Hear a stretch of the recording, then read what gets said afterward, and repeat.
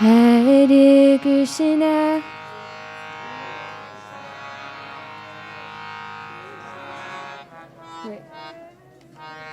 Krishna Krishna, Hare Hare,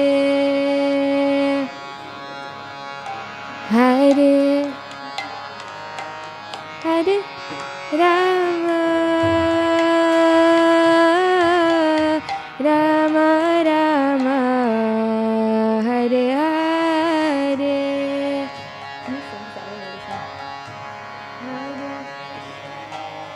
Hare Krishna, Krishna Krishna, Hare Hare, Hare Ram, Hare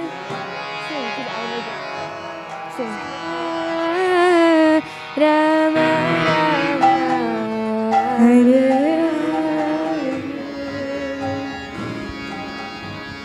Hare Krishna, Hare Krishna, Krishna Krishna, Hare Hare, Hare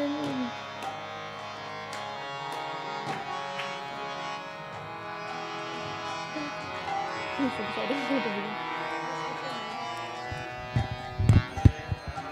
Hare Hare, Hare Krishna,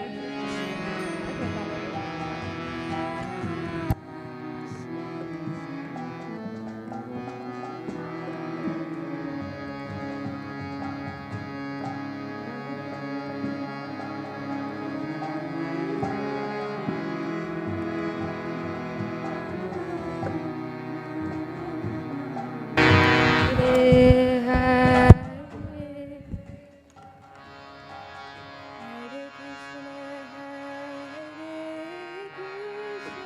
Krishna, Krishna Krishna, Hare Rama, Hare Krishna, Hare Krishna, Krishna Krishna, Hare Hare, Hare Rama, Hare Rama, Rama Rama, Hare Hare. Hare Krishna, Hare Krishna, Krishna Krishna, Hare Hare, Hare Rama, Hare Rama, Rama Rama, Hare Hare. Pala ba yan?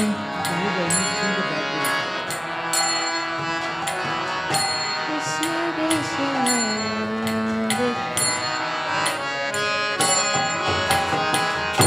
Hare Rama,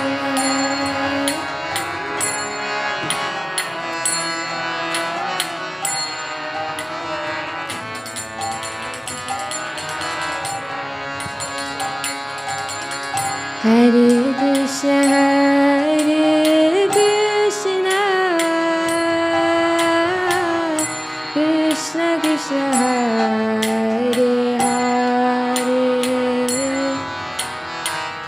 Hare Rama,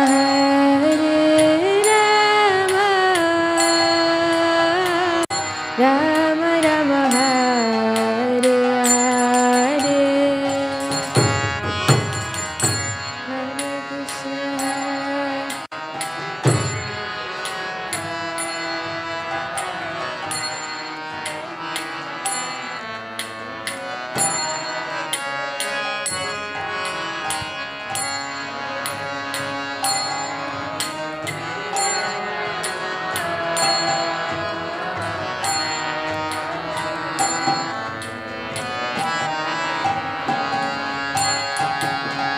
Hare Krishna,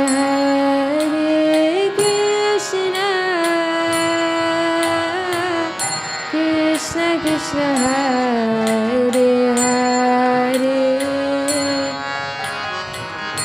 Hare Rama,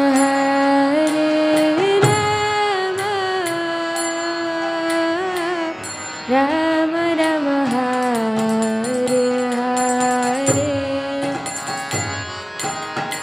Bala Bala. Krishna, Krishna Krishna, Hare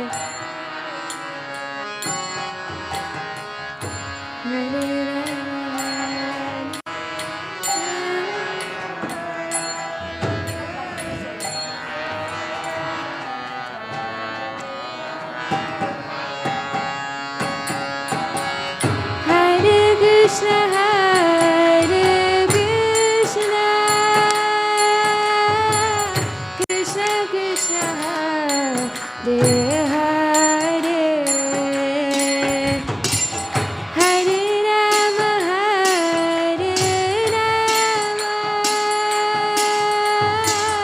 Rama Rama, Hare Hare.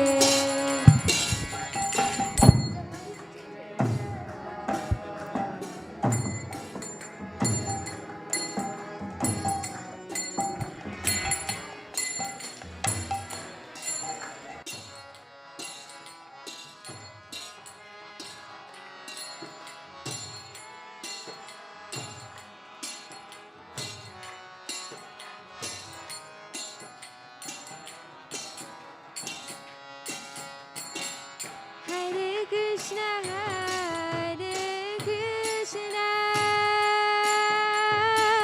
Krishna Krishna, Hare Hare, Hare Rama,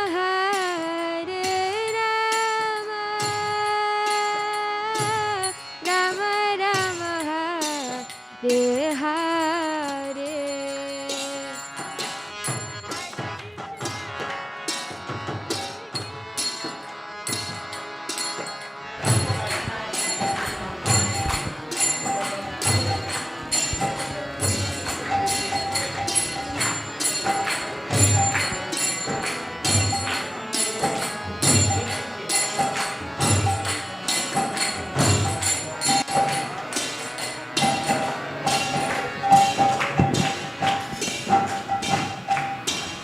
Hare Krishna. If you have parked your car in any of the business locations, they are going to tow your car. So if you have parked your car, please remove immediately. Thank you.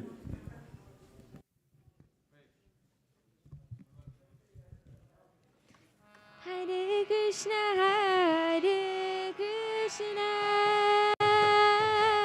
Krishna Krishna, Hare Hare, Hare Rama,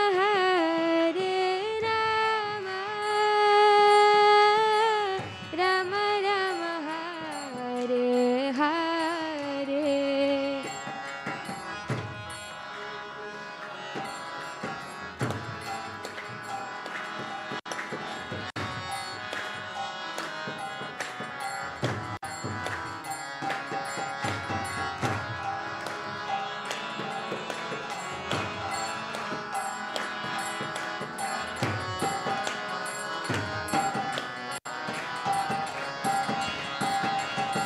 Hare Krishna,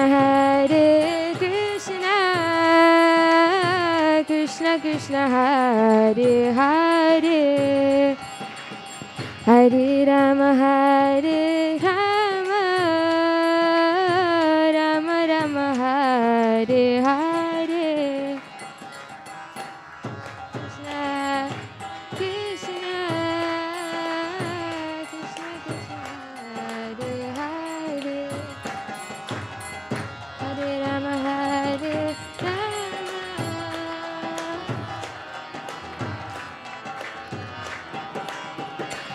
Oh Hare Krishna Krishna Krishna Hare Hare Hare Rama Hare Rama Rama Rama Hare Hare Bola Bola Hare Krishna Krishna Krishna Hare Hare Hare Rama Hare Rama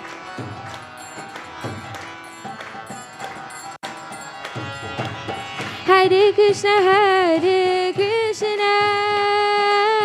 Krishna Krishna Hare Hare Hare Rama Hare Rama Rama Rama Hare Hare Hare Krishna Krishna Krishna Hare Hare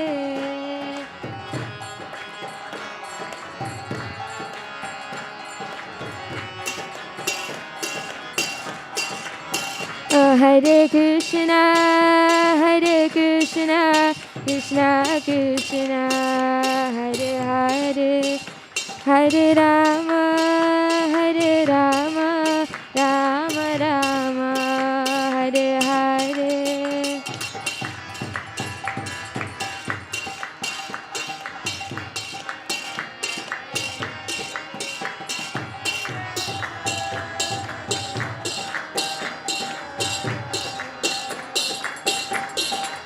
Oh Hare Krishna Krishna Krishna Hare Hare Hare Rama Rama Rama Hare Hare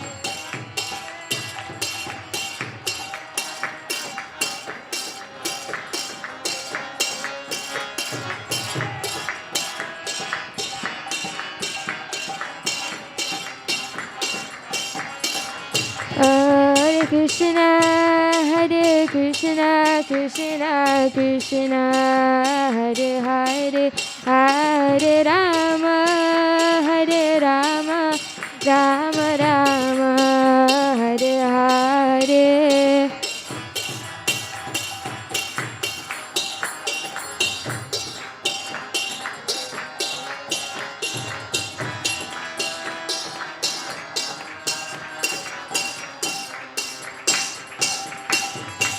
Hare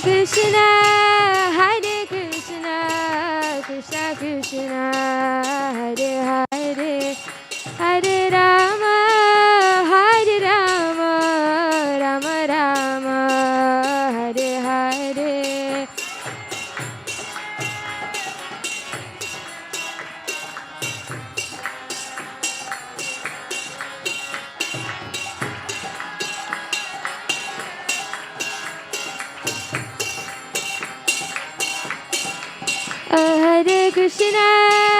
Hare Krishna Krishna Krishna Hare Hare Hare Rama Rama Rama Hare Hare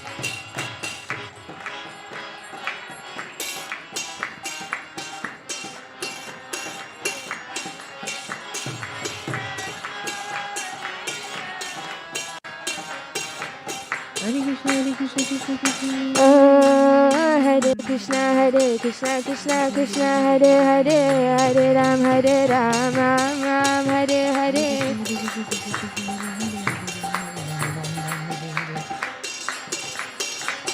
Hare Krishna Krishna Krishna Hare Hare Hare Ram, Ram Ram, Hare Hare.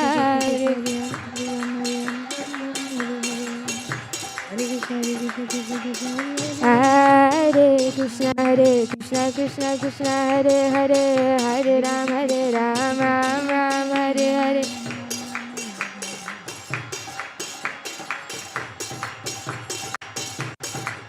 Hare Krishna,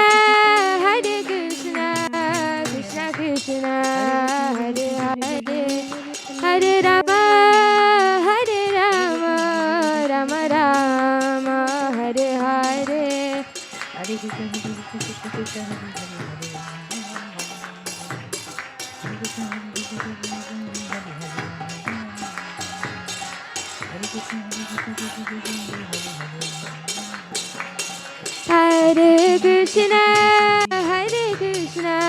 Krishna Krishna, Hare Hare, Hare Rama, Rama Rama, Hare Hare. Hare Krishna, Krishna Krishna, Hare Hare, Hare Jaya Radha Madan Mohan, Radha Madan Mohan Radhe.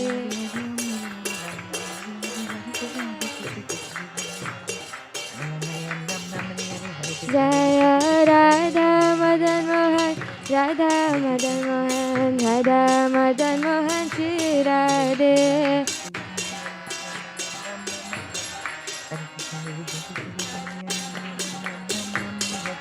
Jaya Prabhupada, Jaya Prabhupada, Jaya Prabhupada, Jaya Prabhupada.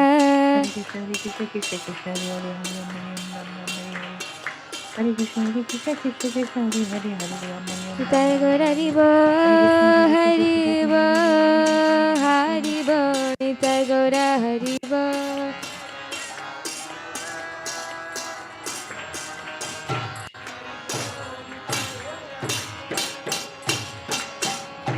Shri Radha Madan Mohan ki.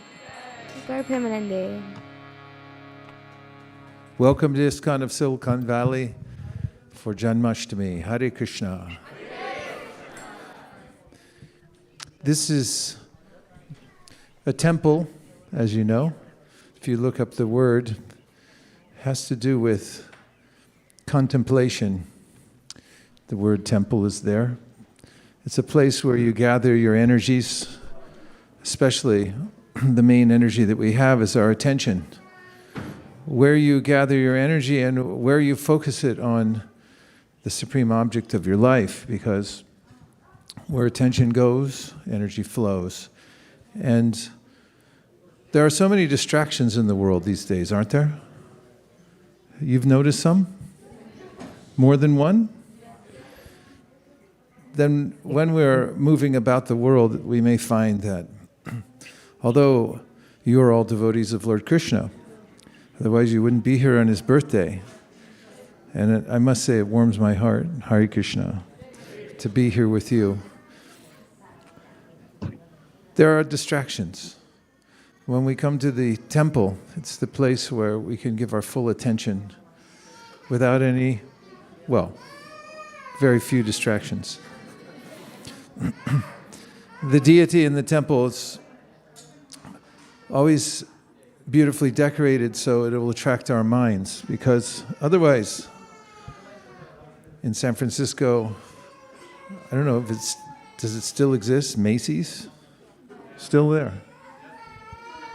Nordstrom. You can look in the window and see mannequins dressed in nice cloth.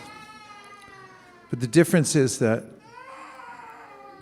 by looking in to see the forms of this world, which are described as being the reflected forms of the spiritual world, we don't feel satisfied. In the Srimad Bhagavatam, there are 4 very important verses that were spoken by Lord Krishna to Brahma. As you know, Brahmaji is the first created being in the universe. And It's a very touching story, actually, how Brahma came to meet Krishna, the one from whom he emanated.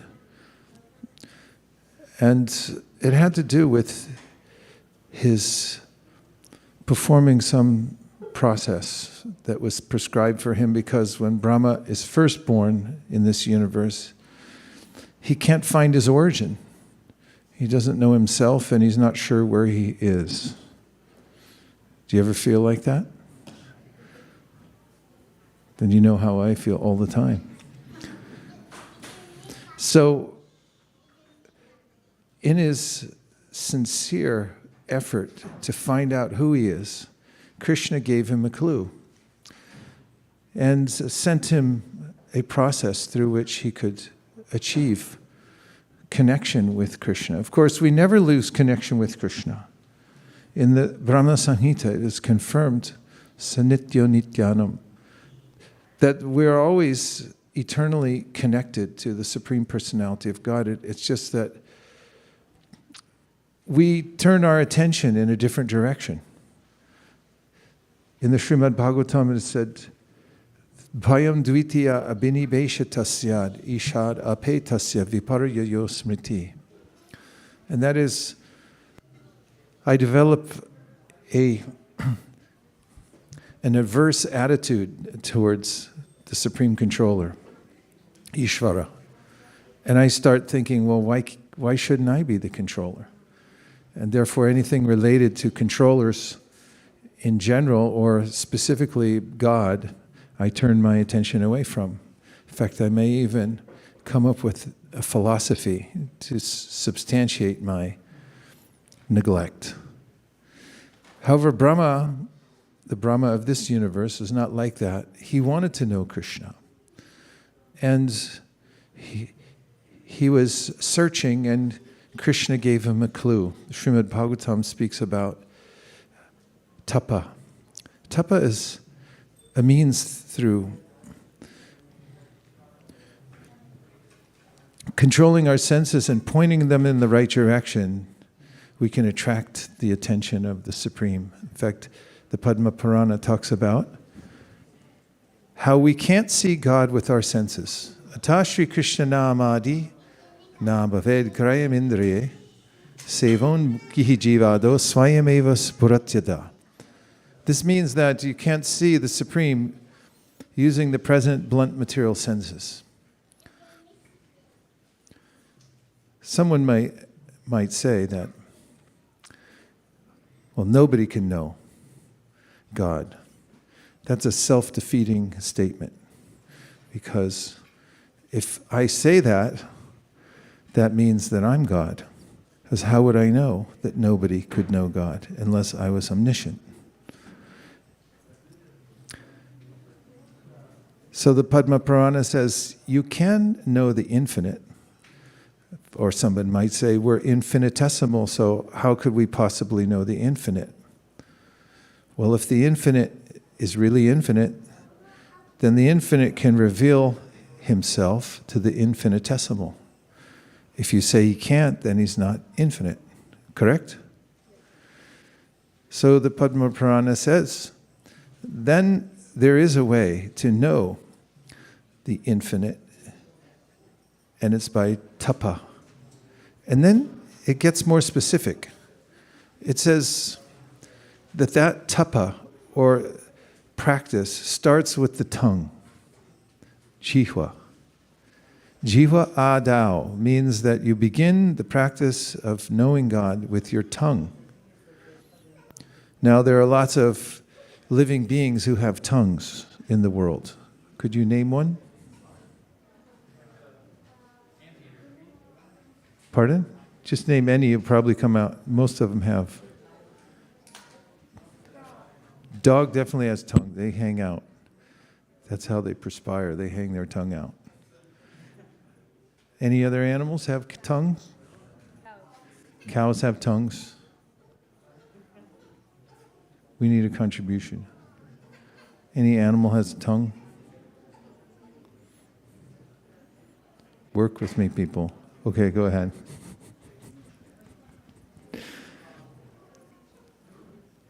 What do you think? What is she thinking? No, just think what she's thinking. Tell her.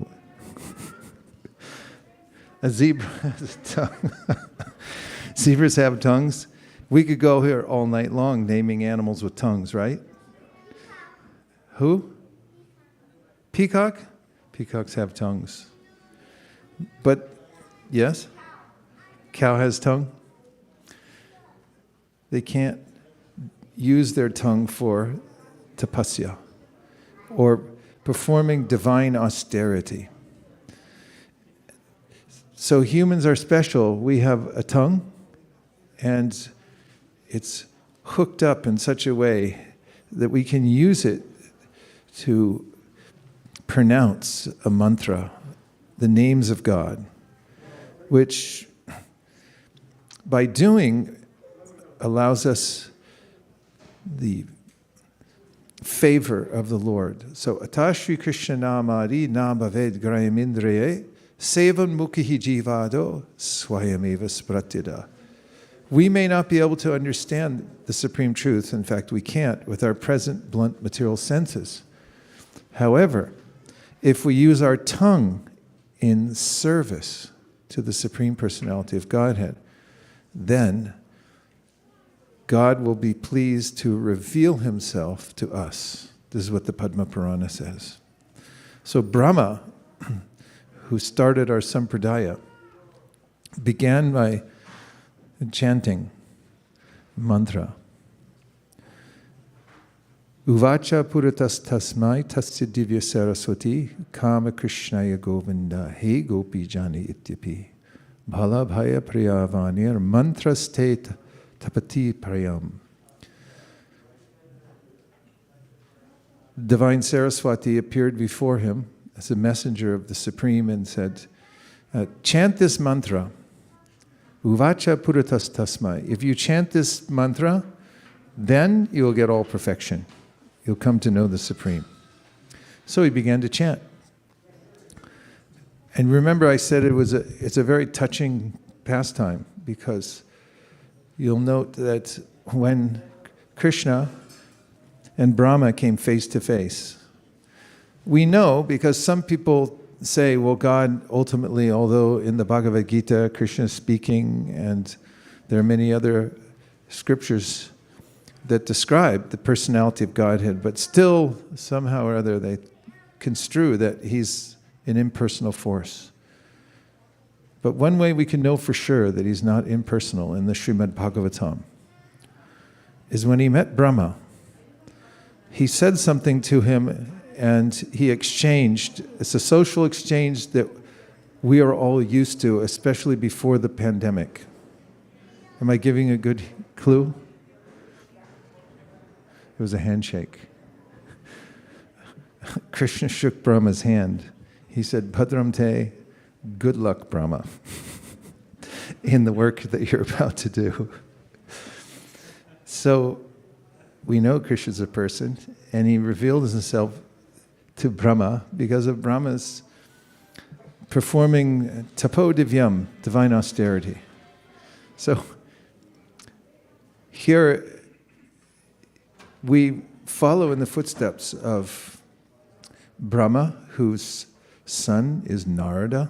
Narada is a teacher to Vyasadeva. Vyasadeva teaches Madhava. And he has his own sampradaya coming down through many gurus who teach the same message, how to attain the Supreme. And that sampradaya comes down through Sri Chaitanya Mahaprabhu, who's the Supreme Personality of Godhead himself, but who appears in the sampradaya as an acharya, or a devotee acharya, who teaches by example. And then he has a line of teachers that come from him. So here we're following the Brahma Madhva Gaudiya Sampradaya. And the message comes down direct right here to Silicon Valley. How to perform tapasya.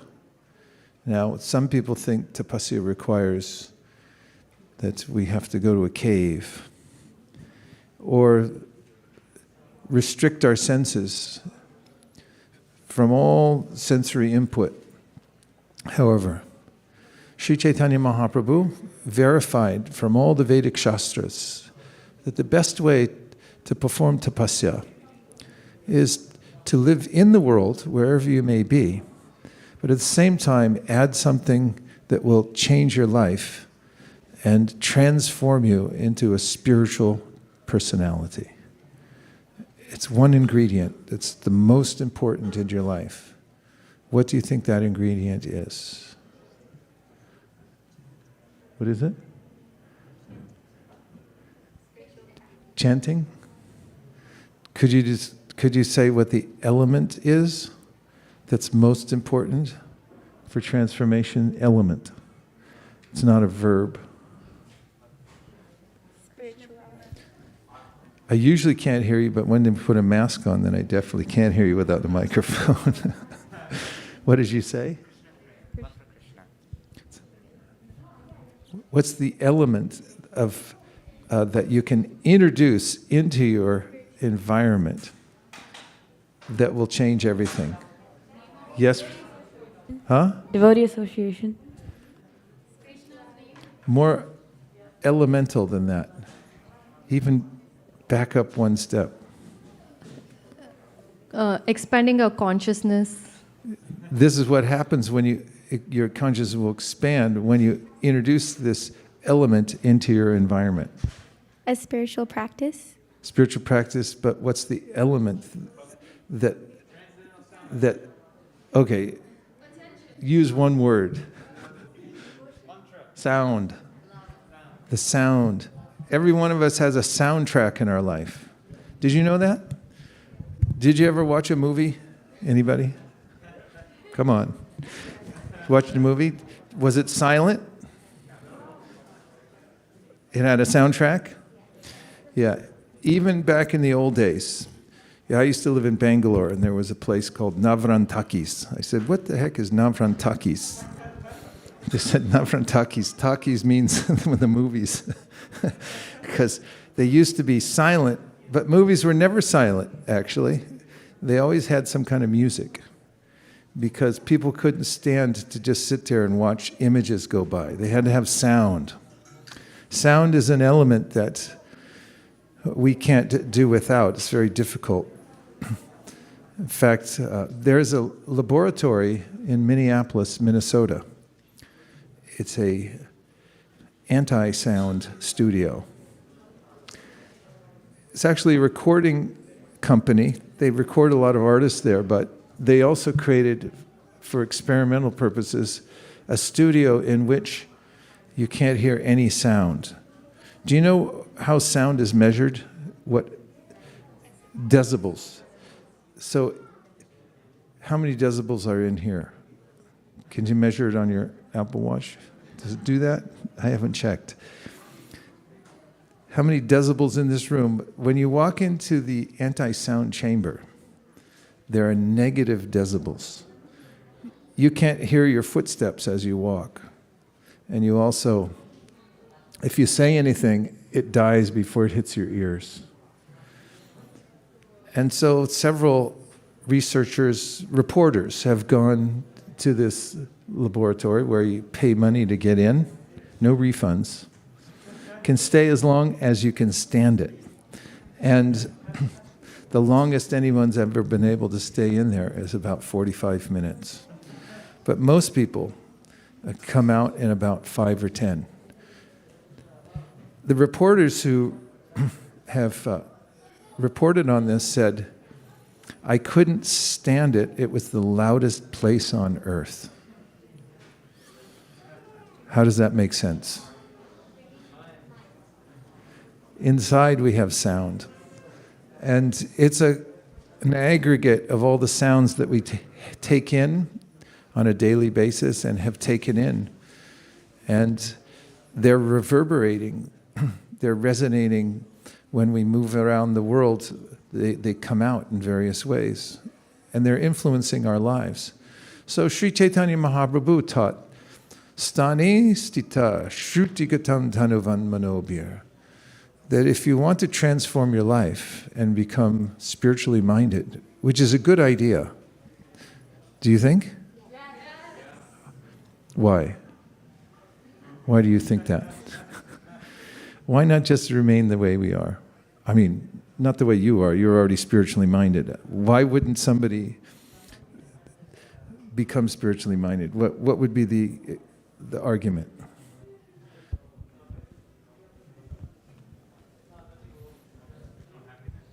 The person's situation would be like a fish without water, fish out of water. Yeah, but I don't want to be spiritual. I'm happy the way I am. But that happiness cannot be permanent. What? The happiness will not be permanent. It won't be permanent. Okay, well, that's a good point. And it's a point Krishna makes in the Bhagavad-Gita, doesn't he? He says, Yehi samsparshacha bhoga dukkha yonaya evate adyantavanta konteya na teshu ramate buddha. A Buddha means an intelligent person. And the characteristic of an intelligent person is that he or she does not enjoy any sense object that has a beginning and an end. Which kind of sense object has a beginning and an end? Can you name one? Zebra? Movie? A movie has a beginning and an end. That's right. A table. A table? A sense object. Something that you eat. Any sense object in this world has a beginning and an end. So, although it may be necessary to sustain ourselves, an intelligent person doesn't take pleasure in the external world, but thinks of it as a source of misery ultimately. So, sound vibration is what defines the realm we live in. And it also is what most affects our consciousness, the soundtrack that we have in our life. Just as movie producers go to great length to create a soundtrack for a movie because it creates the mood of the movie. If it's a nostalgic movie, you don't need upbeat music, you need music that makes you feel sad. So Chaitanya Mahaprabhu said, if you want to transform your environment and your life and your consciousness, then add the transcendental sound vibration. And the transcendental sound vibration that's most recommended is the repetition of the names of the Supreme. So God has many names, correct? Could you name some of them? Some of the name Govinda,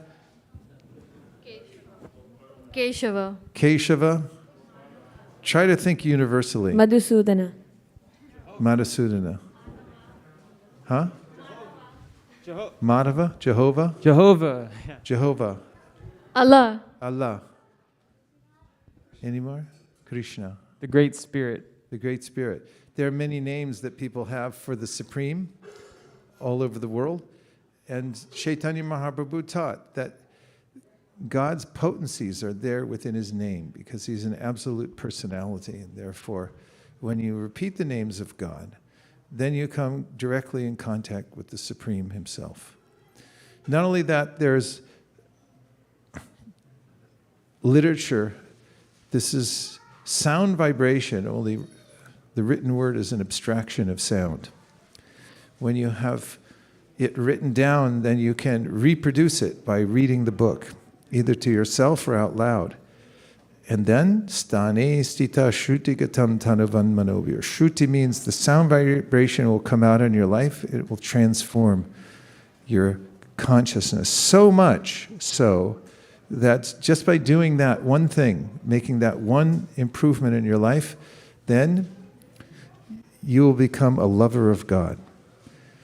And the pleasure of doing so increases unlimitedly. In other words, it's not like the experience in this world. Well, I have some sensory experience, and the first time is usually the best. After that, I try to get it again, but it's never quite the same. And after a while, I don't even like it anymore. This is called Chapala Sukha, flickering happiness, and Bhoga Tyaga. Who knows what Bhoga Tyaga means?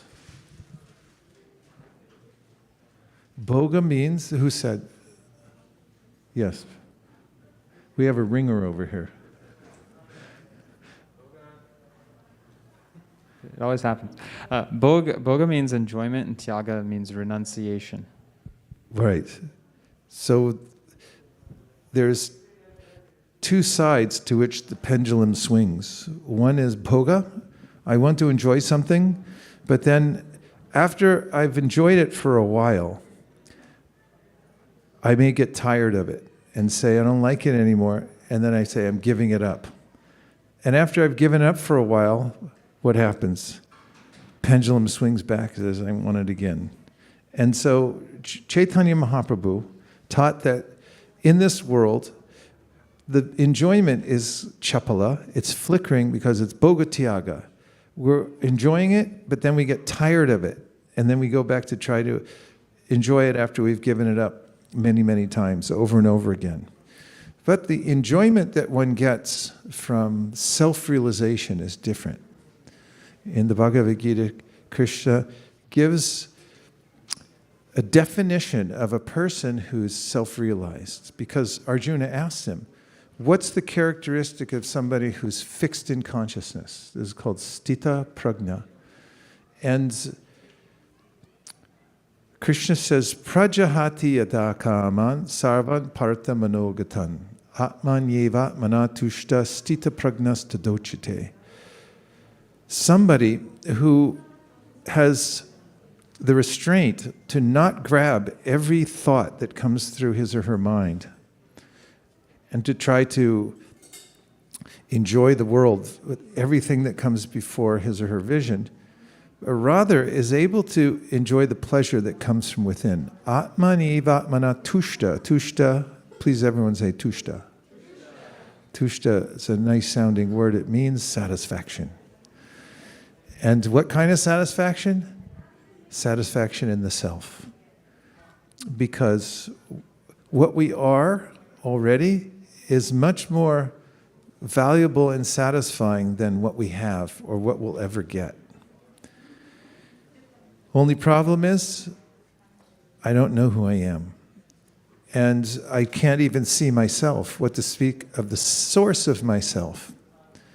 Chaitanya Mahaprabhu says, what you need for that type of realization is a process of tapasya. And it's specifically the chanting of God's names.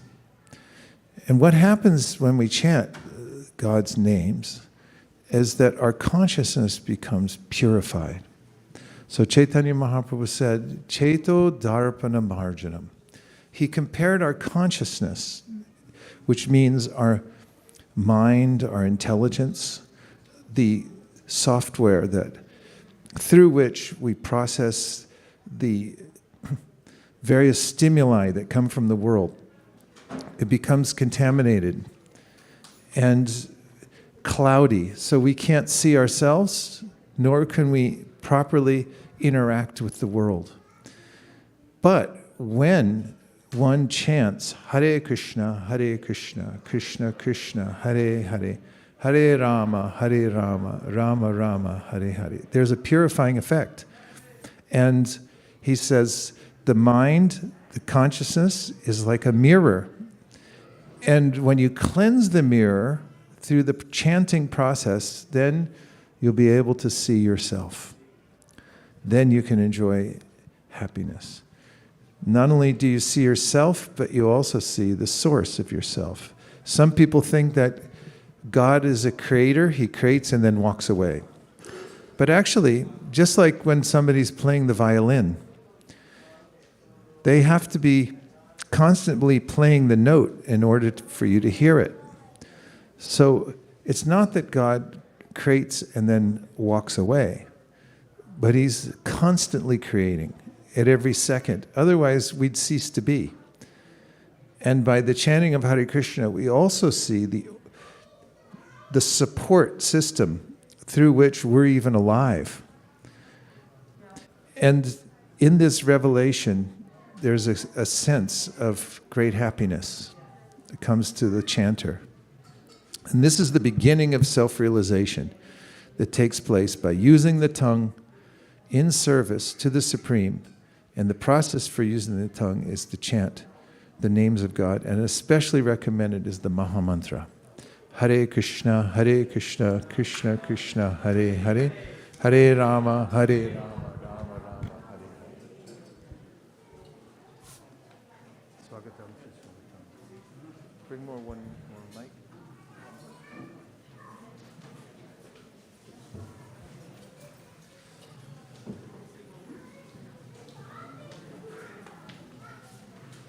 Prabhu, can you bring me that drum?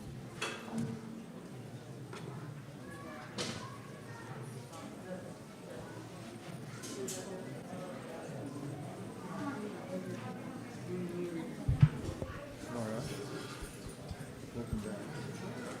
I'm just whiling away the time, speaking to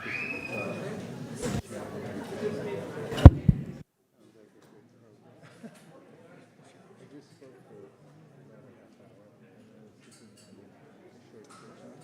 and just do some intermittent, like hearing a chant or like that sound okay? Yeah.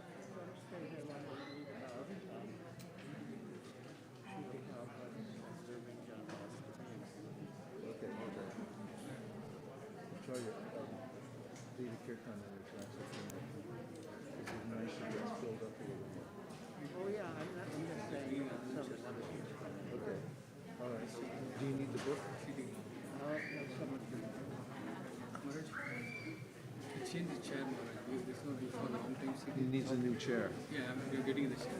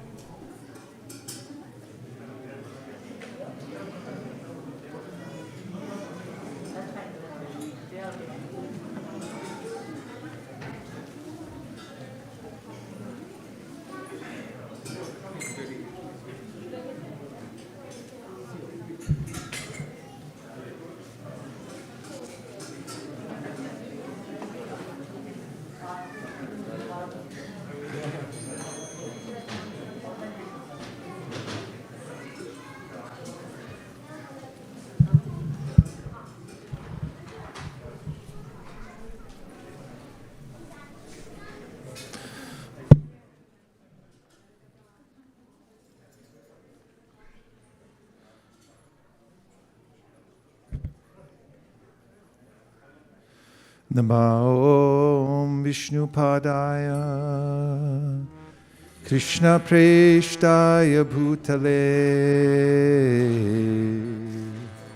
Shri Mate Bhaktivedanta Swami Niti Namine Namaste Saraswate Deve Gauravani Pracharine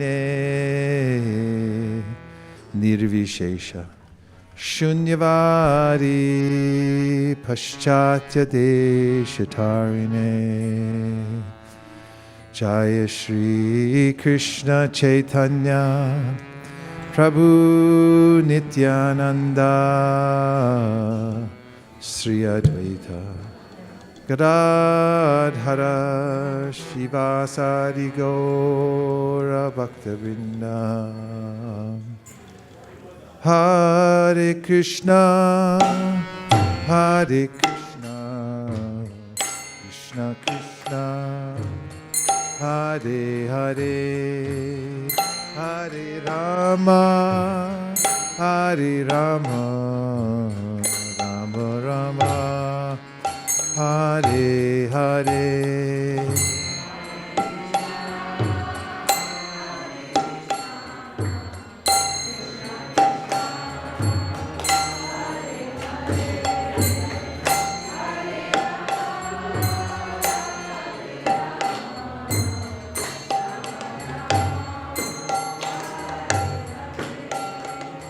Hare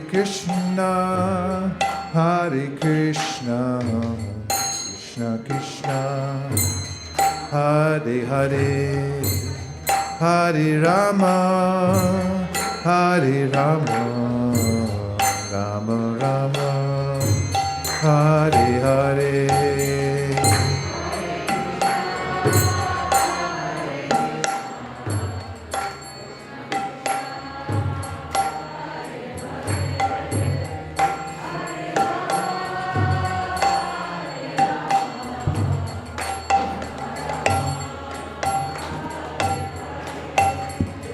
Hare Krishna, Hare Krishna, Krishna Krishna, Hare Hare, Hare Rama, Hare Rama, Rama Rama, Hare Hare.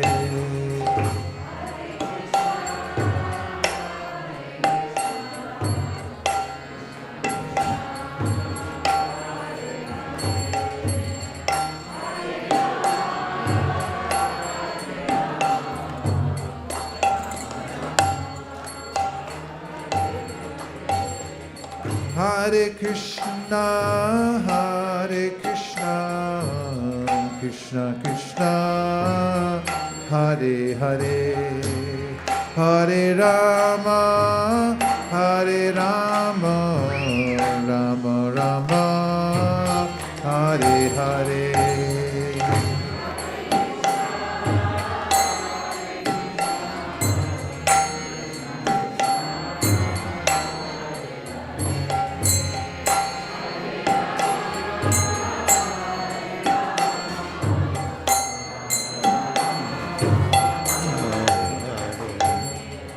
Hare Krishna, Hare Krishna, Krishna Krishna, Hare Hare, Hare Rama, Hare Rama, Rama Rama, Hare Hare.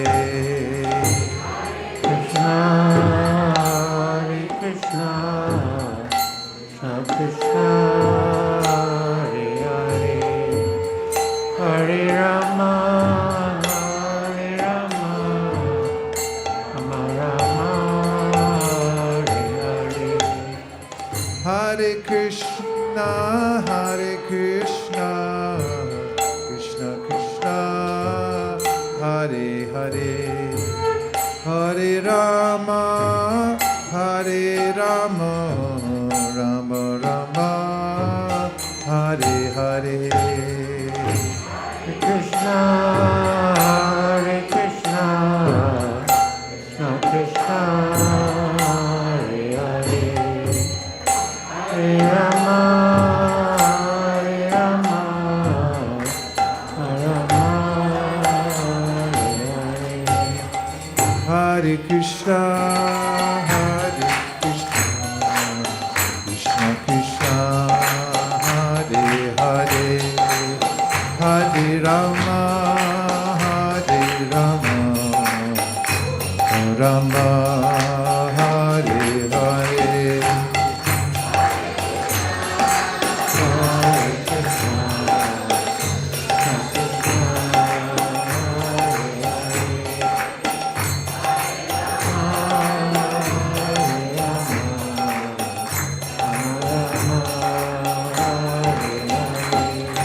Hare Krishna, Hare Krishna, Hare Krishna, Krishna Krishna, Hare Hare, Hare Rama, Hare Rama,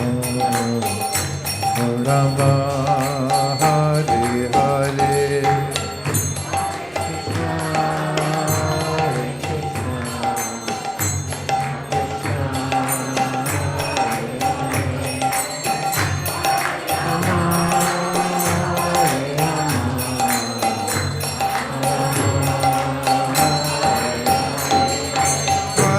Krishna, Hare Krishna, Krishna Krishna, Hare Hare, Hare Rama, Hare Rama, Rama Rama, Hare Hare.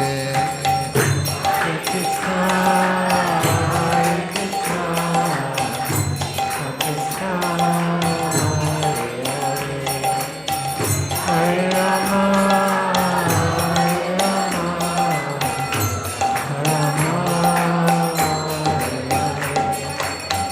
Hare Krishna, Hare Krishna, Krishna Krishna, Hare Hare, Hare Rama, Hare Rama, Rama Rama, Hare Hare.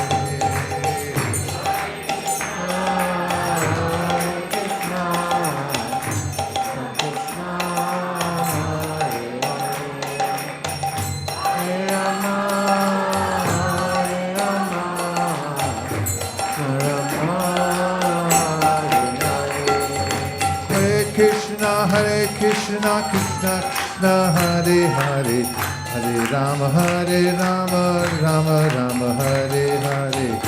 Krishna, Hare Krishna, Krishna Krishna, Hare Hare, Hare Krishna, Hare Krishna, Krishna Krishna, Hare Hare, Hare Rama, Rama Rama, Hare Hare. Krishna, Hare Krishna, Krishna Krishna, Hare Hare, Hare Rama,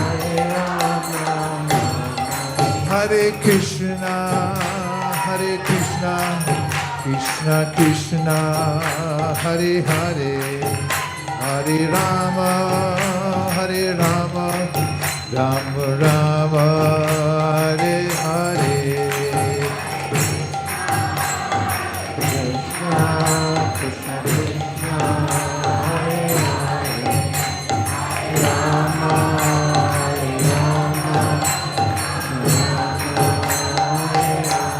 Hare Krishna, Krishna Krishna, Hare Hare, Hare Rama, Rama Rama, Hare Hare.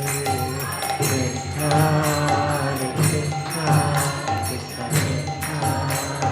Hare Krishna, Krishna Krishna, Hare Hare, Rama, Rama, Rama Rama, Hare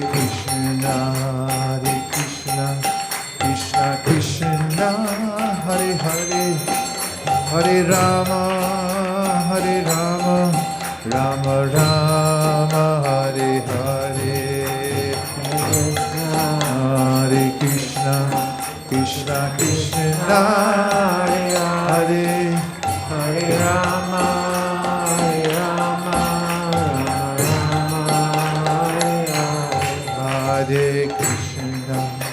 Hare Krishna, Krishna Krishna, Hare Hare, Hare Rama,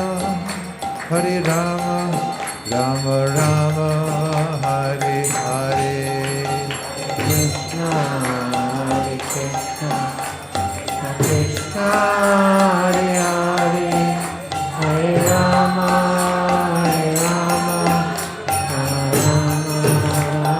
Hare Krishna, Krishna Krishna, Hare Hare, Hare Rama, Rama Rama, Hare Hare.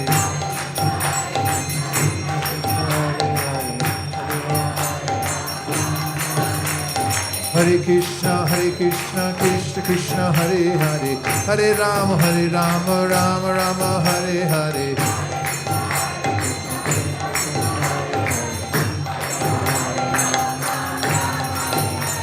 Hare Krishna, Krishna Krishna, Hare Hare, Hare Rama,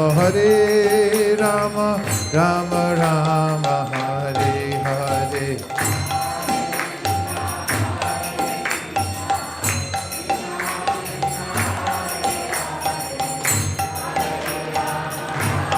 Rama, Rama Rama, Hare Hare. Hare Krishna, Krishna Krishna, Hare Hare, Hare Rama, Rama Rama, Hare Hare.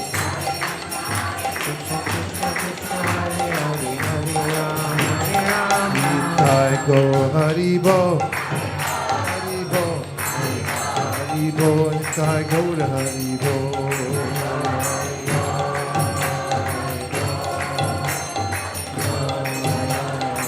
Jaya Jaya Prabhupada, Prabhupada, Prabhupada, Jai Jai Prabhupada.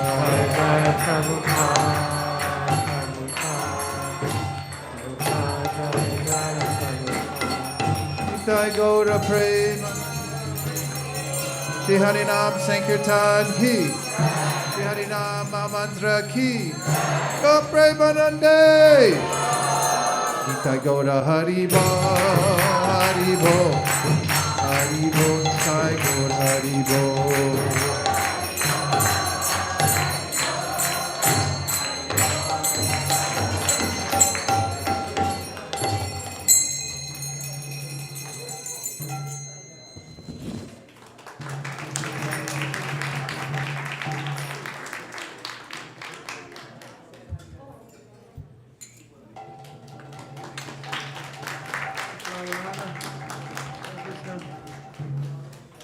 Thanks for letting me come.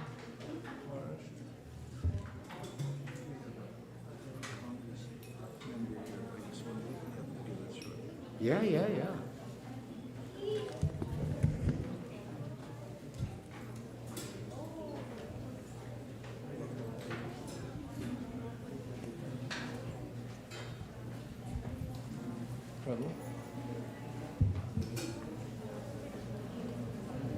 We're very honored. Sorry. No, that's okay. Here. We're honored today to have His Excellency Ritesh Tandon, a community leader and a candidate for Congress, who's decided to stop by our temple. And Prabhu, we're so happy to have you here today. If you could say a few words of encouragement to our community, we deeply appreciate it. First of all, thank you so much. I'm so honored to be here. Happy Janmashtami to everyone. Hare Krishna. I'm so blessed to see this temple, especially SK Prabhuji, my friend, and Nikunj. And I can say that this is my second home. And Hare Krishna. And happy Janmashtami to everyone, and God bless you everyone. Thank you so much.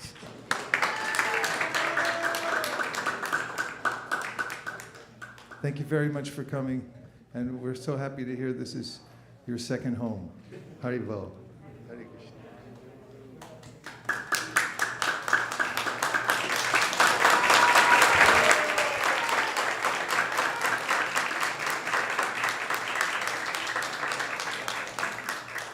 Now it's my pleasure to introduce to you His Holiness Giriraj Swami, who is a disciple of Srila Prabhupada, a sannyasi, who is one of the pioneers in founding the Hare Krishna movement.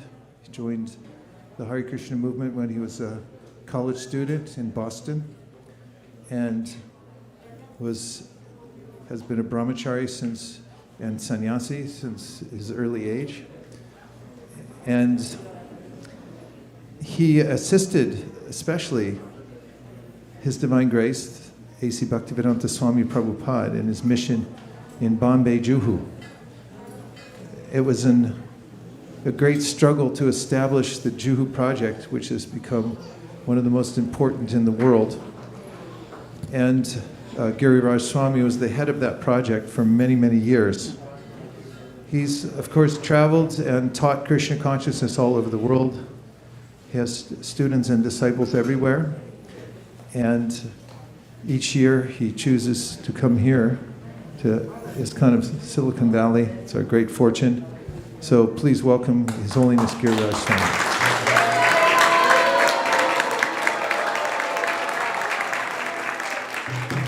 I'd also like to introduce His Grace Sachini Prabhu, two down from me. Sachini Prabhu is also a disciple of Srila Prabhupada. He's traveled all over the world and teaching Krishna consciousness. He joined in 1970 in Japan. And taught Krishna consciousness there, led the project in Japan for many years, in Hawaii, and in San Francisco, and a great scholar of Krishna consciousness and a teacher, especially nowadays in China, where he has many, many followers and friends who he reaches out to almost daily to teach Krishna consciousness. And so we're very happy to have Sachini Prabhu, and we welcome you to ISKCON of Silicon.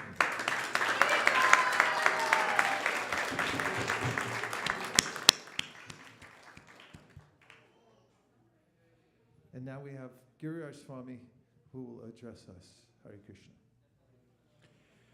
Hare Krishna. Happy Janmashtami. I thought to read two sections from my book, I'll Build You a Temple, the Juhu Story, about our celebrations of Janmashtami in Juhu. The first one took place in Srila Prabhupada's absence, but we sent him a report about it. That was at the very beginning.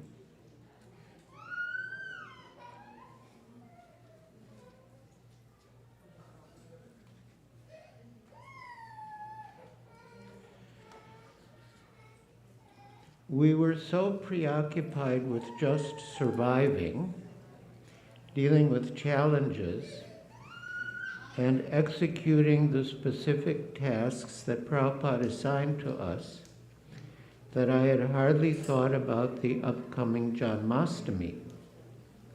But when Harikesh brought it up, I realized that yes, we must do something. We had no funds in reserve, so I went door to door in the housing colony nearby to collect donations, and people were glad to contribute. The new semi-permanent temple, constructed with temporary permission from the municipal authorities, was ready. There was a small room for the deities, and behind it another small room for the pujari service. In front of the deity's room was a darshan mandap, an area from which to view the deity, with a roof of asbestos sheets supported by steel tubes over a raised floor covered by marble chip tiles.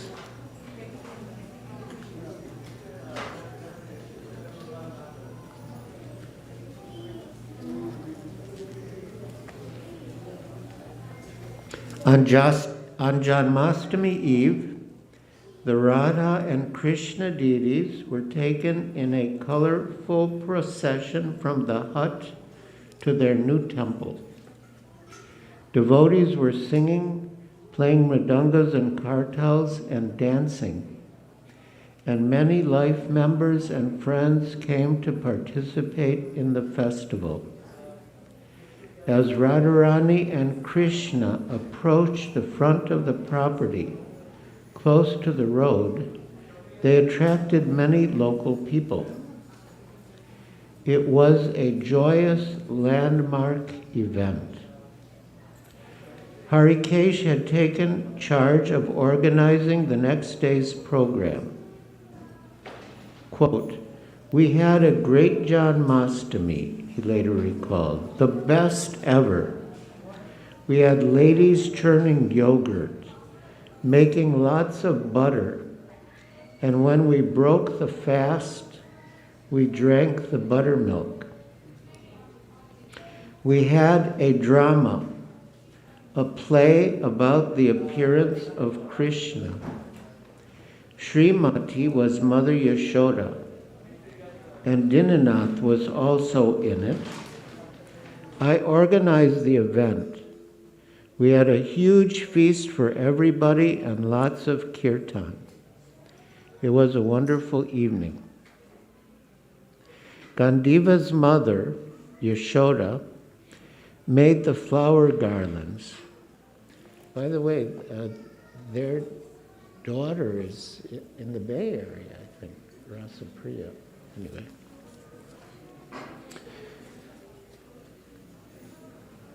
Gandiva's mother, Yashoda, made the flower garlands, and Mrs. Warrior did the other decorations. Mr. Seti was involved, and Jagat Purush and Gandiva cooked. Maitali was in the kitchen, and in the temple were Srimati, Tungabhadra, and Palika, and Malati. Sridhar was doing kirtan with Dinanath and that skinny young Indian boy who became Lokanath Swami. Srimati had made a baby Krishna, and the local people stood in long lines to get a chance to rock him by pulling a cord attached to his cradle. They were all excited about celebrating the festival. Quote, everybody was so happy, Urmila Jori, one of the neighbors, remembered. My daughter Viba helped organize Garba dances with girls from the area, and there were bhajans by Surdas, Lord Krishna's blind devotee, and dramas of Krishna Lila. The platform was decorated and people churned lots of yogurt and butter was taken out. There was a large crowd, and at midnight, the sounding of the conch shell and the gantas, bells, the curtain was drawn and the Lord took birth on Hari Krishna land. It was a beautiful sight. The priest bathed the Lord with honey, milk, yogurt, ghee, and water. Tears came rolling down my eyes. I had never seen such a sight. The pujaris dressed the Lord, and again we had darshan. Everyone was chanting, and we all had charnamrita and prasad, and in the end we all went away happy. After the celebration and the inauguration of the new semi-permanent temple, on September 16th, I wrote Srila Prabhupada. We had a wonderful Janmashtami celebration.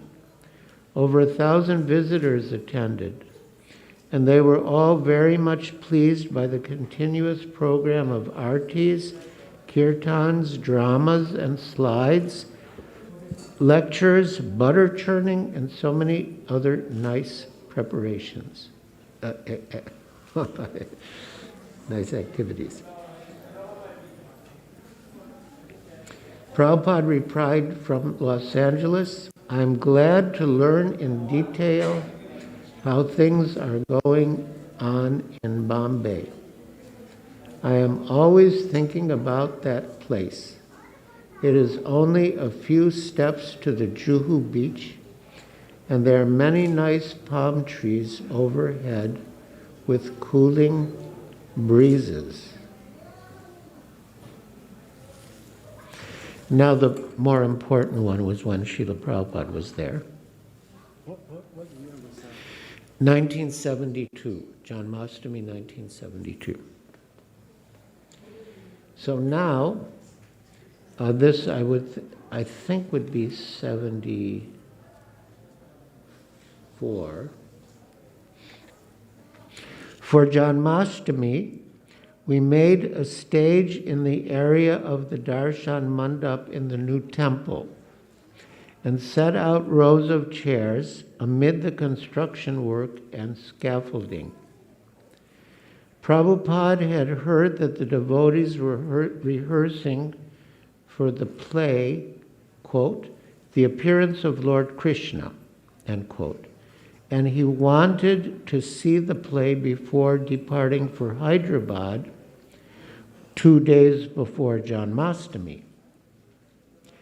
Jagat Purush had organized the drama and played Kamsa. Ananga Manjari played Devaki, Baya Hari played Vasudev, and Achyutananda, plucking the strings of a tambura, representing a veena, played Narada Muni. Prabhupada enjoyed the performance and applauded enthusiastically. And as was common in ISKCON dramas, at the end the devotees and audience chanted Hare Krishna together. When Prabhupada began to leave for the airport, devotees jumped down from the stage and began to chase after him. And although his car left first, some devotees managed to arrive at the airport before him. When he stepped out onto the curb, he found Ananga Manjari and Aditya there shouting, "Jai Prabhupada! Jai Prabhupada!" Ananga Manjari was still in costume as Devaki in an ornate wedding sari. But she was about to leave for America. And as Prabhupada was both elderly and in fragile health, she thought this might be the last time she would see him. And her makeup was smeared by tears.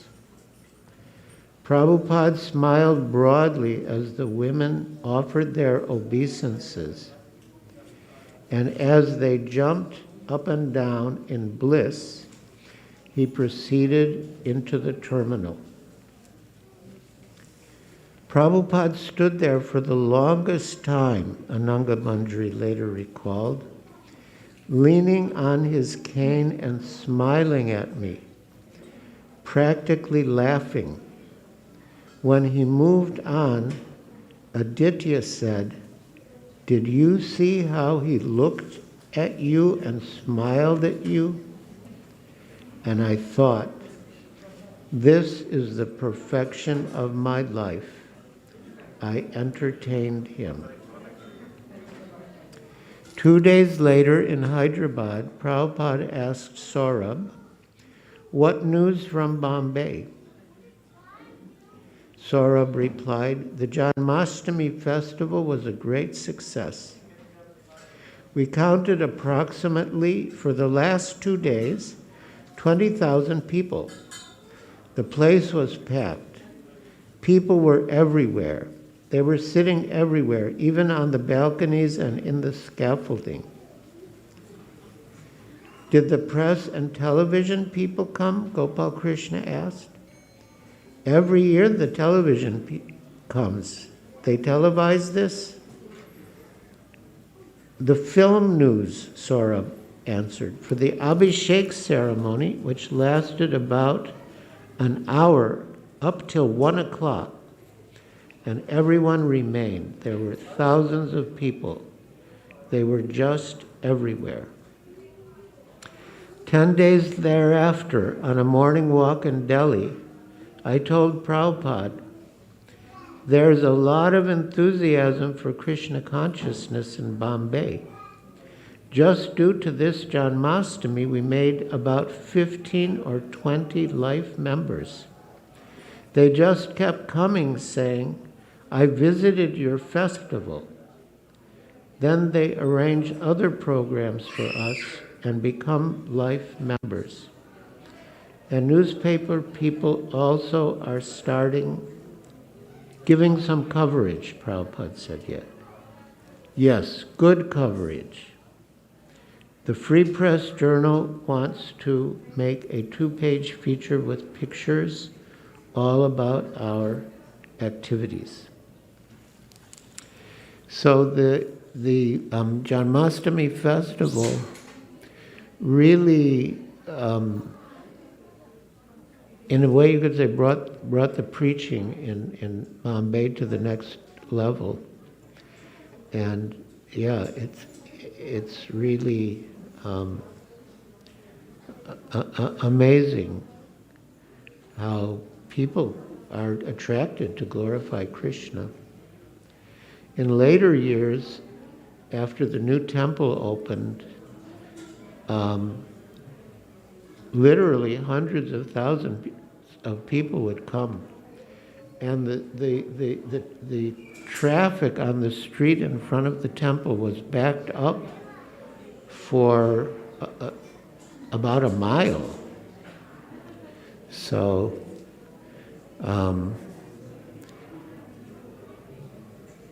yeah, anyway, that I just thought to share those things, but our celebration here is equally wonderful, if not better.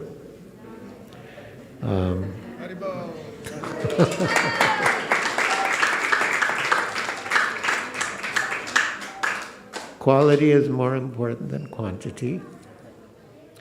And yeah, I think we should just continue with our program. We can continue with the program. And now let's hear a few words from His Grace Satyadev Prabhu.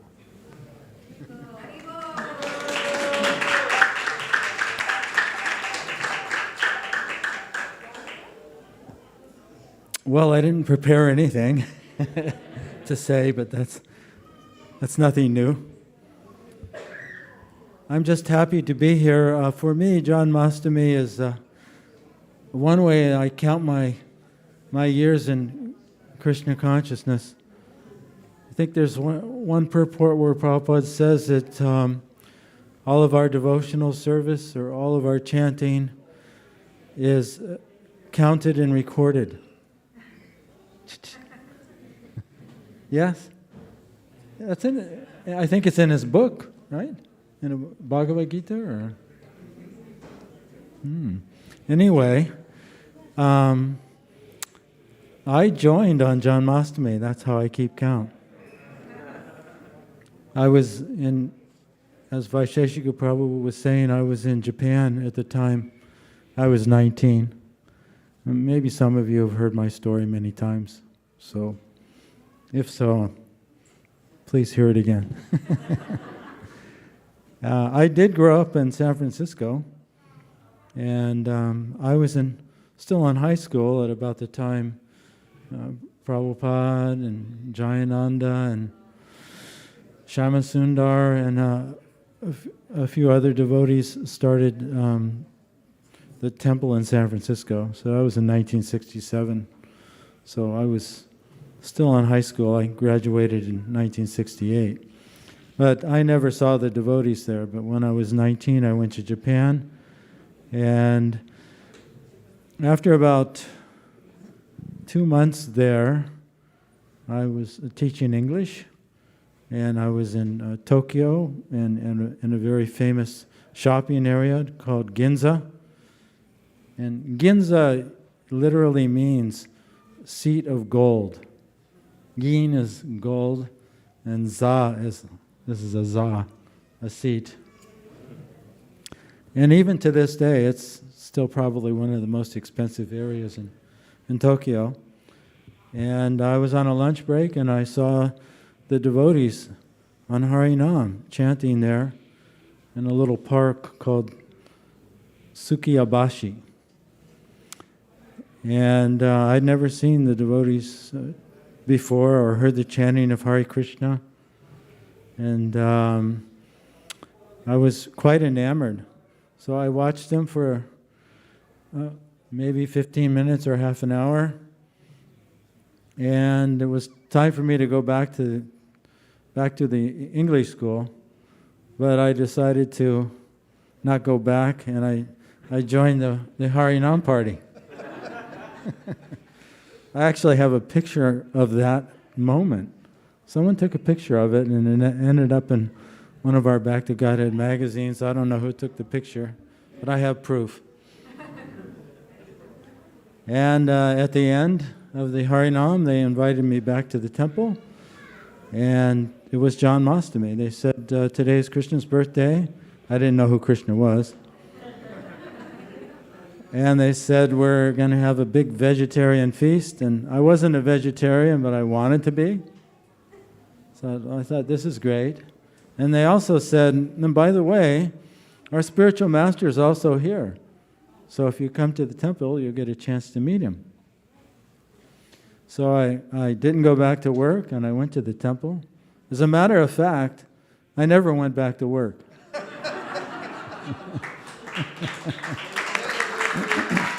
Well, at least not at that job. And so at midnight, they had the feast. And I asked them, well, why are you having the feast at midnight? And they said, well, that's when Krishna appeared. Then they told me about the meaning of the mantra and about how God's a person. And they had a picture of Krishna with a flute and with a cow bending down, licking his feet. I've never seen another picture exactly like that. Have you, Vaish? Vaish knows, Vaisesika Prabhu, he knows the picture I'm talking about. It turned out that Sudama Prabhu, who's one of the pioneers who started the Japan temple, he'd bought that picture in the Haight-Ashbury.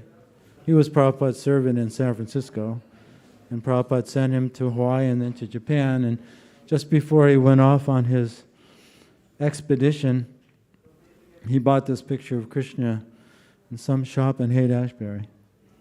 It's a very rare, unusual picture.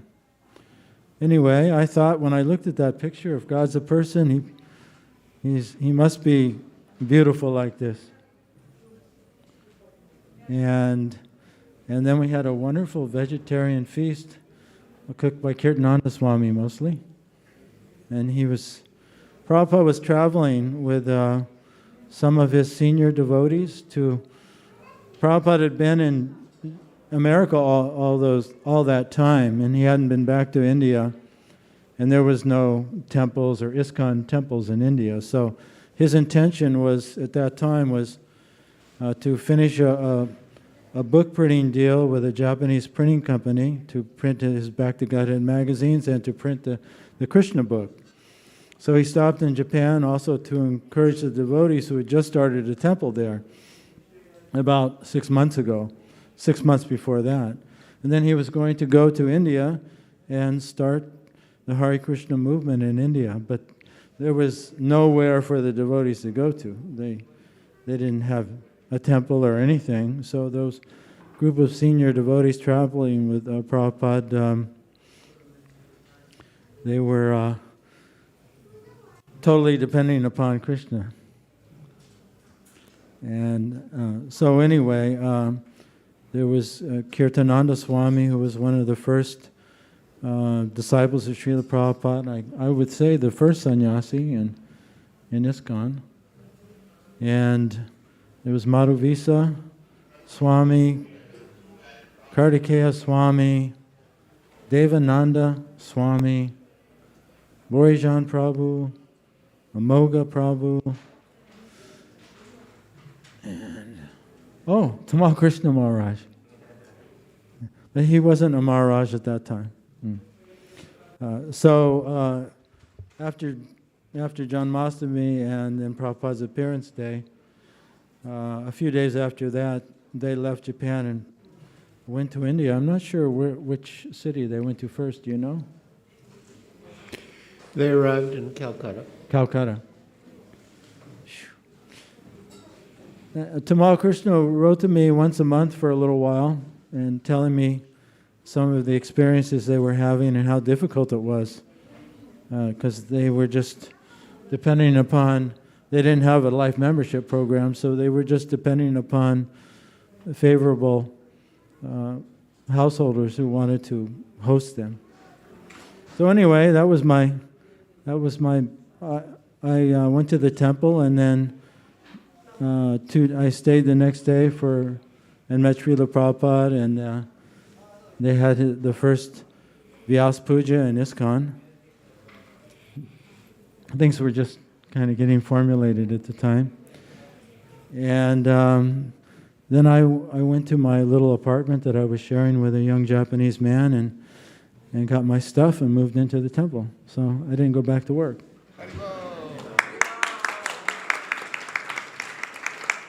So that was my first Janmashtami.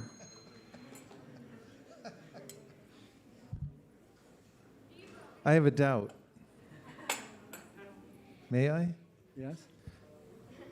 1970 San Francisco, you said that was the first time you heard Hare Krishna mantra. I find that hard to believe, Satyadev Prabhu. Being in San Francisco, the play Hair was out, they were chanting. I don't know what year George Harrison's record came out, My Sweet Lord, but what year? I think it was 1970. 1970? Yeah. I guess you just left the day before it came out. Well, you didn't see the devotees chanting in Sproul Plaza in Berkeley or anything like that? No, I never used to go to Berkeley, but I was at Hippie Hill all the time. And that's where the devotees used to go and chant. And I never saw the devotees. I never heard the Hare Krishna mantra. I was too unfortunate. I found your quote. Oh, you did? Yeah. It's in the 6th canto in the section of Ajamil, because it's referring to Ajamil. It says, the Supreme Personality of Godhead is kind to the conditioned soul. Although this man completely forgot Narayan, he was calling his child saying, Narayan, please come eat this food. Narayan, please come drink this milk. Somehow or other, therefore, he was attached to the name Narayan. Everyone please say. Narayan. This is called Agyata Sukriti. Although calling for his son, he was unknowingly chanting the name of Narayan. And the holy name of the Supreme Personality of Godhead is so transcendently powerful that his chanting was being counted and recorded. Haribo.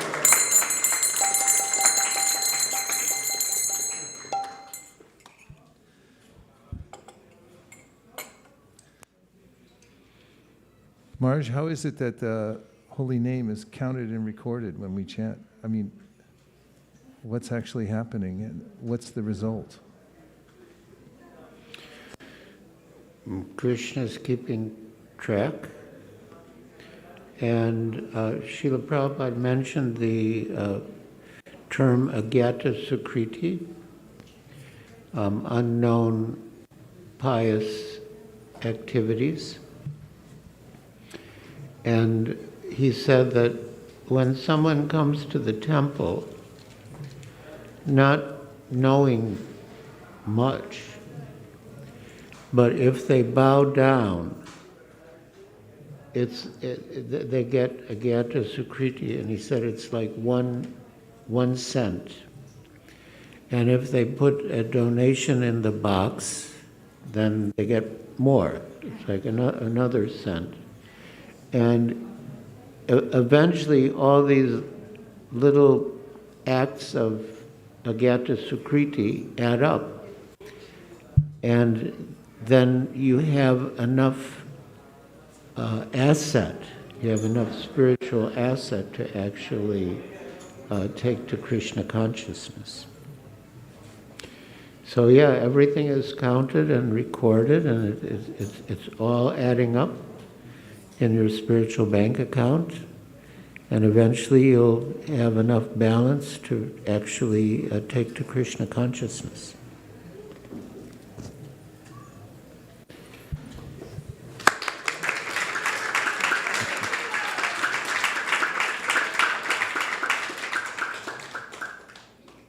Satyadev Prabhu, why did you bring up that point about counted and recorded? It seems as if you relished remembering that. Can you give some philosophical context to your joy of remembering that? Well, Janmashtami, Krishna's appearance it's so auspicious that,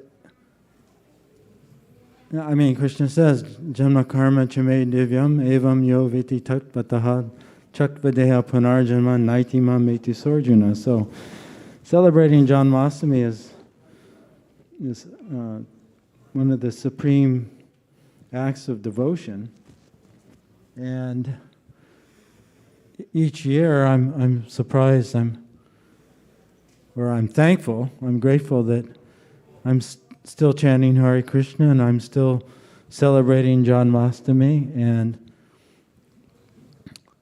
all of that devotional service is adding up. It's not that I'm like counting my piety or something like that, but just grateful to again have the opportunity to worship Krishna and the association of devotees, and it's counting year by year is just a way of marking it for me. That's all. And it's nice to know that transcendent the result of Bhakti Yoga has no cause, it's causeless. So there's no beginning, there's no end, and there's no loss or diminution. So it's of all the things we do day in and day out throughout the year, a lot of it comes to naught. It's like a dream. Like, the cherry blossoms that appear and they're so beautiful and they disappear and it's gone, but whatever we've done in Krishna consciousness is still there. And that's the only thing we have at the end. And then since I'm getting to that point, it's more poignant. Thank you very much, Sachini Prabhu. Haribol. Who would like to put a big deposit in their bank account, spiritual bank account? You got to raise your hand fast on these things, otherwise you lose out. So now, because it's Janmashtami, we'll chant one chapter of the Bhagavad-Gita together, because this is a practice that you can introduce into your life, if you haven't already, that will transform, improve your consciousness and the consciousness of everybody else around you. And when Sachini Prabhu and I travel together, it hasn't been for a while because somebody shut down the world temporarily, I hope. But when we do travel together, we always take time to sit and chant at least one chapter of Bhagavad Gita. And so when we're traveling to various places where there are other devotees, when we get settled, then we sit down and we chant the chapter, and then other people come in and they think, well, can we be part of this? And then if we're there for a few days and we do it every day, then it becomes a thing. This whole Hare Krishna movement is a thing. Did you notice that? Do you know how it started? Huh? No? Okay, somebody said no. One person, His Divine Grace Srila Prabhupada, came to the United States and he just started chanting and also talking about Bhagavad Gita, and it became a thing. And it became a bigger thing. So you can start your own Hare Krishna movement or revolution in your own, well, it depends where you live. You could live in a house or in an apartment, in a van, or any other place. And if you introduce a few basic principles, like chanting one chapter of Bhagavad Gita every day, then you can start your own Hare Krishna movement. Who would like to start their own Hare Krishna movement in their house, apartment, or van? Down by the river. Okay. My van. Okay, I have to make a count. Let me see. Everyone else who doesn't want to, cover your ears while we do this next part. Okay, so we're going to project chapter 12, which is a good chapter for Janmashtami because it's Krishna telling which qualities he likes in his devotees.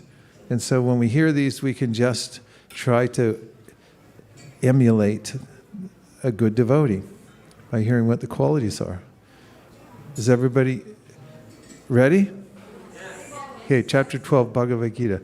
We'll also get a little harmonium drone going, make it even nicer. Okay, let's take a vote. Would you like to do it, chant it together in Sanskrit or in English? Okay, you got to raise your hand so I can count. Who wants Sanskrit? 1, 2, 3, 4, 5, 6, 7, 8, 9, 10, 11, 12, 13, 14, 15. Got a lot of help back there on the line. 18, 19, 20, 21, 22. Okay, can't count you twice, sorry. Okay, who would like to do it in English? 1, 2, 3, 4, 5, 6, 7, 8, 9, 10, 11. Okay, we'll do it in Sanskrit and English. We try to please everybody here at ISKCON Silicon Valley. Okay, it's not a democracy. Here we go. Devotional service. Let's read the English first, and we'll say it together. And this is a kind of challenge for style, because if you observe the commas as a slight pausing place, then we can stay in sync. It's the only way to do it in English is to observe the punctuation marks. Start with the English, please. Go a little bigger. Can you make it larger, please?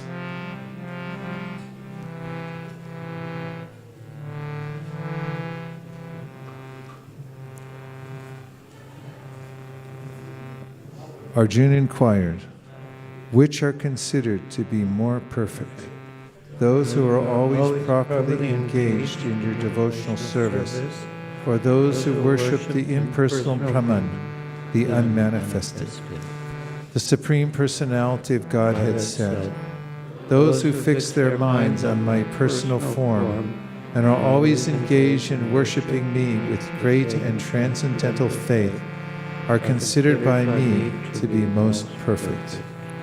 But those who fully worship the unmanifested, that which lies beyond the perception of the senses, the all-pervading, inconceivable, unchanging, fixed and immovable, the impersonal conception of the absolute truth, by controlling the various senses and being equally disposed to everyone, such persons engaged in the welfare of all at last achieve me.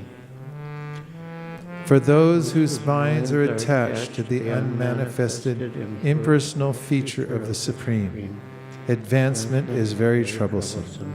To make progress in that discipline is always difficult for those who are embodied. But those who worship me, giving up all their activities unto me, and being devoted to me without deviation, engaged in devotional service, and always meditating upon me, having fixed their minds upon me, O son of Pritha, for them I'm the swift deliverer from the ocean of birth and death. Just fix your mind upon me, the Supreme Personality of Godhead, and engage all your intelligence in me. Thus you will live in me always, without a doubt. My dear Arjuna, O winner of wealth, if you cannot fix your mind upon me without deviation, then follow the regulative principles of Bhakti Yoga. In this way, develop a desire to attain me. If you cannot practice the regulations of Bhakti Yoga, then just try to work for me, because by working for me, you will come to the perfect stage. If, however, you are unable to work in this consciousness of me, then try to act giving up all results of your work and try to be self-situated.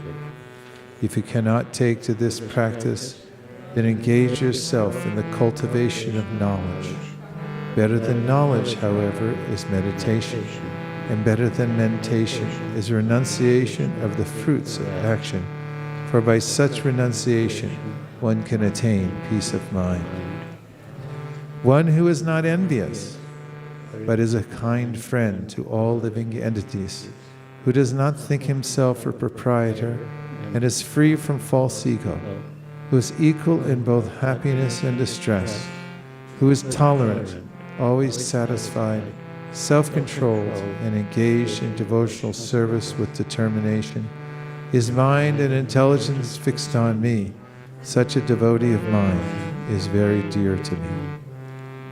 He by whom no one is put into difficulty, and who is not disturbed by anyone, who is equipoised in happiness and distress, fear and anxiety, is very dear to me. My devotee, who is not dependent on the ordinary course of activities, who is pure, expert, without cares, free from all pains, and not striving for some result, is very dear to me. One who neither rejoices nor grieves, who neither laments nor desires, and who renounces both auspicious and inauspicious things, such a devotee is very dear to me. One who is equal to friends and enemies, who is equipoise in honor and dishonor, heat and cold, happiness and distress, fame and infamy, who is always free from contaminating association, always silent and satisfied with anything, who doesn't care for any residence, who is fixed in knowledge, and who is engaged in devotional service, such a person is very dear to me. Those who follow this imperishable path of devotional service and who completely engage themselves with faith, making me the supreme goal, are very, very dear to me. And now we'll do the Sanskrit together too.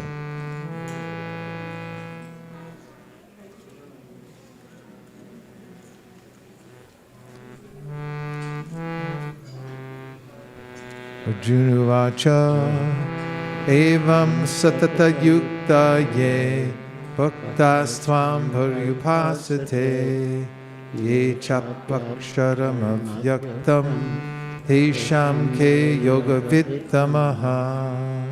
Shri Bhagavan-uvacha maya vesha mano ye mam nitya yukta upasate Shradaya pareyo petas te me yukta tamamataha ye tvakshanamanirdeshyam avyaktam paryupasate sarvatra gam achintyam cha kutastam achalam dhruvam saniyam yendriya gramam sarvatra samabhuddhaya te prabhuvanti mameva sarvabhuta hiterataha klesho dikatarastesham avyakta sakta chetasam avyakta hi katir dukam dehavadbir avapyate ye tu sarvani karmani mai sanyasya matparaha ananyenaiva yogena mam dhyayanta upasate tesham aham samudharta mrityu samsara sagarat Amina chirat partha maya veshita chetasam maiva mana datsva mayi bhutam naveshaya Divishishyasi mayeva ata urvam samshayaha athochitam samadatum na shaknoshi mayi sthiram abhyasa yogino tato mami chatum dhananjaya abhyase pyasamartosi matkarma paramo bhava Madartam api karmani kurvan siddhim avapsisi Ataitat apyashaktosi kartum madhyogam ashritaha sarva karma palatyagam tata kuru yatatmavan Shreyo hi jnanam abhyasaj jnanadhyanam vishishyate Dhyanat karma pala tyagas tyagach shantir anantaram Adveshta sarva bhutanam maitra karuna evacha nirmamo nirahankara samadhuka sukhashami santushta satatam yogi yatatma drita nishchaya Ayarpita manopudhir yomad bhakta same priyaha Yasman nodvijate loko lokan nodvijate chaya Harsha marsha bayo veger mukto yasacha me priyaha Anapeksha shrutir daksha Udasino gatavyataha sarvaramba parityagi yo madbhakta same priyaha yo na hrishyati na dveshti na shochati na kankshati shubha shubha parityagi bhaktimanya same priyaha samakshatra cha mitre cha tatamana pamanayo shitoshna sukhatukeshu samaksanga vivarjitaha tulya ninda stutir mauni santushto yena kenatit aniketa sthiramatir bhaktiman me priyo naraha yetu dharmamratam midam yathoktam paryupasate shradadhana madparama bhaktaste teva me priyaha. Om Tat Sariti Srimad Bhagavad-Gita Supanishatsu Brahma Vidyayam Yoga Shastre Shri Krishna Arjuna Samvade Bhakti Yogo Nama Dvadasho Jayaha Hari Om. Bravo. Bravissimo. Now, did anybody hear a verse in the English that caught your attention? You heard it and you thought, well, that's a very interesting verse. I'd like to know more about that. Which one did you hear? Notice how I'm tightening the screws. What's it going to take for us to get you into a Bhagavad-Gita verse here today? Which one did you... Yes, Prabhu.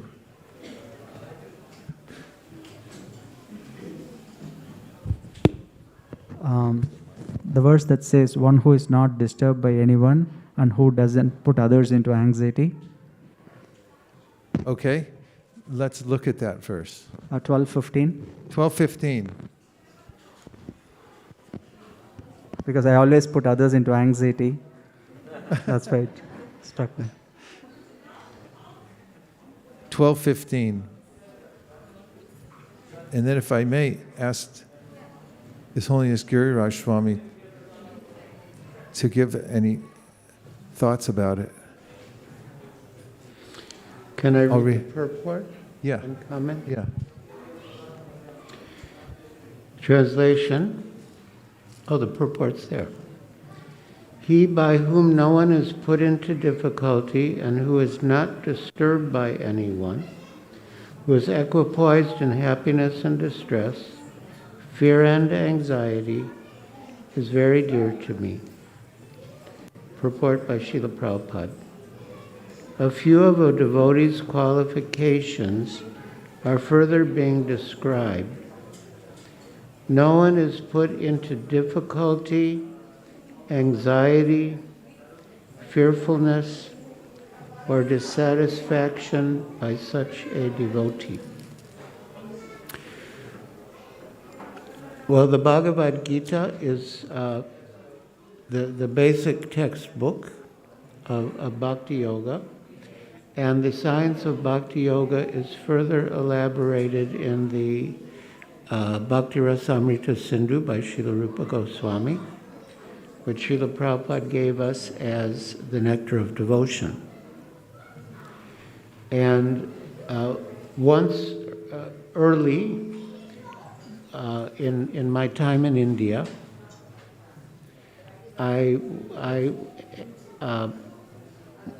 was with Giriraj Prabhu, and we went to a shop to buy something. And I felt that the shopkeeper was overcharging. And so I got into a sort of argument with him about the price. Now, one of the items of devotional practice stated in the Nectar of Devotion is that one should not cause pain in the mind of any living entity, which is very much related to this verse in the Bhagavad-Gita.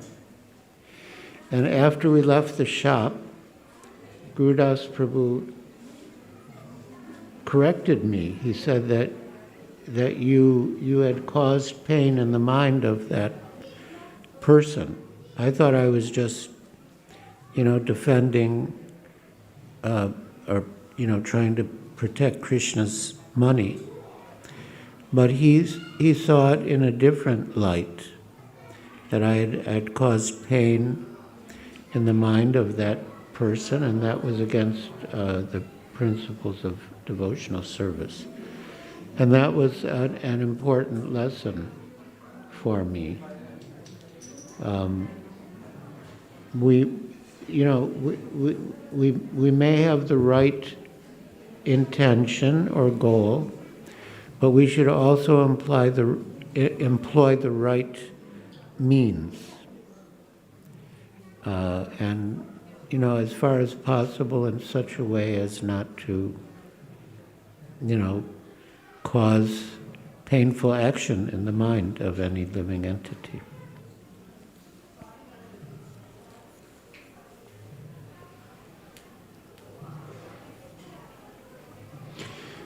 Since a devotee is kind to everyone, he does not act in such a way as to put others in anxiety.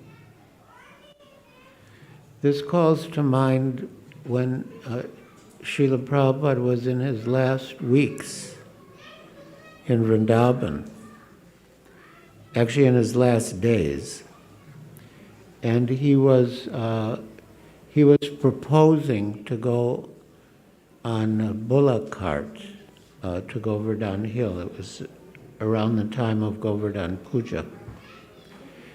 And the devotees, there was a bit of a controversy because some devotees were saying that we should just follow the instructions of the spiritual master and not question them. But other devotees, especially the personal staff of Srila Prabhupada, His Holiness Tamal Krishna Goswami, His Holiness Bhakti True Swami, His Holiness Bhavananda Goswami, and His Holiness Bhakti Swarup Damodar Swami, who wasn't a sannyasi then, they were completely opposed to Srila Prabhupada's going on the bullock cart, so this, I was reminded of that by this line. Since the devotee is kind to everyone, he does not act in such a way as to put others in anxiety. So that night,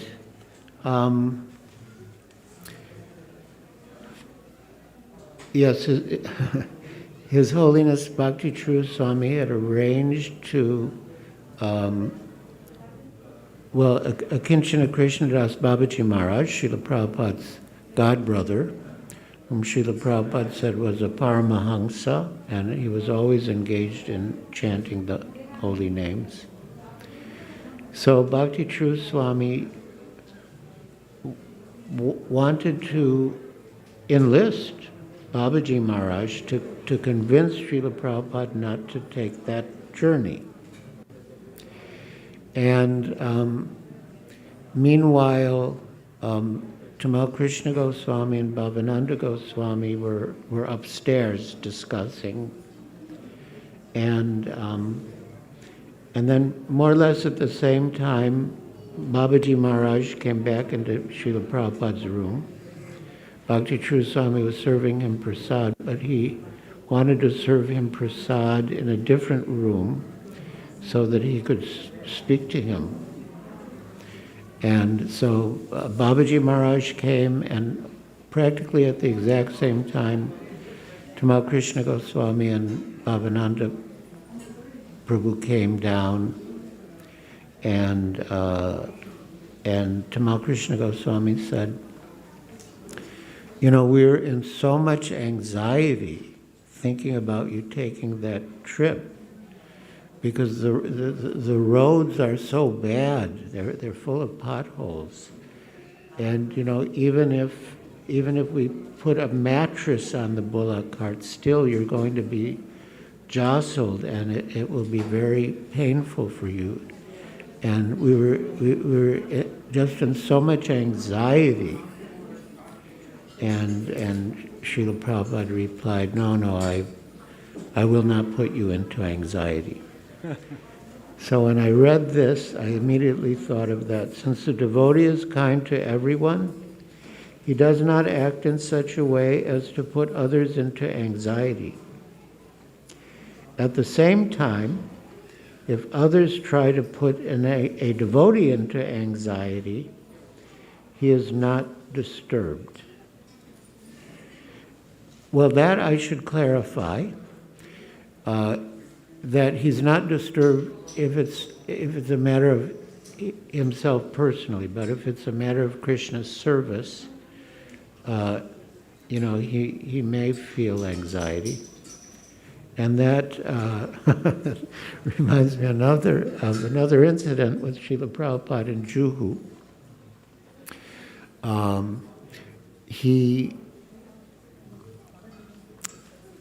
He found out that there was sort of, anyway, there are many details, but in essence, he determined that our construction materials were being stolen. And he held Saurabh responsible because he was in charge of the construction. And he said, instead of a life of eternal bliss, I have a life of eternal anxiety. But that was spiritual anxiety because it was for Krishna, it was not for himself.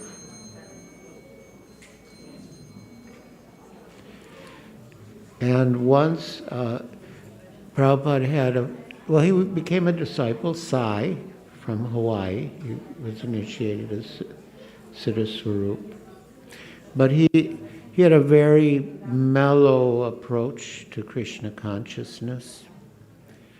And one time he said to Srila Prabhupada, one thing I can't stand about your disciples is they're always in anxiety.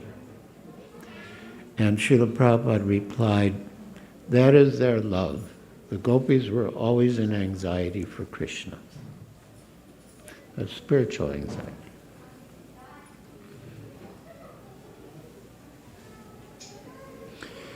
It is by the grace of the Lord that the devotee is so practiced that he is not disturbed by any outward disturbance. Actually, because the devotee is always engrossed in Krishna consciousness and engaged in devotional service, such material circumstances cannot move him. Yes, Srila Prabhupada, there were a couple of times when Srila Prabhupada made that same point. Once the devotees were discussing his schedule, his programs, and Srila Prabhupada was very detached in a way, and he said, I'm just like a cow, wherever you put me, I will give milk. So he wasn't bothered about where they arranged for him to go. So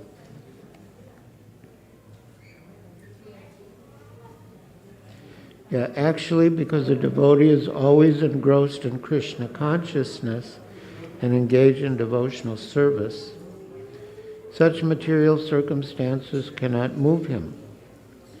Generally, a materialistic person becomes very happy when there is something for his sense gratification and his body. But when he sees that others have something for their sense gratification and he hasn't, he is sorry and envious. When he is expecting some retaliation from an enemy, he is in a state of fear. And when he cannot successfully execute something, he becomes dejected. Sometimes Srila Prabhupada quoted this saying, failure is the pillar of success. And he said, especially in spiritual life, failure should not be a cause of discouragement. A devotee who is always transcendental to all these disturbances is very dear to Krishna.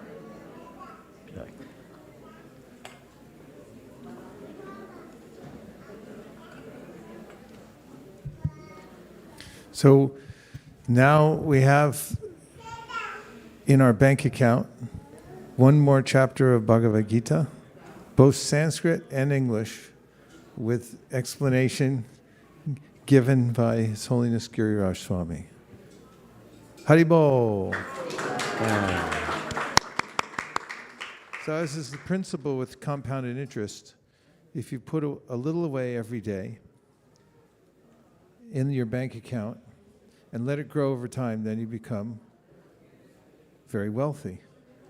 So this is also the principle in spiritual life, that if you every day make a contribution to your spiritual bank account by hearing and chanting, and that includes chanting Hare Krishna, one of the processes called japa, chanting on japa beads, the Hare Krishna mantra, and then chanting Bhagavad Gita, then you'll notice that there are certain kinds of benefits that you get, and they're mentioned in the Srimad Bhagavatam. Vasudeve Bhagavati Bhakti Yoga Prayojita Janayatya Shivairagyam Jnanam Cha Yadahaitukam. That means that when you do the direct processes of devotional service, like hearing and chanting that we just did, then as a concomitant, free gift, you get knowledge and detachment.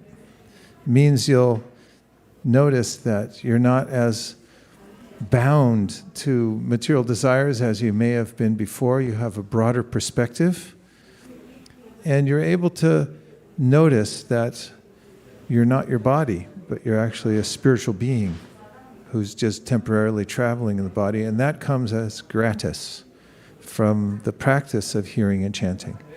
It's one of the most, these are valuable qualities that can only be attained through the practice of Krishna Bhakti. You can't get them in other types of seminars. You can't get them from pills or drugs. I mean, maybe temporarily, but then you end up worse off afterwards.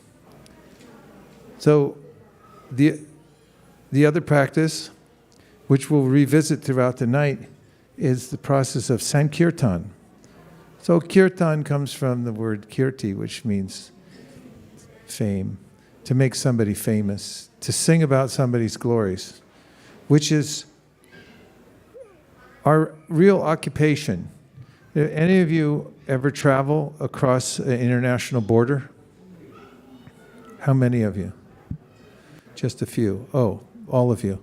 Okay, so when you travel, before we had those electronic systems so that you don't have to check in with customs every time, did you ever fill out a disembarkation form? And did it have occupation in it? Did you know what to put in? Well, I never know what to put in mine, so I sit there sometimes for a few hours trying to figure it out. But one of the ways that you can fill out that section, occupation, is appreciator. So you can try that next time when you're coming into a country and you put appreciator in there. And when they're looking at your disembarkation card and they say, what does an appreciator do? So, well, I'm appreciating the job you're doing right here, sir or madame. The point is that we are created or we exist really to appreciate. Appreciate whom? Krishna. And so kirtan means to express that appreciation and swim in that pool of appreciation, more like an ocean actually. And it suits us very well. That's why kirtan is so joyful. Shall we try it a little more? Okay, 3 people said yes. The rest of you have to close your ears. We'll hand out earplugs. No, just kidding. Who would like to have kirtan? All right.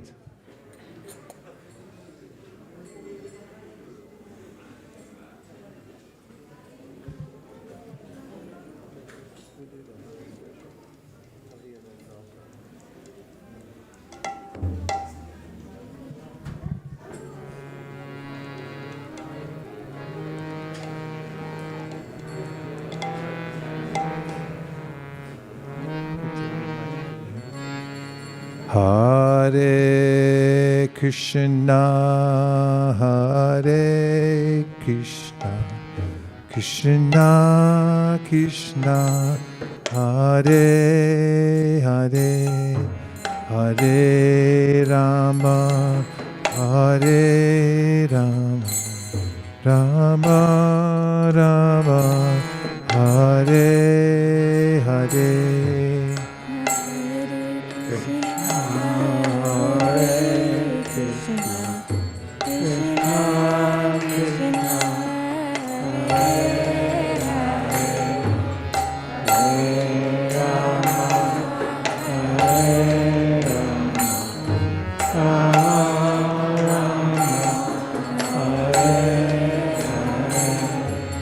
Hare Krishna, Hare Krishna, Krishna Krishna, Hare Hare, Hare Rama, Hare Rama, Rama Rama, Hare Hare. Hare Krishna, Hare Krishna, Krishna Krishna, Hare Rama, Hare Rama,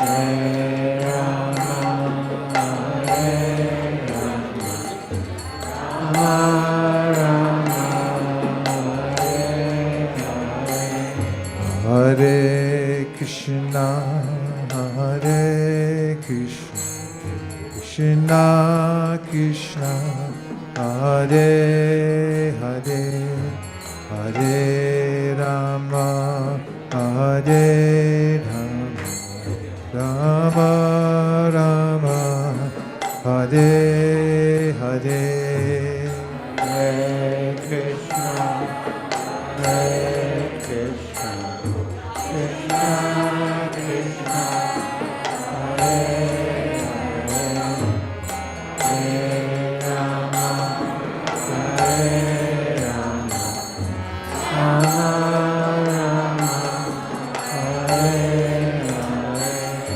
Hare Krishna, Hare Krishna, Krishna Krishna, Hare Hare, Hare Rama, Hare Rama, Rama Rama, Hare Hare. Hare Krishna,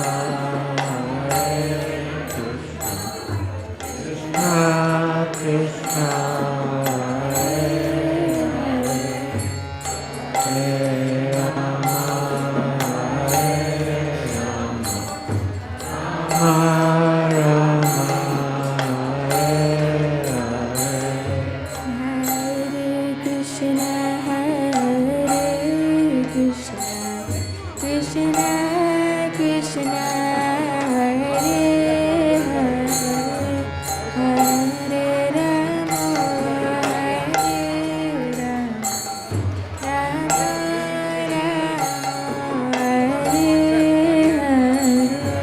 Hare Krishna, Hare Krishna, Krishna Hare Hare, Hare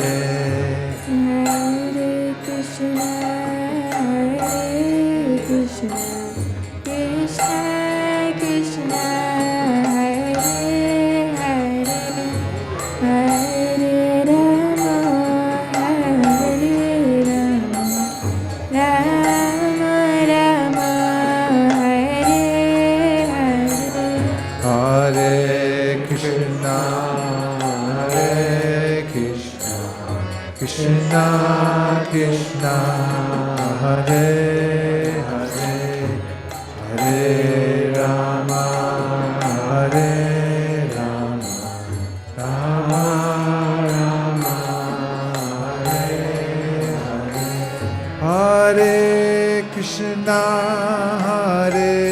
Krishna Krishna Krishna Hare Hare Hare Rama Rama Rama Hare Hare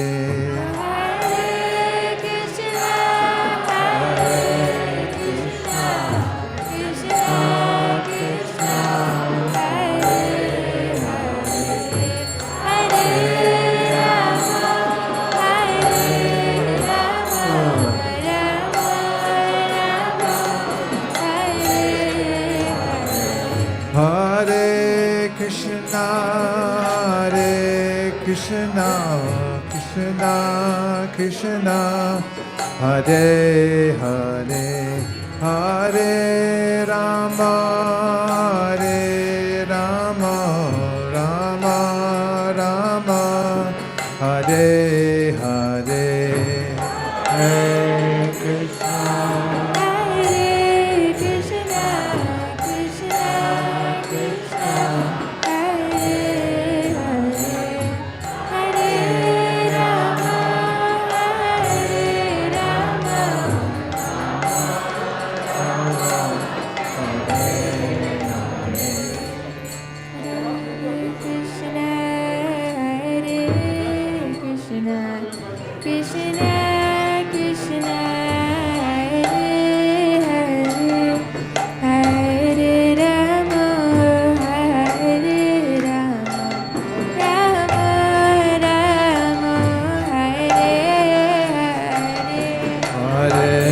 Krishna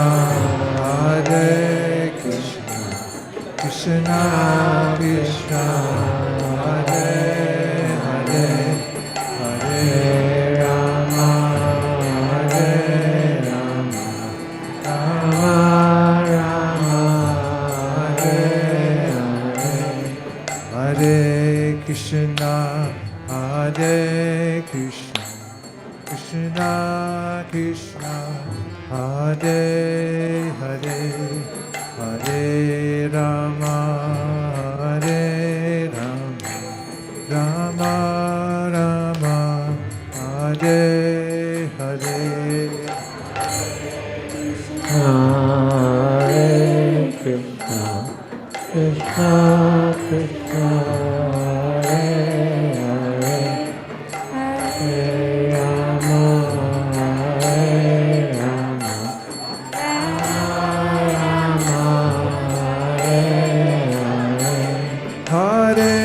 Krishna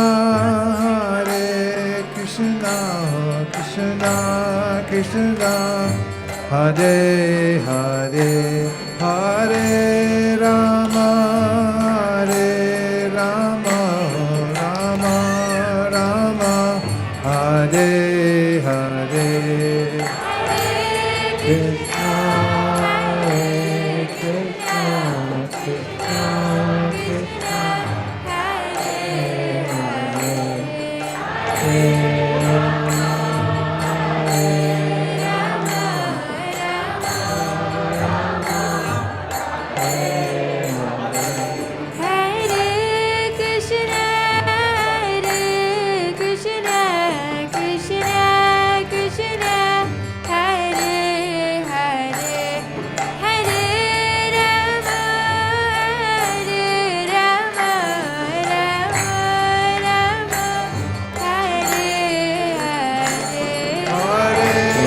Krishna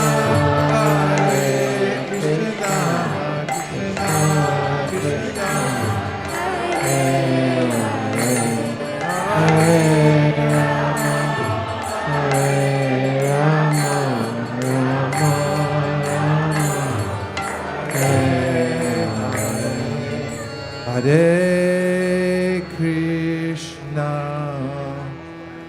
Hare Krishna,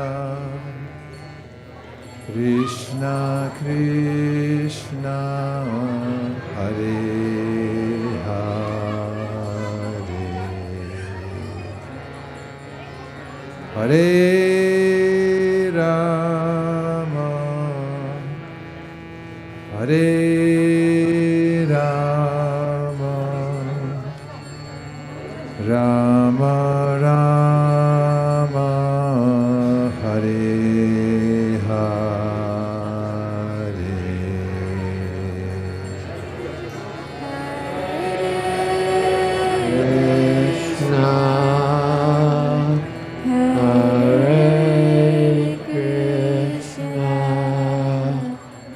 Krishna Krishna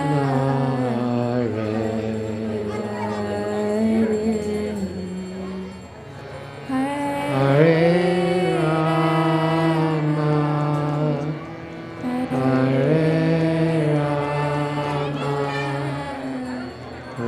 Rama Rama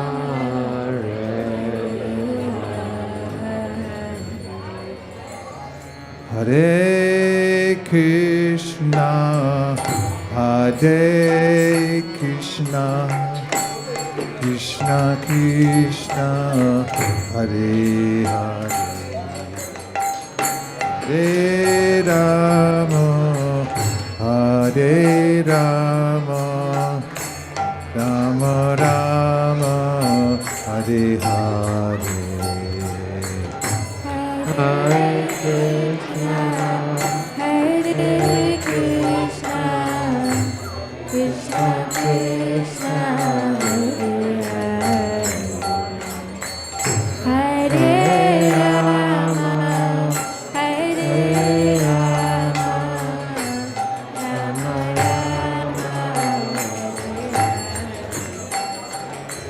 Hare Krishna Hare Krishna, Krishna Krishna, Hare Hare, Hare Rama, Hare Rama, Rama Rama,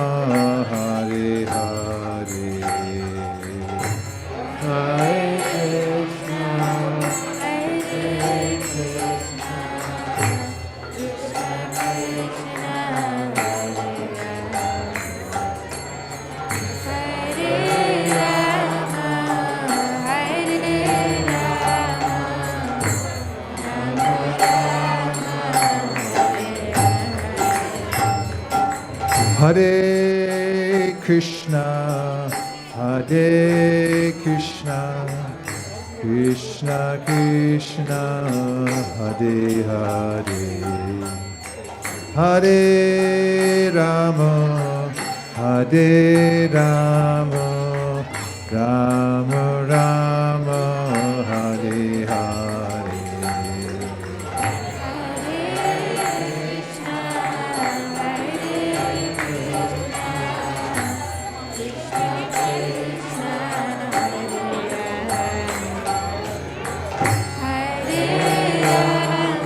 Hare Krishna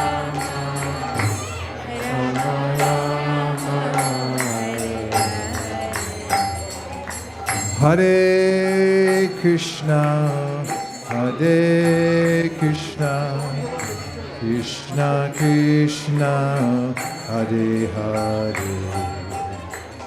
Hare Rama Hare Rama Rama Rama Hare Hare Hare Krishna Hare Krishna Krishna Krishna Hare Hare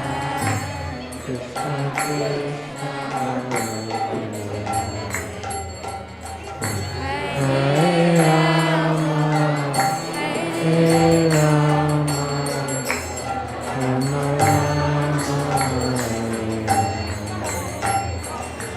Hare Hare Krishna Hare Krishna Krishna Krishna Hare Hare Hare Rama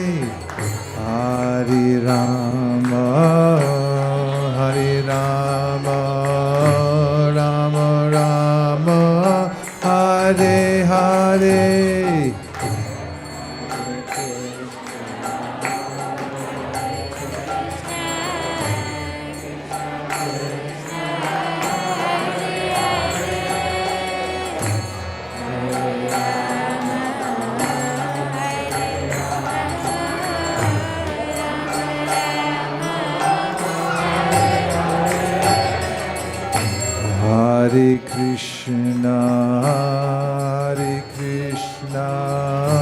Krishna Krishna, Hare Hare, Hare Rama, Hare Rama, Rama Rama, Hare Hare.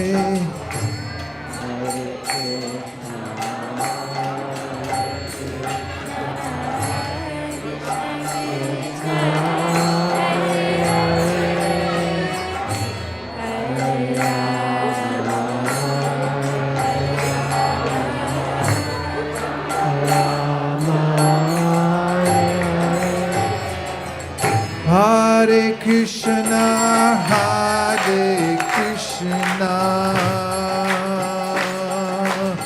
Krishna Krishna, Hare Hare,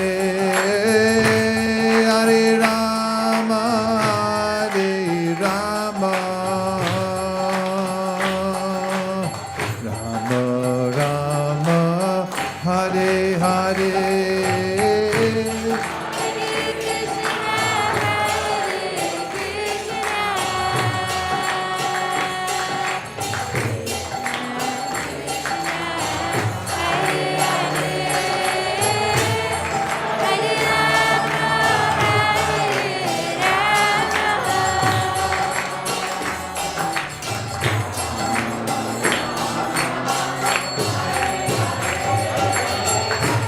Hare Krishna, Hare Krishna, Krishna Krishna, Hare Hare, Hare Rama, Hare Rama, Rama Rama, Hare Hare.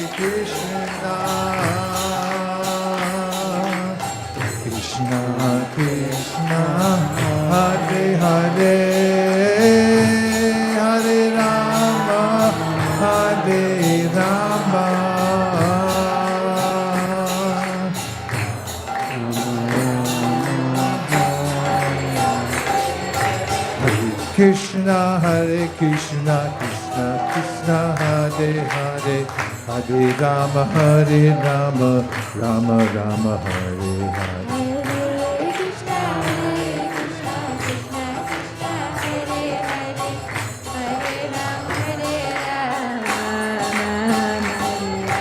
Hare Hare Krishna, Krishna Krishna, Hare Hare, Hare Rama, Rama Rama, Hare Hare.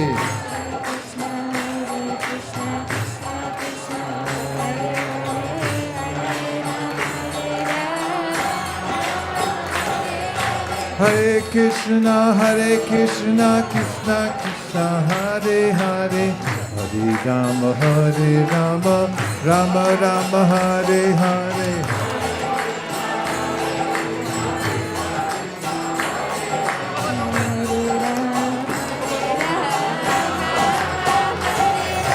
Hare Krishna, Krishna Krishna, Hare Hare, Hare Rama, Rama Rama, Hare Hare.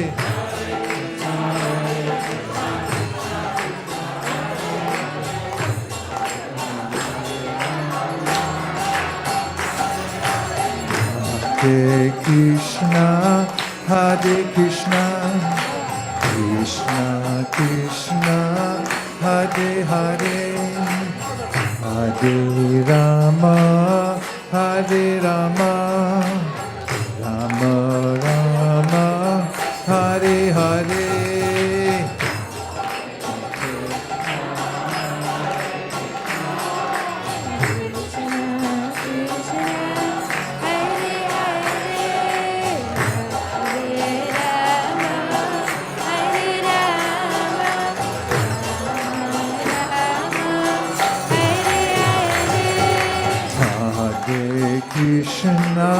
Hare Krishna, Krishna Krishna, Hare Hare,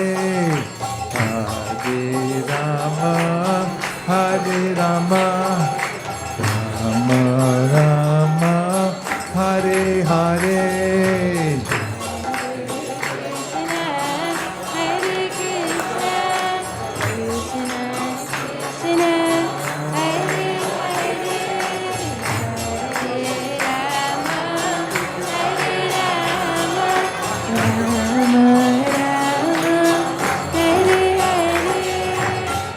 Hare Krishna,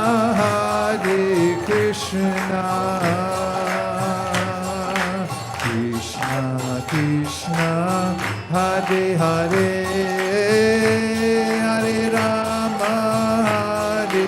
Rama,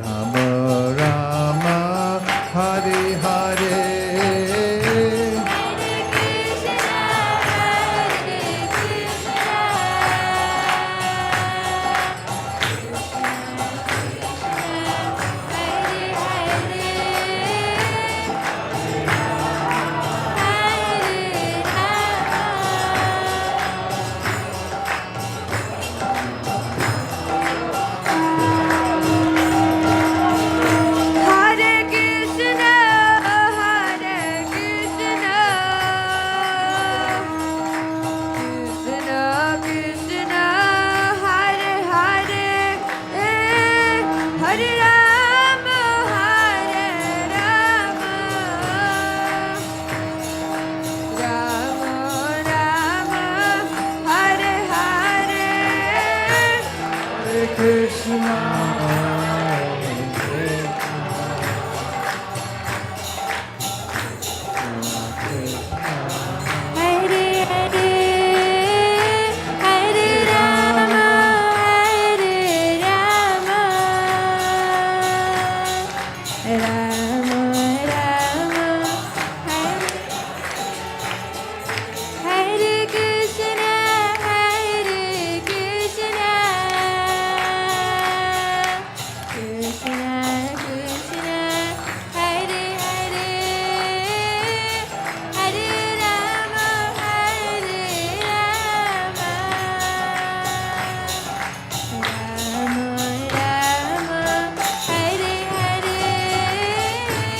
Hare Krishna,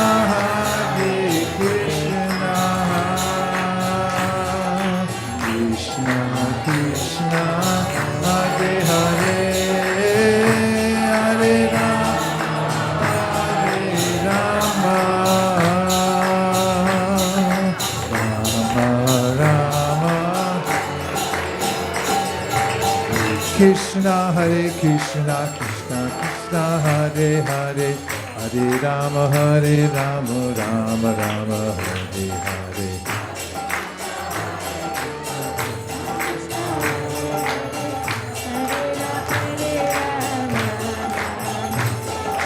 Hare Krishna, Krishna Krishna, Hare Hare, Hare Rama, Rama Rama, Hare Hare.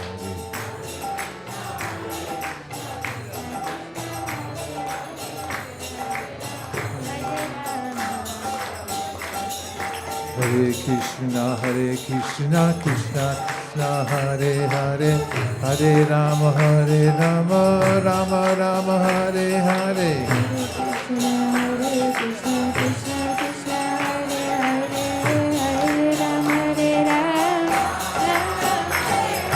Hare Krishna, Krishna Krishna, Hare Hare, Hare Rama, Rama Rama, Hare Hare. Haribo! Hare Krishna, Krishna Krishna, Hare Hare, Hare Rama, Rama Rama, Hare Hare.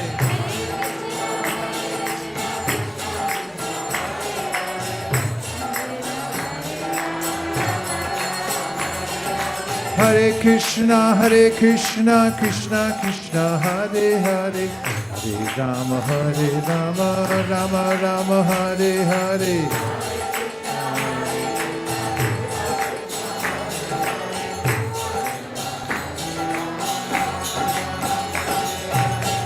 Hare Krishna, Krishna Krishna, Hare Hare, Hare Rama, Rama Rama, Hare Hare.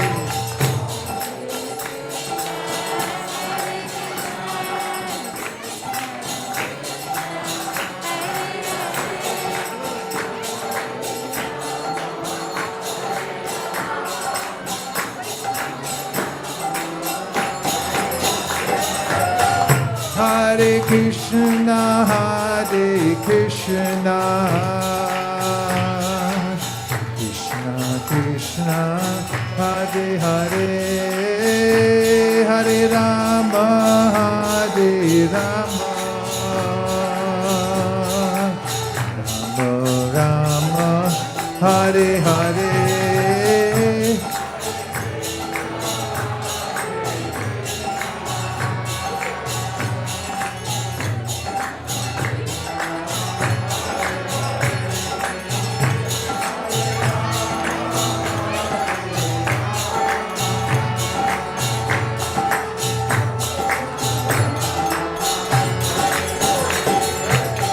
Hare Krishna,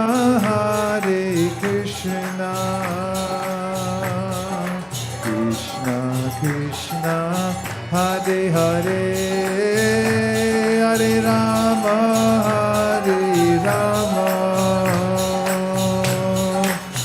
Rama Rama, Hare Hare.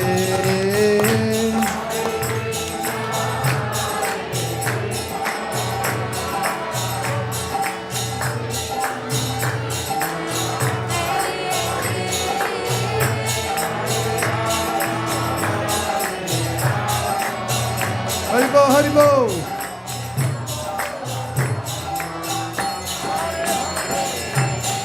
Krishna, Krishna Krishna, Hare Hare, Hare Rama, Rama Rama, Hare Hare.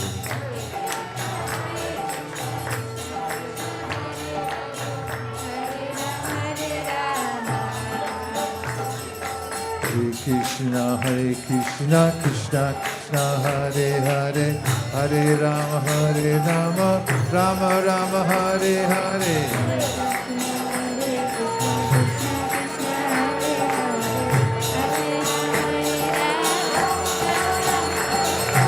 Krishna Krishna Krishna Hare Hare, Hare Rama Rama Rama Hare Hare.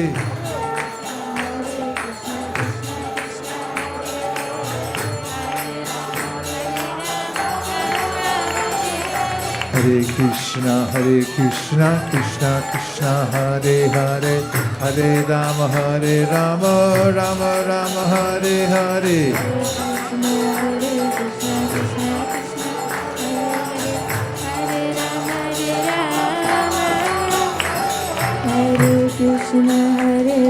Krishna Krishna Hare Hare, Hare Rama Rama Hare Hare. Hare Krishna Krishna Krishna Hare Hare, Hare Rama Rama Rama Hare Hare. Hare Krishna Krishna Krishna Hare Hare, Hare Rama Rama Hare Hare. Hare Krishna Krishna Hare Hare, Hare Rama Hare Krishna Krishna Hare Hare, Hare Rama Rama Hare Hare.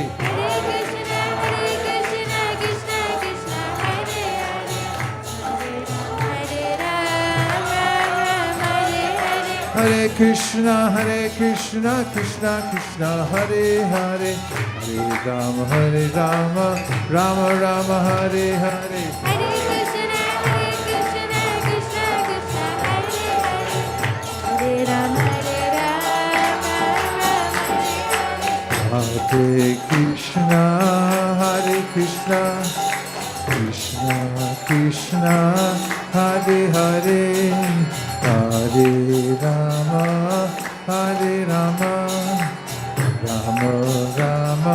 Hare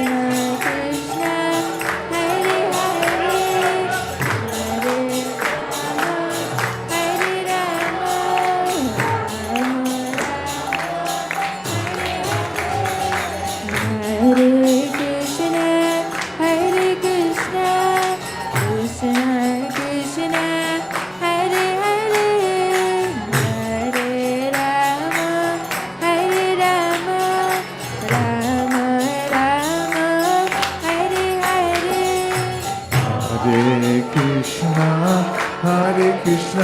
Hare Krishna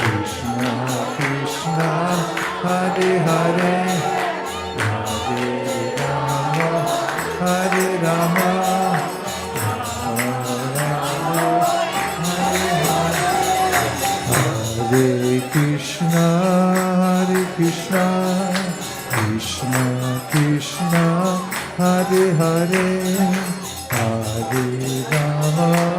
Hare Rama Rama Rama Hare Hare.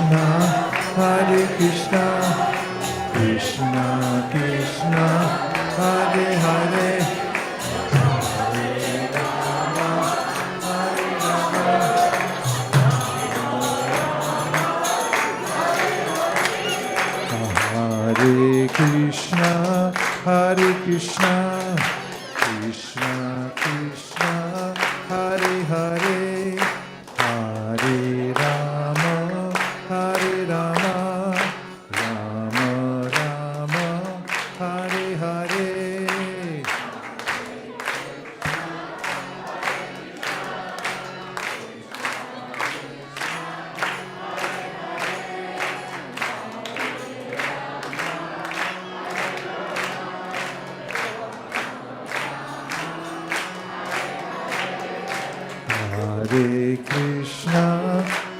Krishna, Krishna Krishna, Hare Hare, Hare Rama, Rama Rama, Hare Hare.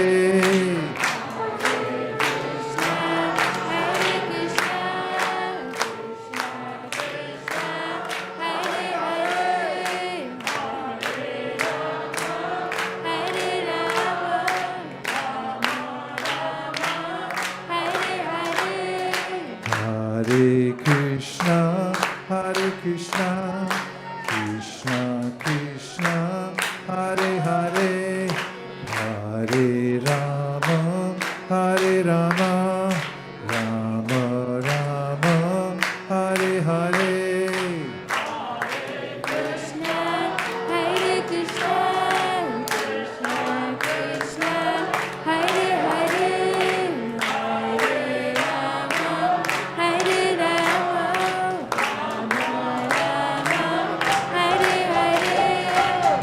Hare Krishna, Krishna Krishna, Hare Hare, Hare Rama,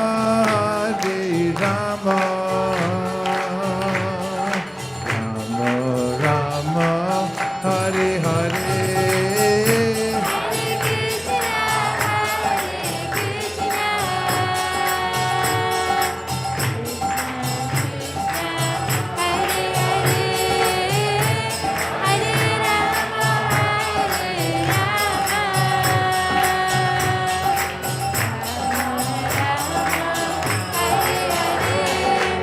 Hare Krishna,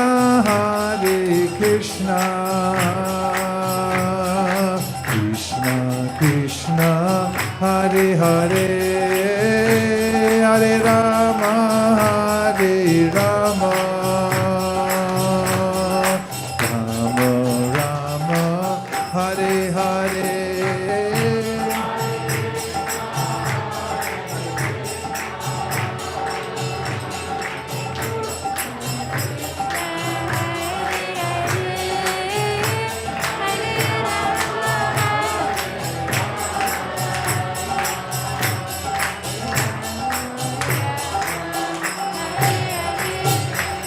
Krishna, Hare Krishna, Krishna Krishna, Hare Hare, Hare Rama, Rama Rama, Hare Hare.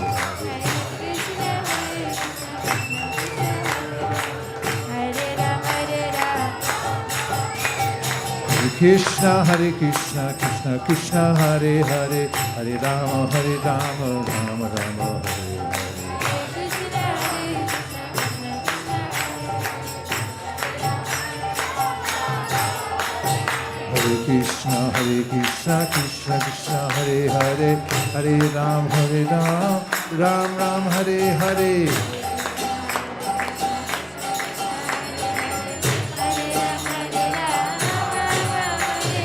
Hare Krishna, Krishna Krishna, Hare Hare, Hare Ram, Ram Hare Hare.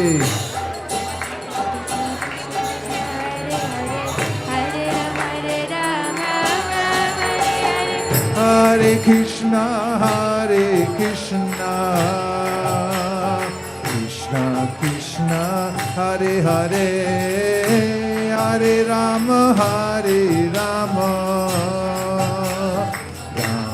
Ram Hare Hare.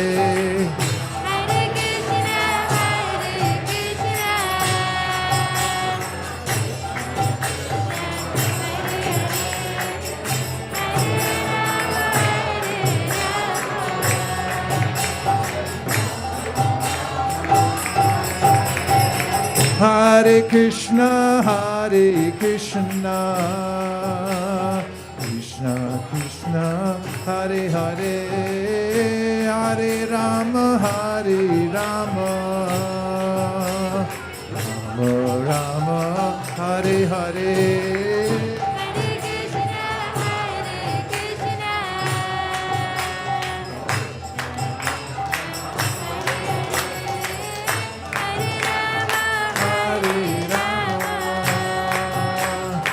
Rama Rama Hare Hare Hare Krishna Hare Krishna Krishna Krishna Hare Hare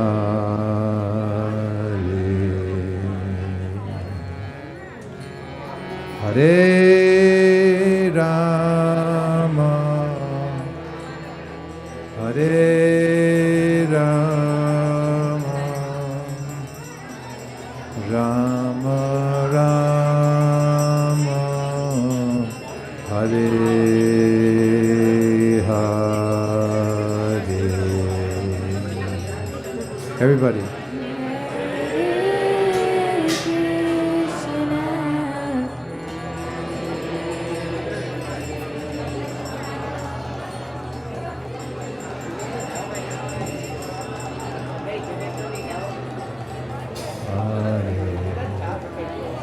Hare Rama, Hare Rama, Rama Rama, Hare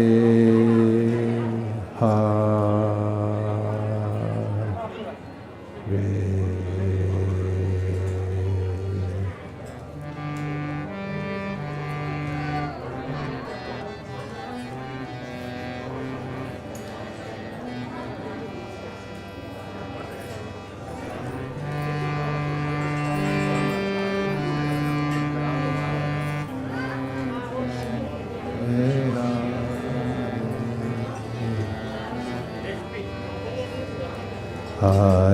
Krishna, Hare Krishna, Krishna Krishna, Hare Hare, Hare Rama, Hare Rama, Rama Rama, Hare Hare.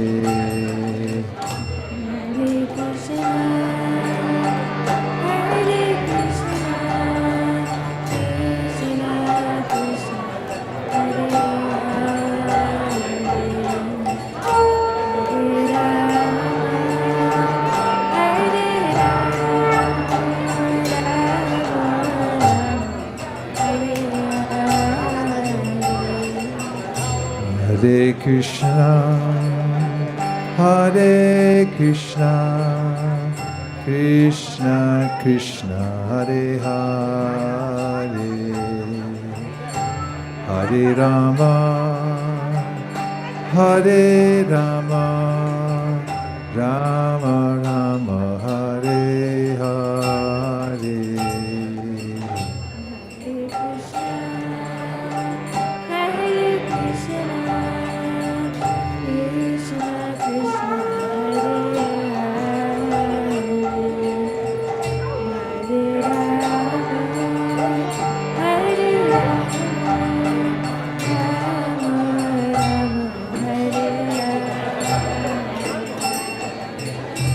Hare Krishna, Hare Krishna, Krishna Krishna, Hare Hare, Hare Rama, Hare Rama, Rama Rama, Hare Hare.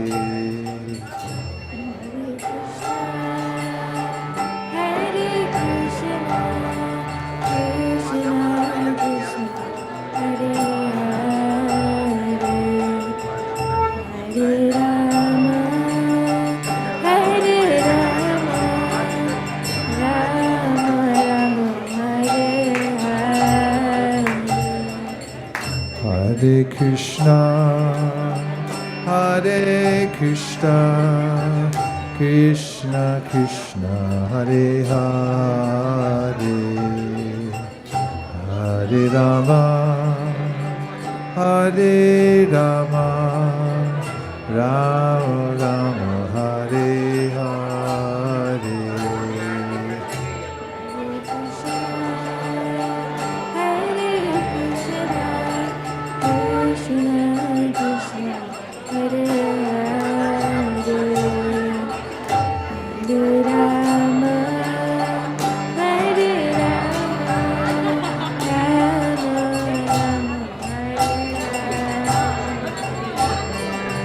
Hare Krishna, Krishna Krishna, Hare Hare, Hare Rama, Rama Rama, Hare Hare.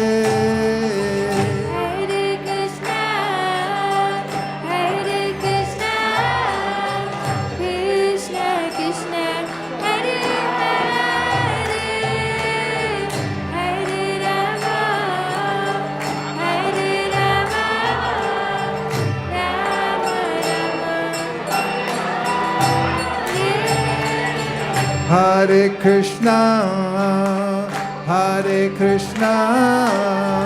Krishna Krishna, Hare Hare, Hare Rama,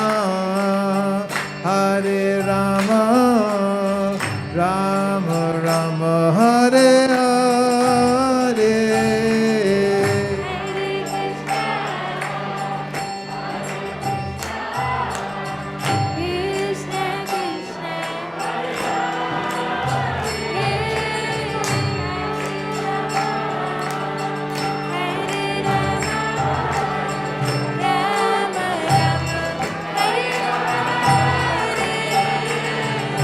Hare Krishna, Krishna Krishna, Hare Hare, Hare Rama, Rama Rama, Hare Hare.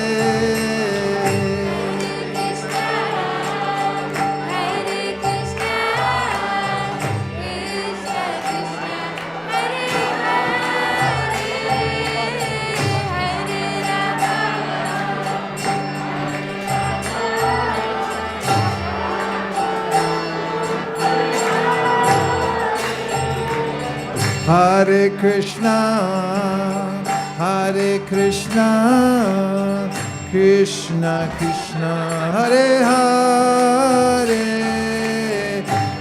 Hare Rama, Rama Rama, Hare Hare.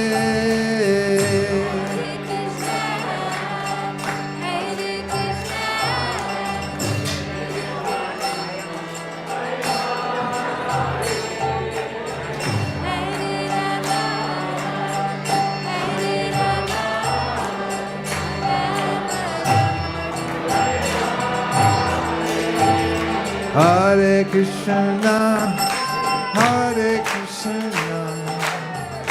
Krishna Krishna, Hare Hare, Hare Rama, Rama Rama, Hare Hare.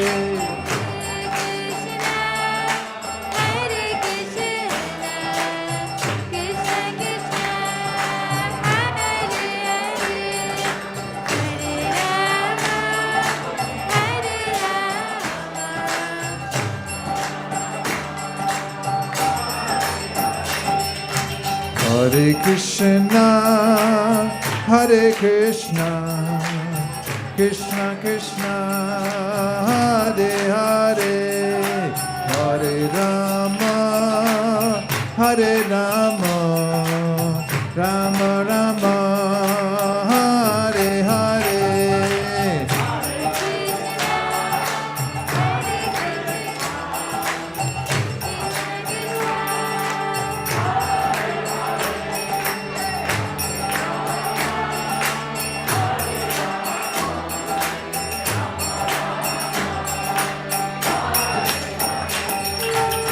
Hare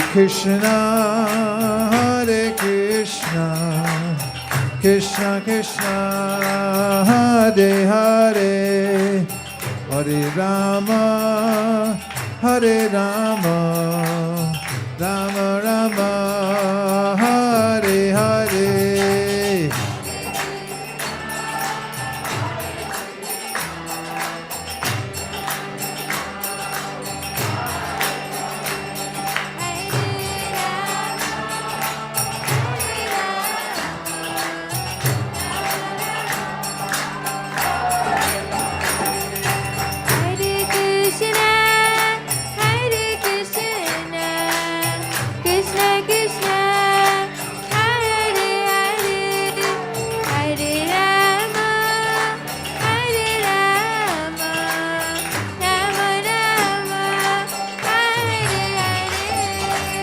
Hare Krishna, Hare Krishna, Krishna Krishna, Hare Hare, Hare Rama,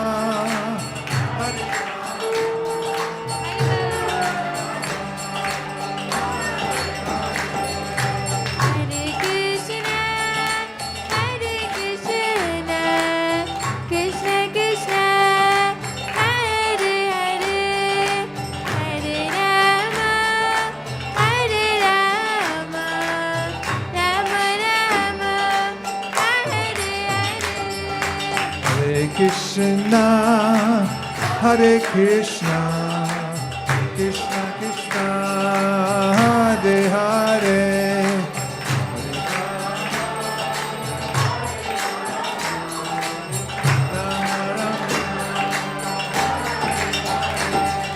Hare Krishna, Krishna Krishna, Hare Hare, Hare Rama, Rama Rama, Hare Hare, Krishna.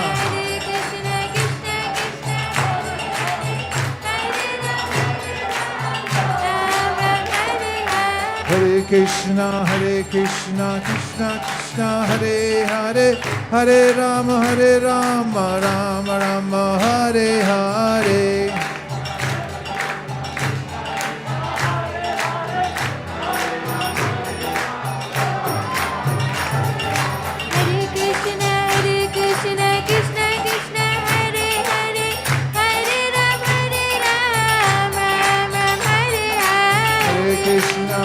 Krishna Krishna, Hare Hare, Hare Rama,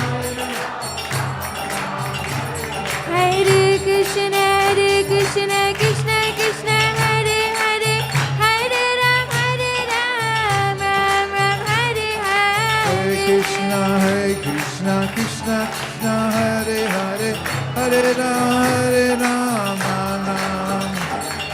Hare Krishna, Krishna Krishna, Hare Hare, Hare Rama, Rama Hare Hare. Hare Krishna, Hare Hare, Hare Rama,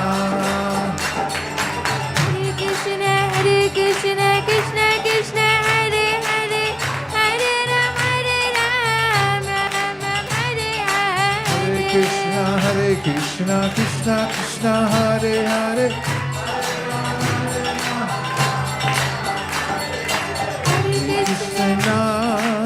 Hare Krishna, Krishna Krishna, Hare Hare, Hare Rama, Rama Rama, Hare Hare.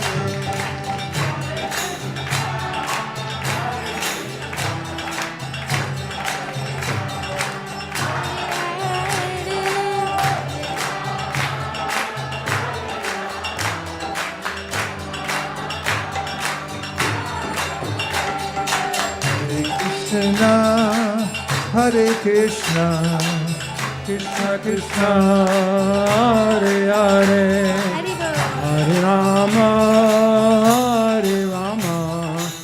Rama Rama, Hare Hare.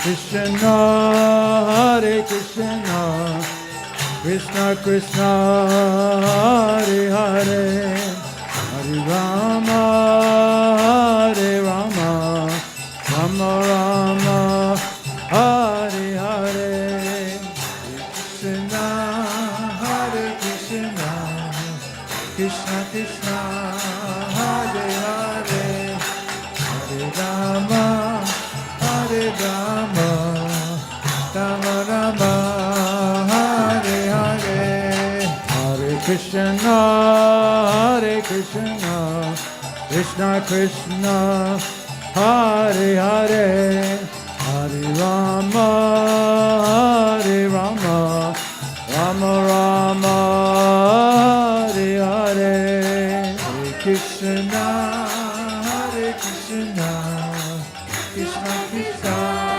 Hare Hare, Hare Rama, Hare Rama, Rama Rama, Hare Hare, Hare Krishna, Hare Krishna, Krishna Krishna, Hare Hare, Hare Rama, Hare Rama, Rama Rama, Hare Hare.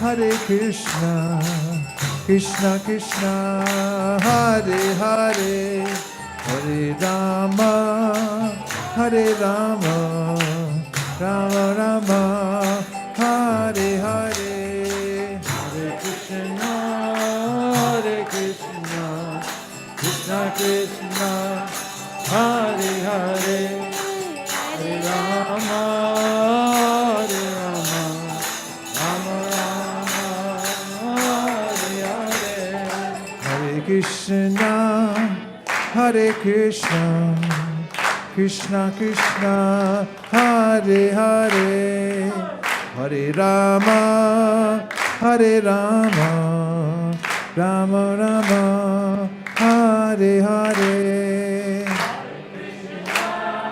Hare Krishna, Krishna Krishna, Hare Hare, Hare Rama, Hare Rama, Rama Rama, Hare Hare. Hare Krishna, Hare Krishna, Krishna Krishna, Hare Hare, Hare Rama, Hare Rama, Rama Rama, Hare Hare. Hare Hare, Hare Rama, Hare Rama,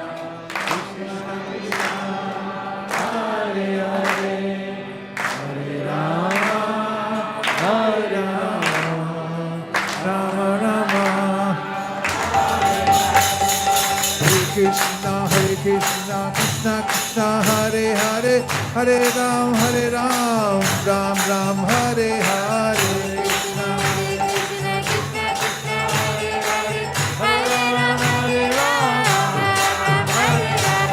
Krishna, Hare Krishna, Krishna Krishna, Hare Hare, Hare Ram, Ram Ram, Hare Hare. Hare Krishna,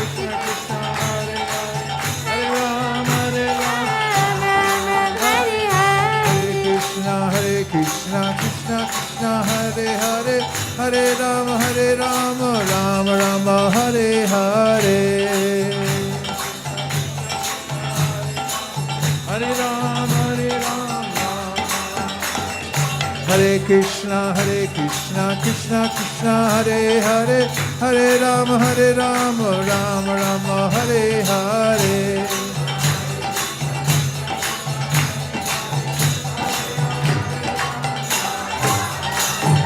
Hare Krishna, Krishna Krishna, Hare Hare, Hare Ram, Ram Ram, Hare Hare.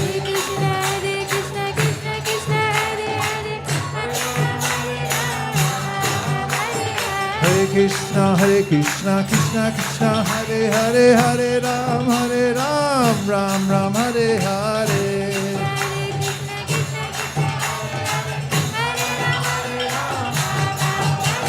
Hare Krishna, Krishna Krishna, Hare Hare, Hare Rama, Rama Rama, Hare Hare.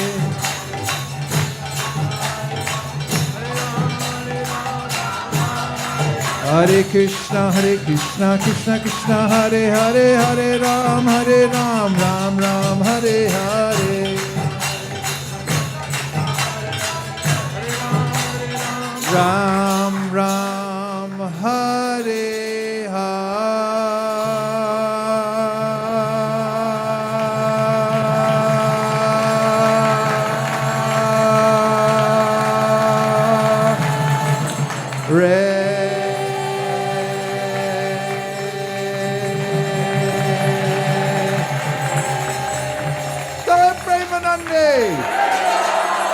Gaura Hari Bo, Hari Bo, Hari Bo, Sai Gaura Hari Bo.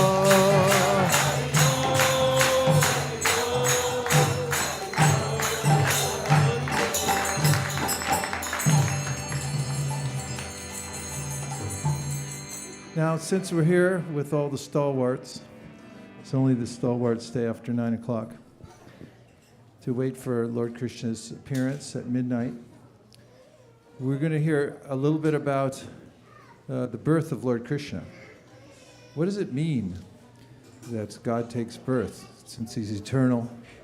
What does it mean to us? What does it say in the Bhagavad-Gita and the story in the Srimad Bhagavatam, which explains not only Krishna's birth in this world, but also the purpose behind His appearance?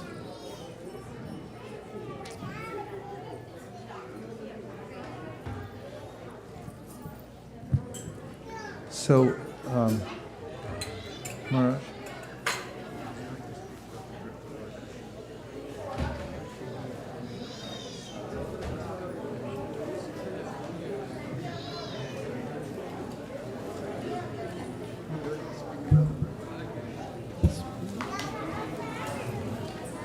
Very good stories. First, we're going to sing a song that will transport us into the spiritual world, because that's the best place we can all be together in order to hear about Lord Krishna and His appearance in this world. Okay? Jai Jai Radha Madhava Jaya Kunda Vihari.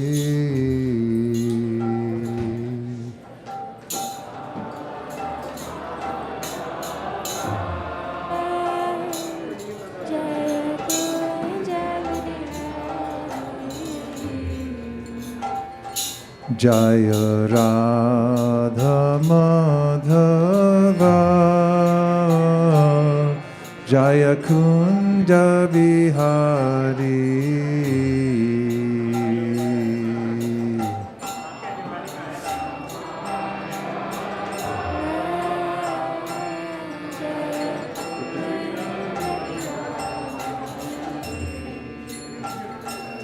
Jaya Radha Madhava Jaya Kunda Vihari.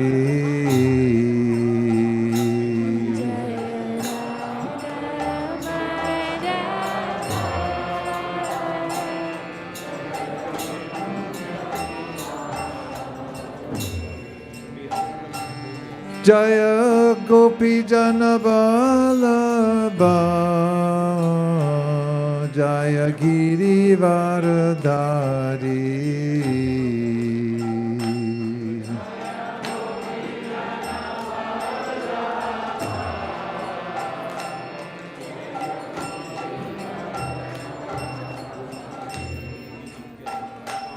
Jaya Gopi Jana Vallabha Jaya Girivaradhari.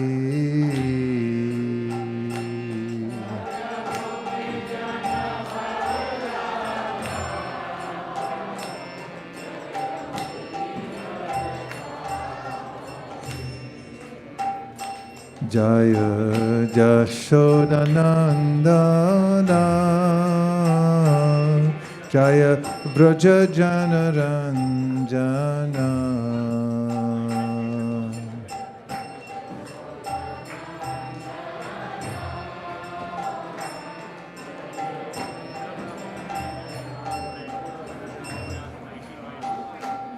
Jaya Yashoda Nandana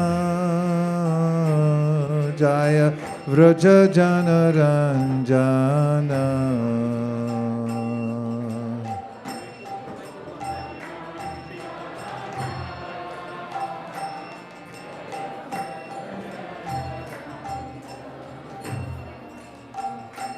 Jaya Jamuna Tiravanachari Jaya Kunja Vihari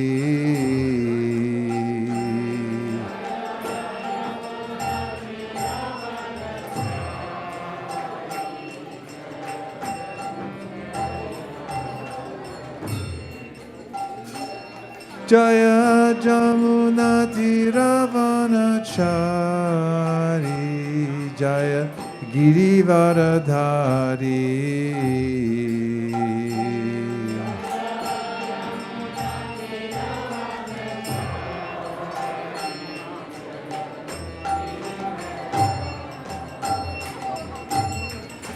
Hare Krishna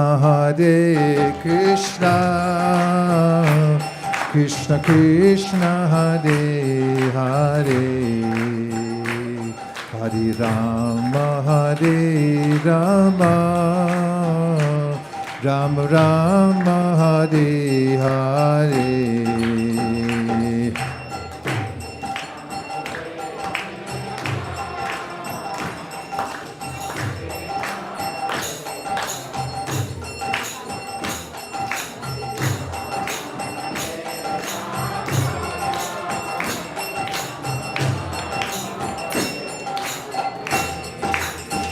Hare Krishna Krishna Krishna Hare Hare Hare Rama Rama Rama Hare Hare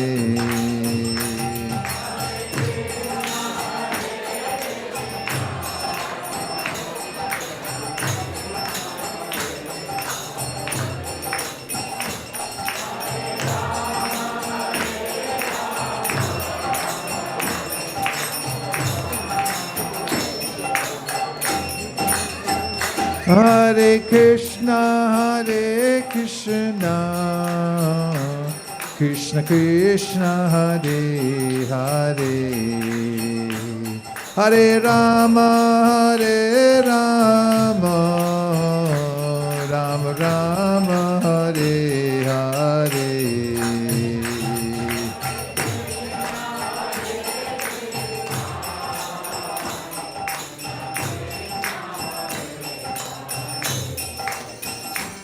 Hare Rama Rama Rama Hare Hare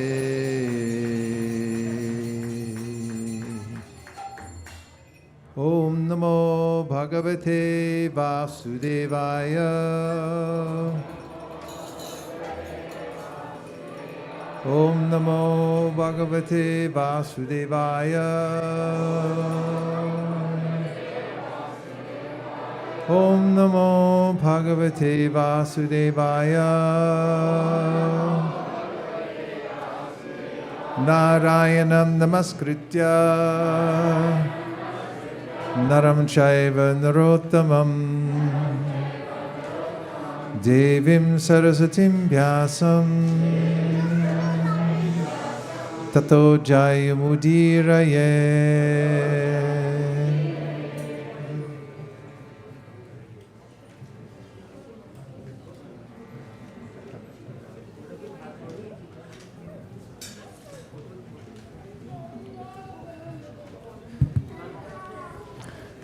When the world becomes overburdened by those who seek to exploit all the resources of the world and other people for the sake of those resources, then there's an intervention. I said it in the passive voice because sometimes we don't see where it's coming from. For instance, nature restricts herself, when human beings abuse her. And sometimes there are world events that cause people to stay home for a little while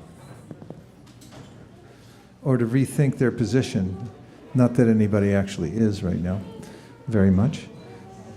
But there's proportionate causality in the world, which is designed by the Supreme Personality of Godhead, because the whole universe is a place of cosmic sensitivity training to give us an opportunity to refine ourselves and come to our highest potential. And sometimes Krishna himself comes personally to the world when he wants to balance out the political situation and the overall imbalance that's in the world due to people forgetting about the purpose of life, through which they gravitate towards bestial types of activities, killing one another, chopping down trees, befouling all the streams in the world, damming up every river there is just to squeeze out more energy and so forth. And also persecuting those who want to live a life dedicated to God. And this happens all over the world. In some countries, it's illegal to talk about God consciousness. And you can be arrested or imprisoned or even killed for such an activity. So, such a situation existed 5,000 years ago when there was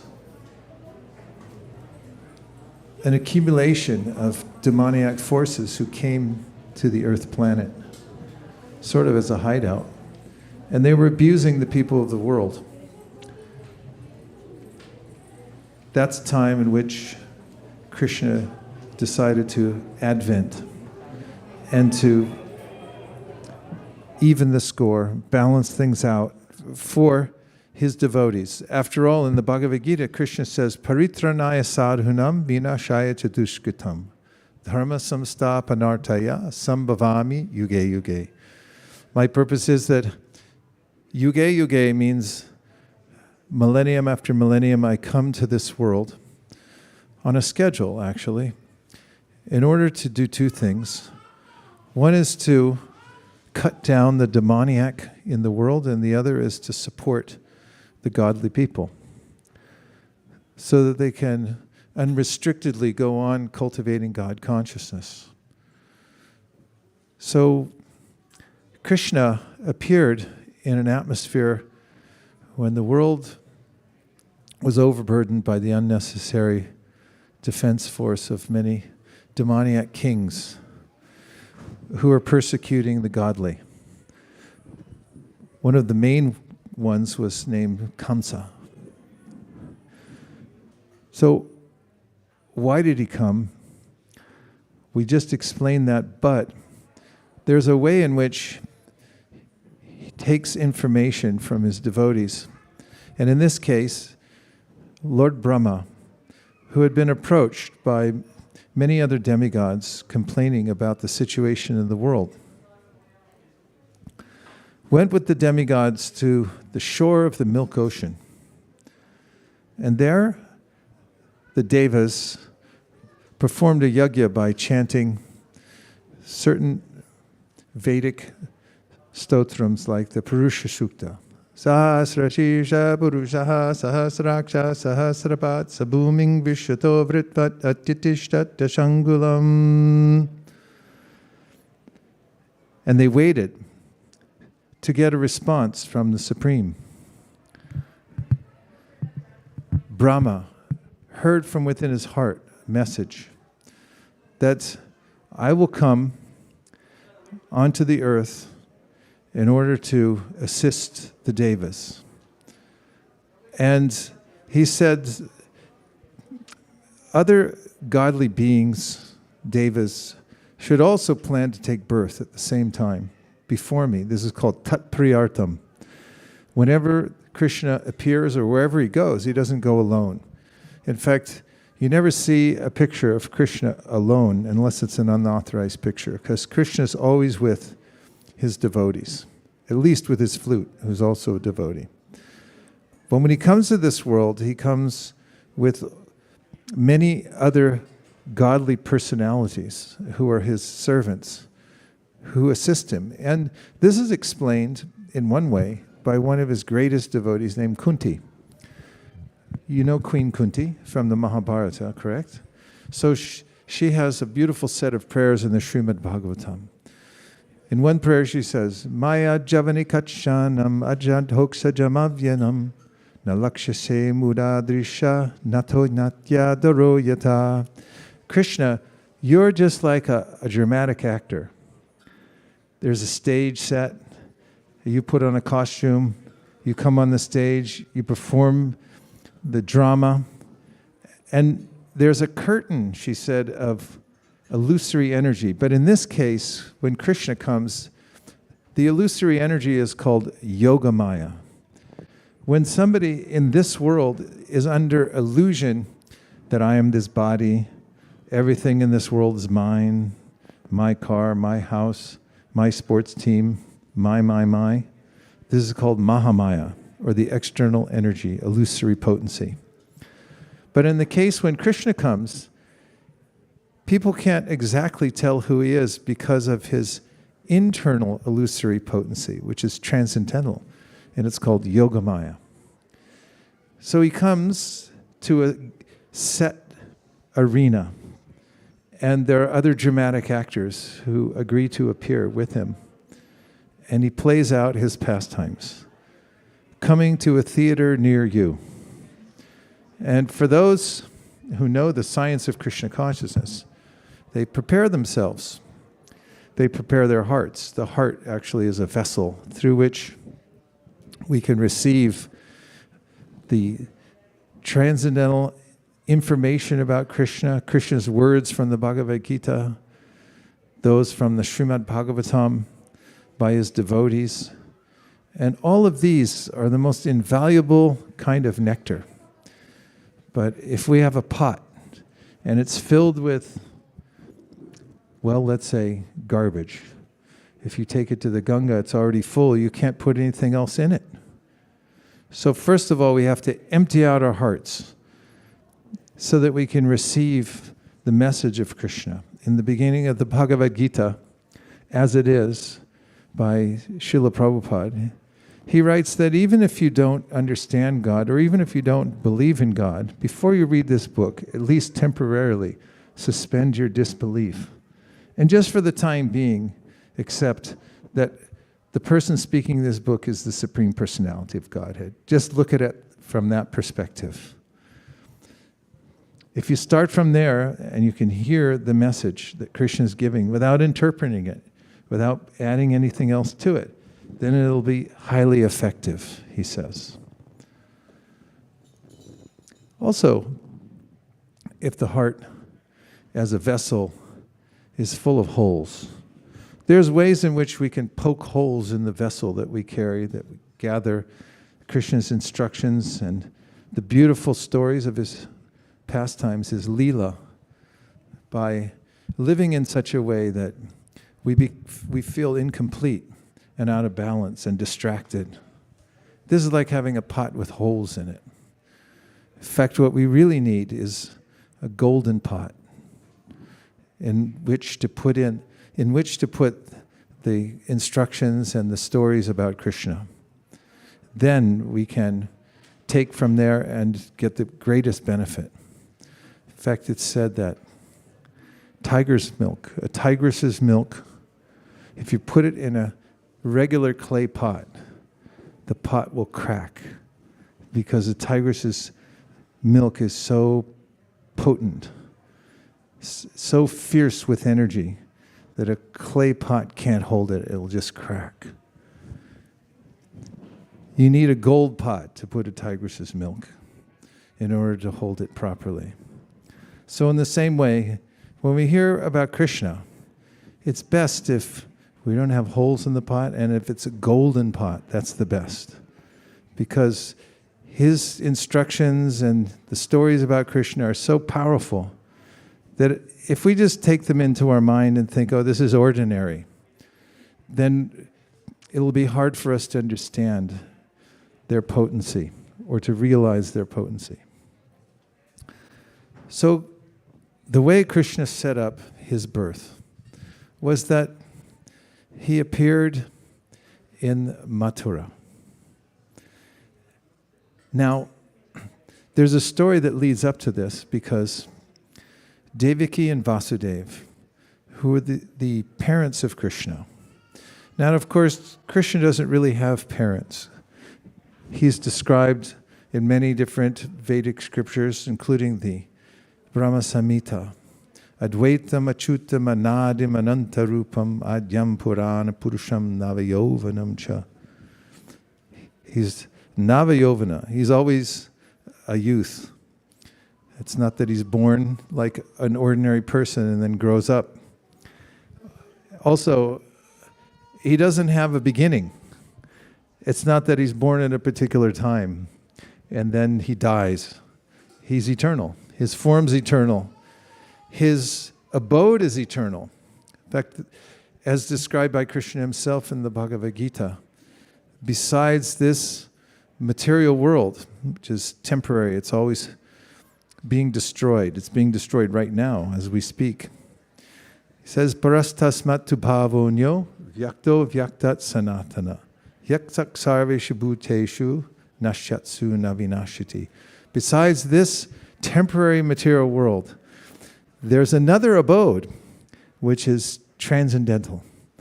And it's never subjected to the anomalies that we find in this world. Can anybody think of any anomalies? We'll just try to name a couple. Birth, death, old age, disease. It's a rather strange place, actually. But nobody questions it. This is the power of illusion, that I'm born. That's rather strange anyway. How did I come out of somebody's belly? And then I start to grow, and then at some point, I just disappear. Everyone takes it for granted. Such and such died. That's a little odd that somebody's here and then all of a sudden they die and they're gone. But nobody sees what's actually going on because of this, the illusory covering. So Krishna is not like that. When he takes his birth and he accepts parents, he comes into the family of devotees. And he appears by his own sweet will. When a regular person is born in this world, Krishna describes in the Bhagavad Gita what actually happens. When we're living this particular life, we're accumulating, because of our activities and our associations, a certain mindset. And we have an accumulation of these experiences. And in the aggregate, all of these create our next body. Just as if you're walking on wet sand, and then you look behind you and you see footprints in the sand, if you were to take some plaster of Paris and pour it into those footprints, and then let it harden, you'd make a perfect mold of your foot. Exactly, every line would be there. So in the Yoga Sutra, Patanjali Muni describes how each subsequent birth we take after this one is a filling in of the impressions that we already have within our own minds now. It's simply an accommodation by the material nature. And Krishna says in the Bhagavad Gita, doesn't he? Yang yang vapi smaran bhavam tajatyante kalevaram tam tam evaiti konteya sada tad bhava bhavita. Whatever you think of when you leave this world, whatever your prominent emotion is when you leave this body, that state you will attain without fail. It's a science. So Krishna's appearance, however, is different because, as we proved from the Shastra, he always exists, and he's never subjected to the control of material nature like an ordinary conditioned soul, but he chooses a pair of devotees in whose family to appear. So the drama starts when Vasudeva and Devaki are married. Anybody here ever been to an Indian wedding? It was small, right? It was a big wedding. And they're from the kingly class, so it was huge. And they were coming home on their wedding day on a chariot. And just to show his affection to his sister, Kamsa, whose sister is Devaki, was driving the chariot. And then he heard an oracle from the sky that said, Kamsa, you're a fool. Because you're driving the person who's going to give birth to someone who will kill you. The 8th son of Devaki will be your death. And Kamsa, you all know Kamsa? He was only interested in himself. Everything he spoke, everything he did, was only for his own self-interest. Have you ever heard of anybody like that in your life? Anybody recently? Yeah, okay. So then Kamsa immediately dropped the reins of the chariot. He grabbed on to his sister's hair and he drew his sword. And he was about to kill his own sister right in front of everybody. Now, they weren't driving home alone. Devaki had thousands of maidservants following behind her chariot. There were courtesans, there were bands playing. It was a quite opulent event. And everyone was watching. But Kamsa was so afraid for his life that he thought, if I just kill my sister now, then I won't be killed. This is a demoniac mentality. Another notable demon we hear about in the Srimad Bhagavatam who thought a similar thing is Hiranyakashipu. How many of you know Hiranyakashipu? Do you know what his name means? Hiranya means gold and Kashipu means soft bed. So his interest in life was how to get so much money that I can live forever. And while I'm living, I'll get a posturepedic sleep number, or whatever you call these things nowadays, memory foam, that's so nice that I'll be comfortable always and I'll live forever. This is the idea of the demoniac person. And it didn't work out for him, even though he hired an attorney and he had it all worked out, that he got a benediction from Brahma. He wouldn't be killed in the night or in the day. Do you know this? It was in the contract. Not in the night, not in the day. What else? Not in the sky, not on the land, not in a house, not in outside. No weapons, can't be a weapons, can't be a man, can't be an animal. He had a whole list, just like the insurance companies do. But what happened? The Lord outsmarted him. And guess what? He outsmarts everybody all the time, every day. And no one can outsmart him.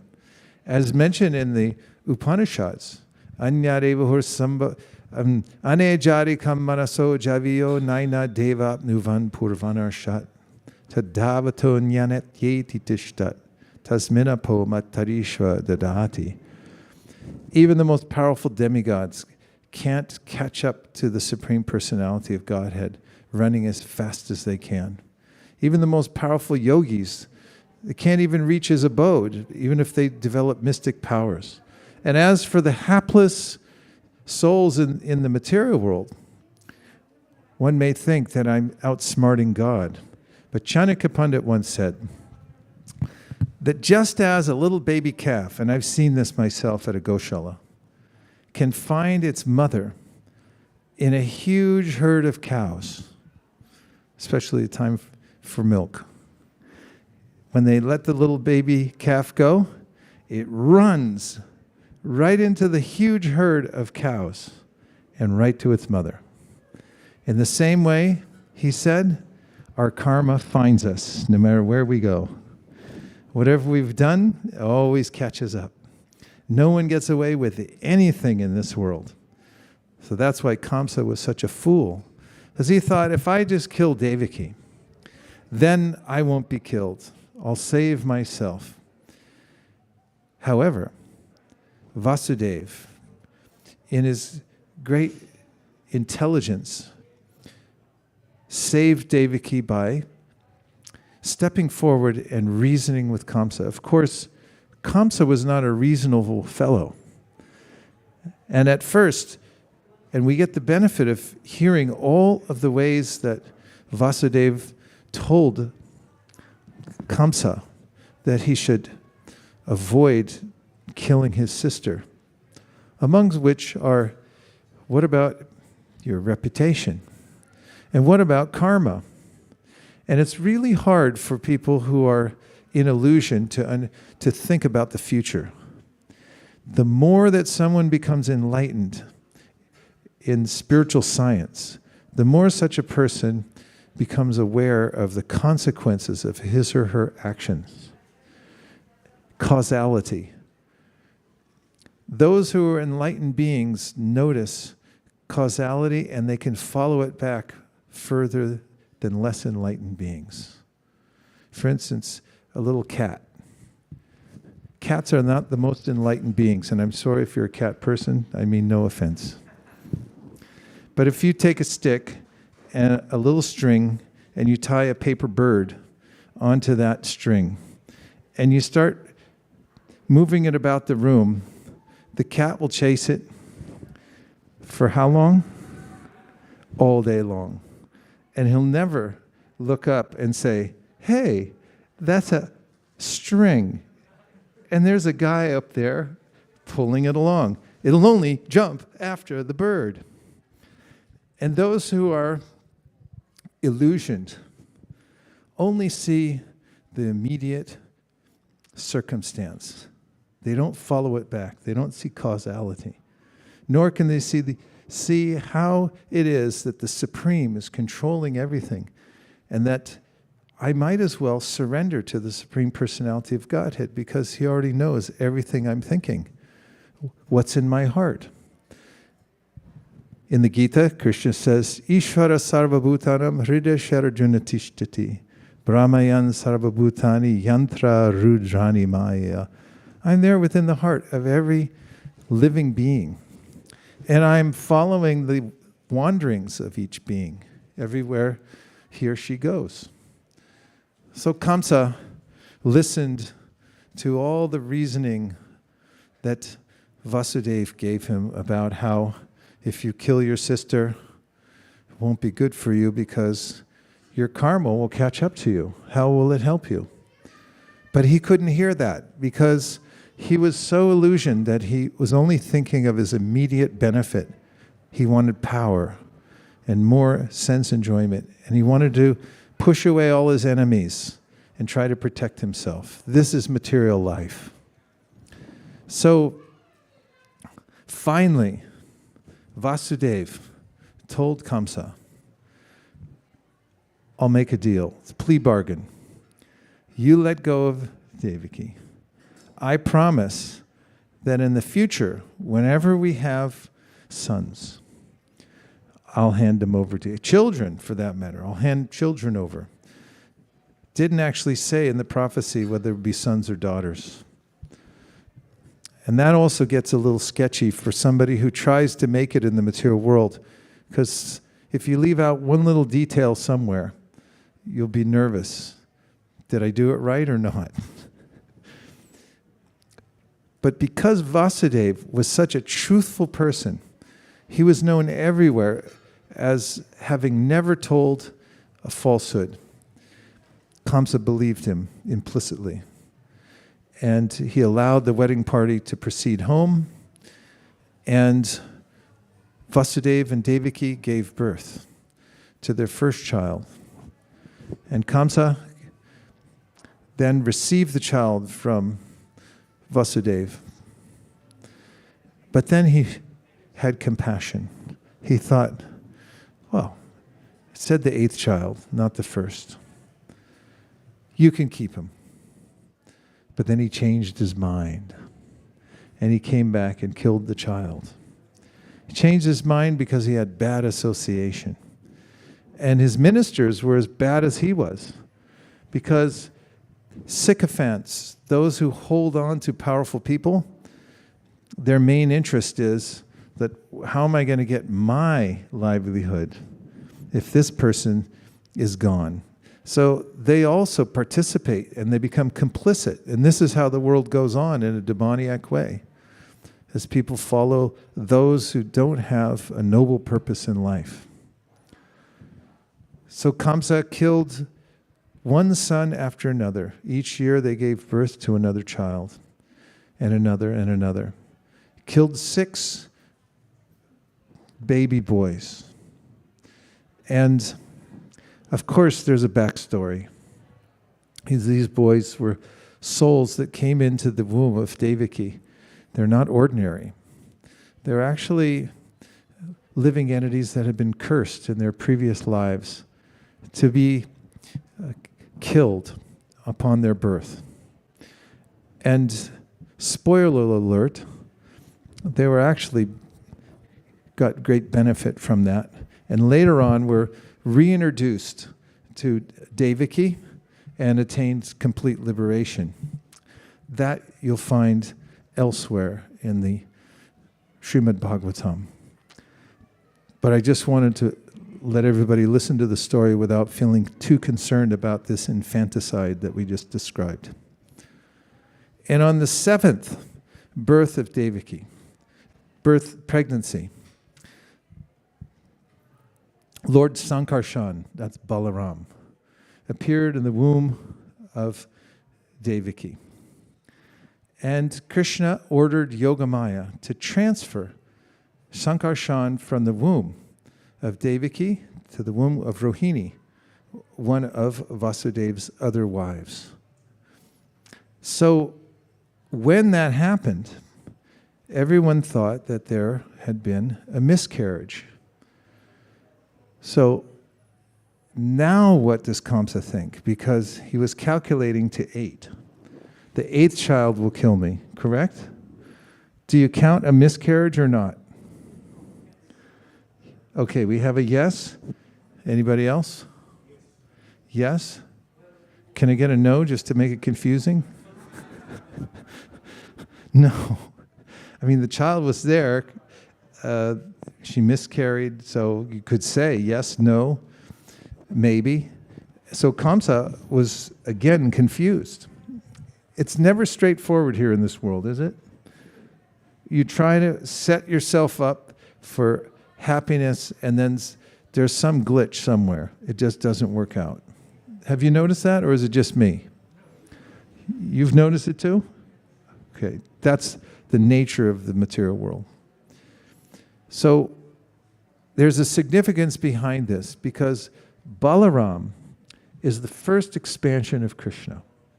When Krishna expands himself, he manifests in various forms in order to serve. In other words, Balaram is just like Krishna, only that he's white. And he has a different attitude. His attitude is that I'm a servant of Krishna. So Balaram comes before Krishna in order to help set the stage, he's known as the Adi Guru, or the original guru who clears the way so others can take to the path of Krishna consciousness. And in this case, he takes birth in the womb of Devaki to purify the womb before Krishna will take birth as the 8th son of Devaki. So now, when the time came for the birth of Krishna, Krishna appeared in the mind and the heart of Vasudeva, because he's a transcendental personality. And then he was transferred from the mind and heart of Vasudeva into the heart of Devaki. And this is what's known as Diksha. Divyam Jnanam Yato Dadyat Kurvat Sankshaya Shankshayam. Divya Jnanam. When we hear about Diksha, actually it means that if somebody you meet is carrying Krishna within his or her heart, they have developed true love for Krishna and have knowledge of Krishna, then if you spend time with that person, he or she can transfer that love and knowledge to your heart. This is called Diksha. And so Krishna then, in the womb of Devaki, was getting ready to appear, but before he did, Devaki became very beautiful. She was already beautiful, but she became effulgent. So much so that everyone started to notice it. And Kamsa became nervous that very soon the person who's going to kill me is going to appear from the womb of Devaki. So he was ready to kill the child when it would appear. So on this day, this very day, at midnight, 5,000 years ago, is when Krishna appeared in Mathura, in a prison, because Kamsa had imprisoned Devaki and Vasudeva. And now, when the midnight hour came, Krishna appeared as if he had been born from the womb of Devaki, only it was a peculiar birth in the sense that a normal baby looks like it just came out of the womb after 9 months. But when Krishna appeared, he didn't look like a normal baby. He had 4 hands, 4 arms. He was holding the symbols of Vishnu. He had hair in his head. He had a helmet, all the special ornaments of the Supreme. And Vasudeva and Devaki then began to offer prayers to the Supreme. And in her prayers, Devaki says,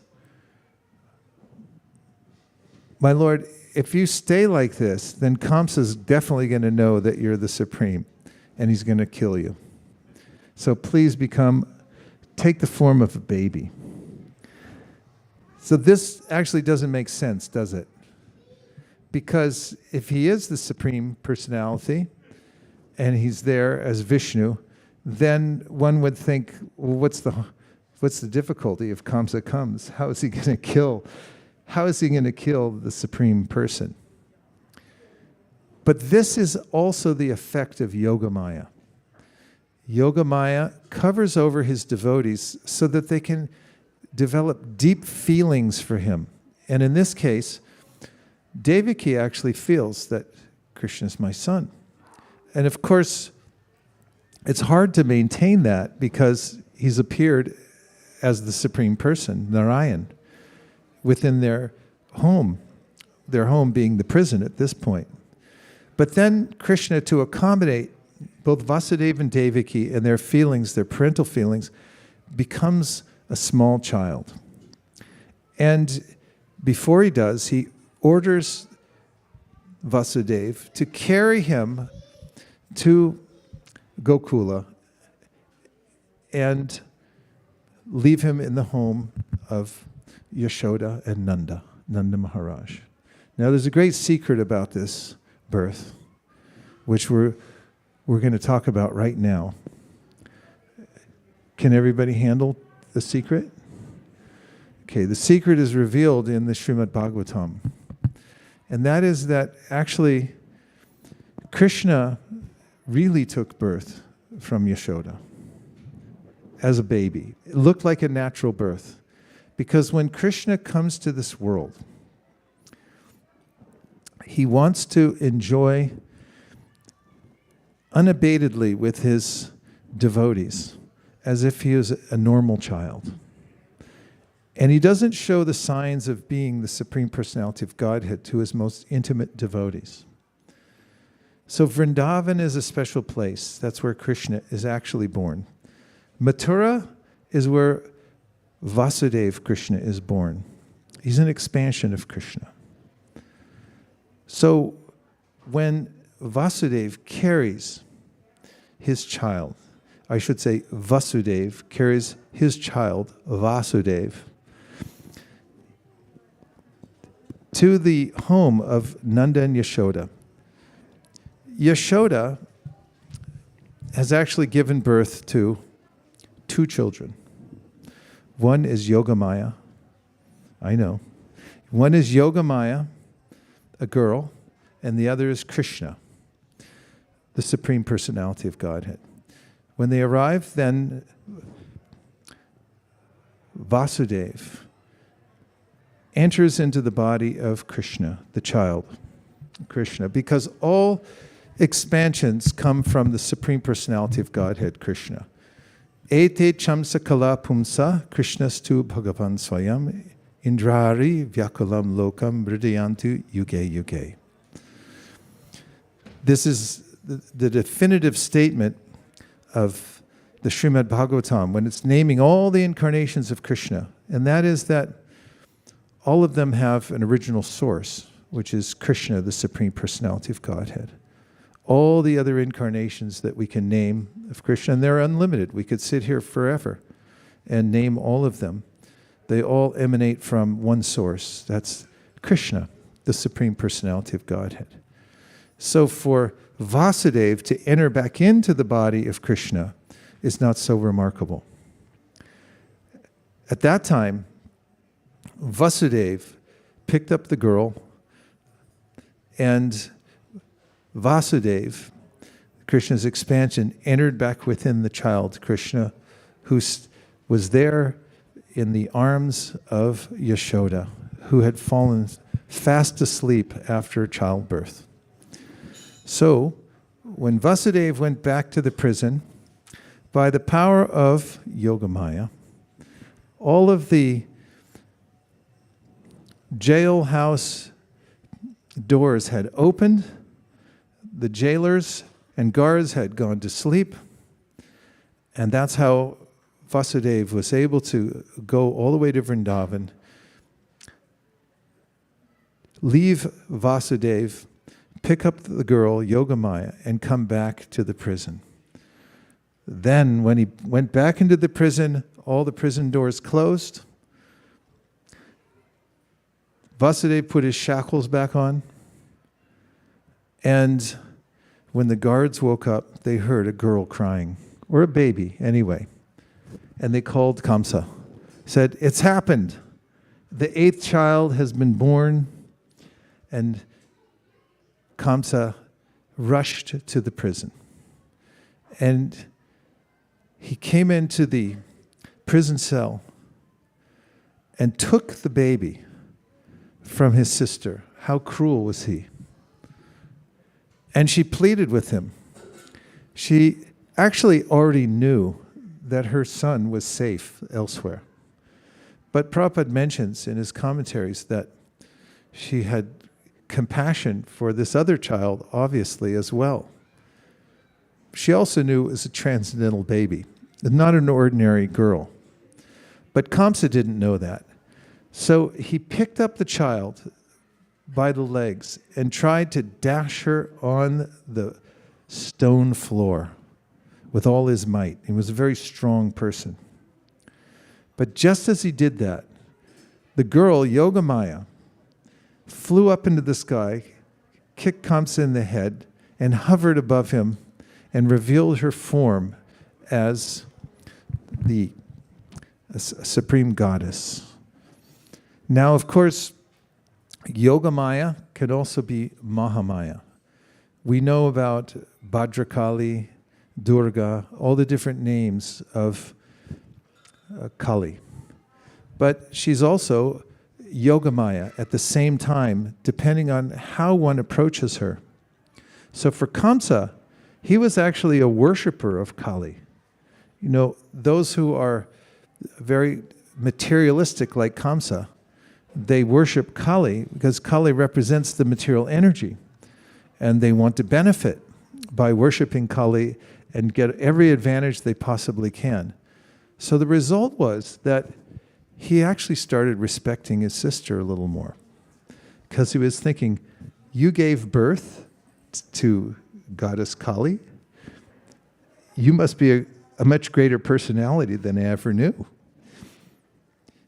Meanwhile, Krishna was there in Vrindavan with his, what some people call foster parents.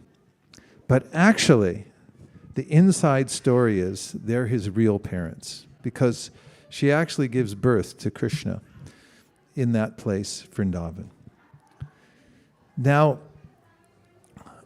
this was very confusing to Kamsa, because calculating the 8th child, and then it turns out to be a girl, and it turns out to be Mahamaya, and she flies in the sky and she's off and away.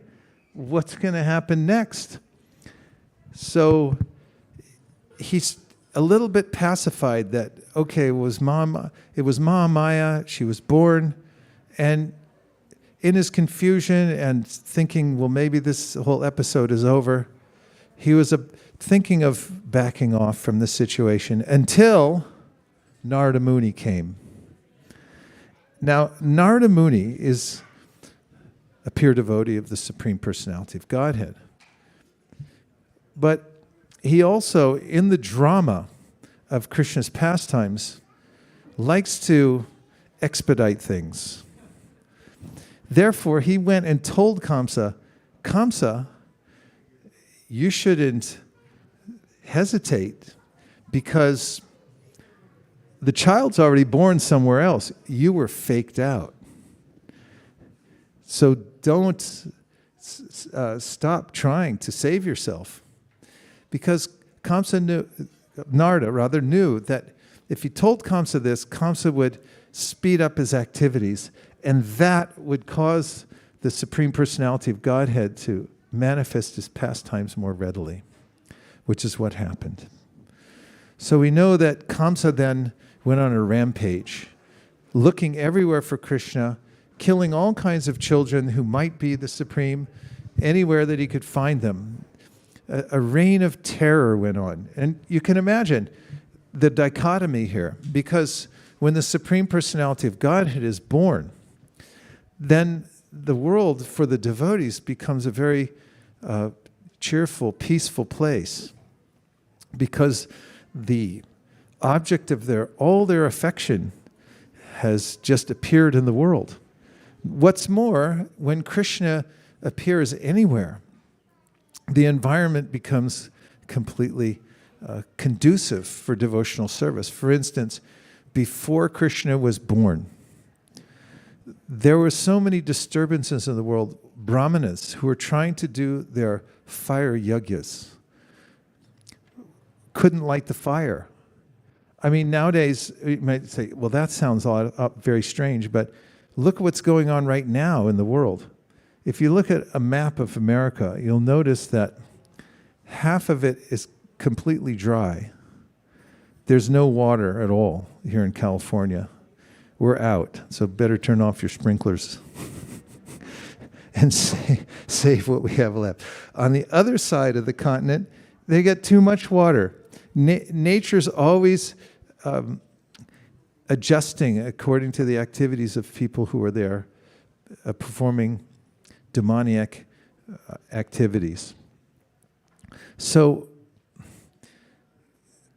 Kamsa began to send out different representative demons to try to kill Krishna. And who knows who's the first demon that Krishna killed? Okay. Putana? Everyone agree? Are you sure? Double down? Triple down?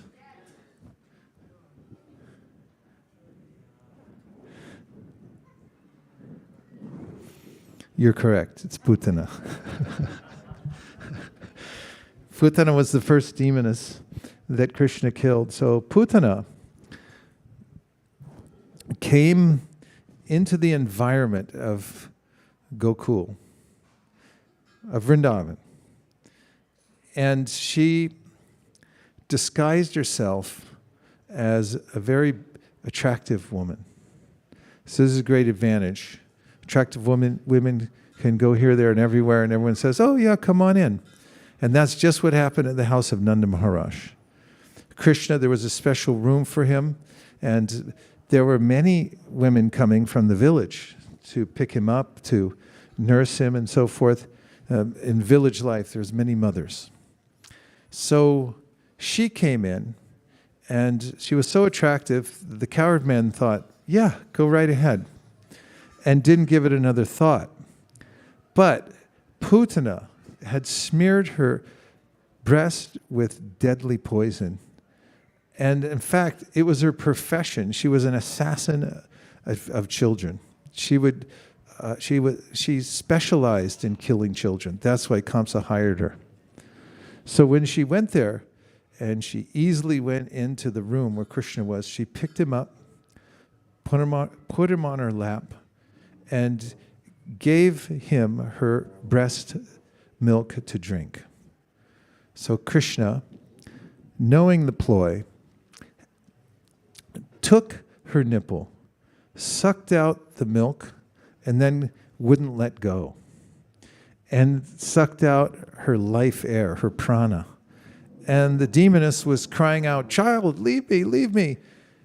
But he wouldn't let go, little baby Krishna. So this is an important lesson that we get from the Srimad Bhagavatam. Krishna is always God. And it doesn't matter if he appears in the form of a baby or a teenager or a 5-year-old child. He has all opulences. He has all strength, all knowledge, all beauty, all renunciation, in complete fullness, in full. And so Prabhupada mentions in his purport in the Sri Upanishad that God doesn't need to do weightlifting in order to get strong. Or mystic yogis, if they have really strong sadhana, they do their asanas, and then they sit and meditate, and they control their mind and senses and do the yamas and niyamas for many, many years, they can start to develop siddhis, mystic powers. But after some time, if they don't keep it up, these mystic powers dwindle, they lose them. But Krishna has all mystic powers, and he never loses them, and they never diminish. So when Putana had come in, she looked like a beautiful young maiden. But as Krishna killed her by sucking out her life air, she assumed her original form as a demoness, and she was 8 miles high. So when she died, she crashed to the ground, and as Krishna arranged, Kamsa had a very special orchard where he was cultivating the choicest fruits only for his enjoyment. And when Putana fell, she smashed only his orchard, and all of it was ruined as she fell. You'll notice in Krishna's pastimes that he accomplishes many things at once. And Krishna, as a little baby, then was crawling on her breast. It looked like a small mountain. And when all the residents of Vrindavan came and saw, there was baby, carefree, crawling on this huge demoness. So there's a little history that helps to show the character of Nanda. Nanda Maharaj is the father of Krishna. He's a Vaishya. Vaishyas, they're not politically minded. They're into protecting cows and doing some trade. But Kshatriyas, they have to be politicians. So Vasudeva was a politician, and he was a Kshatriya. And Nanda Maharaj is a simple Vaishya. So Vasudeva knew the secret of Krishna going into the home of Nanda and Yashoda, but Nanda and Yashoda didn't know. So he knew that Krishna was there, and therefore he had warned Nanda Maharaj that there's going to be trouble here, so you have to be careful. And when this happened, and Nanda Maharaj saw that there had been trouble, just as Vasudeva had predicted, he thought, this Vasudeva, he's a kind of prognosticator. He can see things that nobody else can see. So after that, as some of you said, and Sachini Prabhu said, that then there were other demons like Shakatasura, the cart demon. Krishna, just as a tiny little baby, during this period just after Putan was killed, there was a festival going on, and Yashoda put him in a safe place right near this cart. And Krishna had kicked the cart that had been possessed by a demon called Shakatasura, and just by touching how soft is a baby's foot and how tiny and small, he kicked the cart and it shattered into pieces. And everyone wondered, how could that have happened? Some of the younger boys who saw it acclaimed that Krishna had kicked the cart, but no one believed that that could have happened. And then there was Trinavarta. Trinavarta, another of the demons sent by Kamsa, who came in the form of a whirlwind. And one day, when Yashoda was holding her baby, he became as heavy as a mountain. And so she put him down. She couldn't hold him. And a few moments later, a huge whirlwind came. It was Trinavarta, and picked up the baby, who became light again so he could be lifted into the air by Trinavarta, who took him off. And nobody in Vrindavan could see anything because it was filled with dust. But baby Krishna was there in the arms of this demon, Trinavarta, enjoying the ride. This is Krishna. He grabbed the demon around the neck, assumed the weight of a mountain, and slammed him back to the ground, killing Trinavarta. And the baby was carefree, not harmed at all.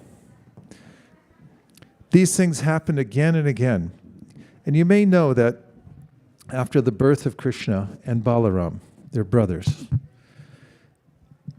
Balaram is the older brother of Krishna. In previous incarnations, for instance, with Ram and Lakshman, everyone knows Ram and Lakshman, because in India, when the Ramayana comes on television, the whole country shuts down. So he had been so upset in the previous incarnation that he had to do the bidding of Ram to leave Sita in the forest. That he said, I'm not doing this gig anymore, as a younger brother. So when Krishna and Balaram came, he came as the older brother. So they had their name-giving ceremony in a cowshed because the fear of Kamsa, because any of the children that were having a name-giving ceremony that would be suspect that they were born at that time, and Kamsa would come to kill them. At that time, Gargamuni, who was the great astrologer and priest for the family of Nanda Maharaj, told Nanda Maharaj that this is not an ordinary child. Your child will be as powerful as Narayan. And you should take very good care of him, because anyone who takes care of this child, he said, they will be taken care of. And so whenever some of these fantastical occurrences came into the lives of Nanda and Yashoda, they would remember the words of Gargamuni and say, yes, he told us that this isn't an ordinary child. And this is the overall mood in Vrindavan. They don't see that Krishna is God, because Krishna there suppresses his opulence as the Supreme Personality of Godhead, so that all his devotees can exchange loving relationships with him in Vrindavan. So that's a thumbnail sketch of the history of the birth of Lord Krishna in this world. And there's a whole book about Krishna called Krishna, the Supreme Personality of Godhead. And my spiritual master, Srila Prabhupada, wrote this. And this book changed the world, because up until he wrote this book, ISKCON, which is called the International Society for Krishna Consciousness, didn't have any money at all. One of the reasons was there was only one Indian in the whole ISKCON in the ISKCON organization. You know who it was? It was Prabhupada. No, Gopal Krishna Maharaj hadn't come yet. There were no upperly mobile people to help. Prabhupada came first to New York, and then he came to San Francisco. And there were young people that had joined. They didn't have occupations yet, most of them, many of them. And nor were they affluent, most of them. Sometimes there were exceptions, but in the beginning, it was very hard. Well, let me say, it was a very simple life, because devotees didn't have a lot of money. In fact, the way the whole movement went on in the beginning days was that Prabhupada had started a publication called Back to Godhead magazine when he was in India. And he had personally sold it, going shop to shop, because his spiritual master told him that what you should do as a service is print books and distribute them in the Western world. And so when Prabhupada came to America, he brought with him Srimad Bhagavatam that he had written while he lived in Jiva Goswami's old temple in Vrindavan, the Radha Damodar temple. He had written a translation and commentary to the first canto of Srimad Bhagavatam. You know, there's 12 cantos. And it was in 3 volumes. And so he brought that in trunks on the freighter that he came on, where he got free passage. He had no money at all. He sold 1 set to the captain, so he had $20. And then when he started his movement by sitting in a park and chanting Hare Krishna, and a few young people, after a while, almost a year, got interested, they started helping him. And one of the things they did was to start the publication of Back to Godhead magazine again. But it was very simple. It was just paper stapled together. And they would sell it on the street for 25 cents each. And I don't know about any of you, but 25 cents per copy, you have to sell a lot to maintain a house here in Silicon Valley, don't you think? To pay the property tax, you wouldn't be able to do it even. So ISKCON was a little lean at that time. In fact, Satyadev Prabhu and I can attest to the fact, even when I joined in 1973, he joined in 1970.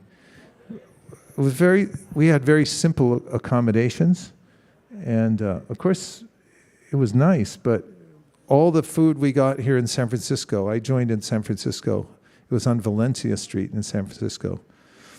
And most of the food came from our devotees going out to the food markets, and they would give us all the things that they couldn't sell because it had gone past the date. They were still okay, but it was not past the date, and we made do with whatever we could. So back to my point. Back to Godhead magazine was not generating a lot of money to spread the movement. But when this book came out, Krishna book, Prabhupada published it because he wasn't sure how long he was going to live. And he wanted to make sure that everyone not only got to read about Krishna, but also to see Krishna, because all of his books, especially this Krishna book, have 54 color prints, original paintings reproduced in prints in these books of Krishna's pastimes in the spiritual world. It's never been done before like this. And so he didn't have any money to publish the book. And there was a famous musician called George Harrison. He was part of a group called the Beatles. Have you heard of them? Okay, they have staying power. So he gave a donation to help print this book. He also wrote the introduction to the book. And that was a big deal back then. It gave it some credibility. Definitely credibility on the street, because when we used to offer these, especially to hippies, all you'd have to do is show this page and they'd buy it. See? George Harrison, and they'd take it. So what happened was a revolution in the Krishna conscious movement just after the Krishna book came out. And that was that rather than selling magazines for 25 cents, devotees started selling these books for $10. And nobody thought it could be done until somebody did it. Just like, you know the 4-minute mile? Roger Bannister? He was an English guy. Nobody had ever run a 4-minute mile ever in the world, in history. Have any of you ever run a 4-minute mile? Okay, so a 4-minute mile is a pretty fast pace. Nobody had ever done it, but Roger Bannister trained for it, and he broke the record. He went under 4 minutes in the mile. After that, it hadn't been done ever. But after he did it, everybody started doing it. Now you go to high school, kids can do it. So after somebody sold one of these, and then somebody else sold another one, and everyone saw you could do it, then devotees started selling thousands of them, and then tens of thousands, and then millions of copies of these books. And that's when there were lots of resources started to pour into ISKCON. So Krishna saved the world. And he saved ISKCON through appearing as this book, Krishna, the Supreme Personality of Godhead. And if you keep this book in your house, then all kinds of good things will start happening. You'll feel better every day about yourself. Your kids will look better. They'll run faster and jump higher. And you'll be peaceful all the time. Plus, you'll be wealthy.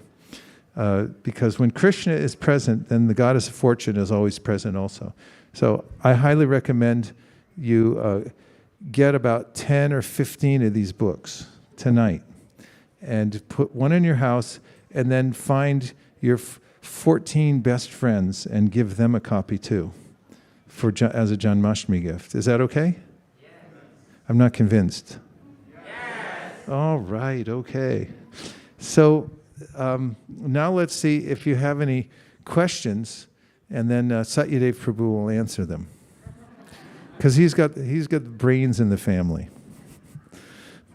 Do you have any reflections or questions? Yes. Let's pass the microphone around. Wherever the microphones might be. Here, could you grab that? Oh, yeah.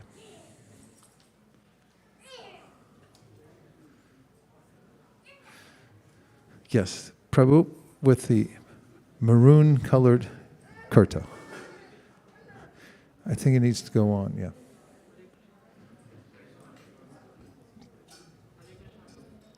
Could you turn on the mic, please? It's a white one. There you go. Yeah, Hare Krishna, Prabhu. I have a question that we know demigods are powerful. They are controlling different elements. So why they are so much afraid of demons? Like, can't they control, like, they can give them heart attack or something by killing them. So why they are so much afraid of demons and they go to Lord Brahma and then... Well, these are not ordinary demons who were appearing on the earth. Besides that, it's their duty to do administration. But the first point is valid. These were uncommonly powerful demons who had accumulated, who had come here and made Earth. They sort of colonized the Earth planet in order to conquer the rest of the universe. It's kind of like Star Wars. Although, you know, it's real. That's what they were doing at the time. It's there in the histories. Another question, follow-up question is that, like, we know that in this world we tried to do something, but if we are not qualified, we don't get it. But we see that demons praying to demigods, Lord Brahma, and getting boons. But Lord Brahma is the referee, so he can give the boons or not. So why he is always obliged to give the boons? Sachini Prabhu, would you like to answer? Could you rephrase that just a little bit? So in this world, like, when we try for something, we may get thing or not. Like, it's not always like what we try, we will get it. But in case of, we have seen that demons performing austerities and they get what they want from the, when they pray to the demigods like Lord Brahma. So shouldn't Lord Brahma has a say on it, like whether to give or not benediction? Have you heard of Lord Shiva? And his name is Asutosh, right? Easily pleased. So the demigods, even Lord Brahma, are easily pleased and they can give material benedictions. Of course, they're not independent of Krishna. And so they're happy to do that if someone pleases them. But if someone worships Krishna or Vishnu, Krishna may not give what they desire because he desires what's best for someone. And what's best for someone is to lose their attraction to the material world and reconnect with the Lord, because that's the only thing that ultimately will make us happy. Yeah, thanks. Just to augment that point, living entities and the devas have a symbiotic relationship. The demigods are not independent, as Sachini Prabhu was saying, because they're obligated by nature. They're also under the modes of nature. And so they're obligated when there is a certain kind of yajna performed, they have to give. There's a benediction, they have to hand it over. And so this is explained how there's this connection the living entities have, and Krishna talks about it in the 3rd chapter of the Bhagavad-Gita, the chakra of activity that happens here in the material world, and it's activated by certain kinds of yajnas. We find in the Vedas all these yajnas through which you perform, and then the devas then supply. because that's what they do. But as Sachini Prabhu said, Krishna is not part of that. He's beyond the control of the modes of material nature because they originate from him. Thank you. Thank you, Prabhu. 1, 2. Hare Krishna, Prabhu. Thank you very much for the wonderful class about Krishna's pastimes. So in the beginning, you were mentioning about the nature of Kamsa, how he was acting foolishly, trying to avoid his karma, and a short-term solution for his so-called problems. Ultimately, even if he kills Devki, he won't be able to escape whatever was destined for him. Now, when we see how to translate this in our lives, or in general the lesson we take, we see a lot of times we also try to do similar things, try to avoid hardships or troubles in the short term. Even as devotees, the first thing which came to my mind was the whole COVID situation, but that's just one example. Even otherwise, we try to go for the short term so-called solution rather than the ultimate solution, which is shelter of Krishna. So are we also being foolish when we take such measures to avoid physical discomfort in the short term? Prabhu?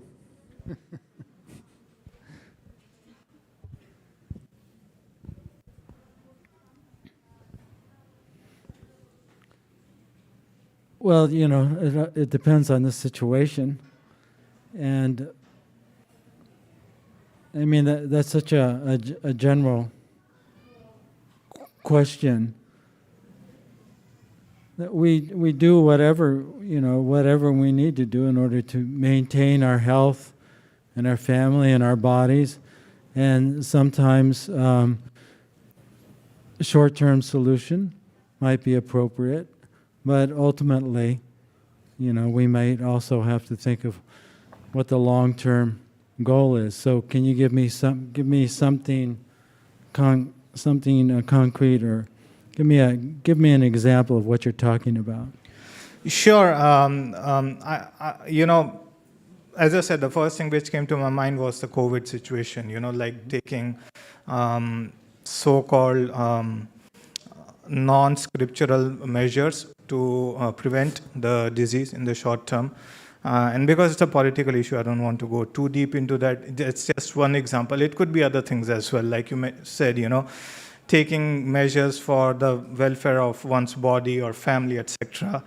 And so I understand what you said, and that's kind of my question is, if, short-term solution in the benefit of one's own health, family, well-being are good, then Kamsa was also in a way doing a good thing. Why do we look down at him as, being foolish? That's kind of my question here. Well, okay, let's take, for example, COVID, right? Ultimately, Krishna's maintaining everyone and protecting everyone. And as devotees, we have ultimately faith in that. But that doesn't mean that we don't wear a mask or that we don't get a vaccination. And there's also the question of karma. So we do both.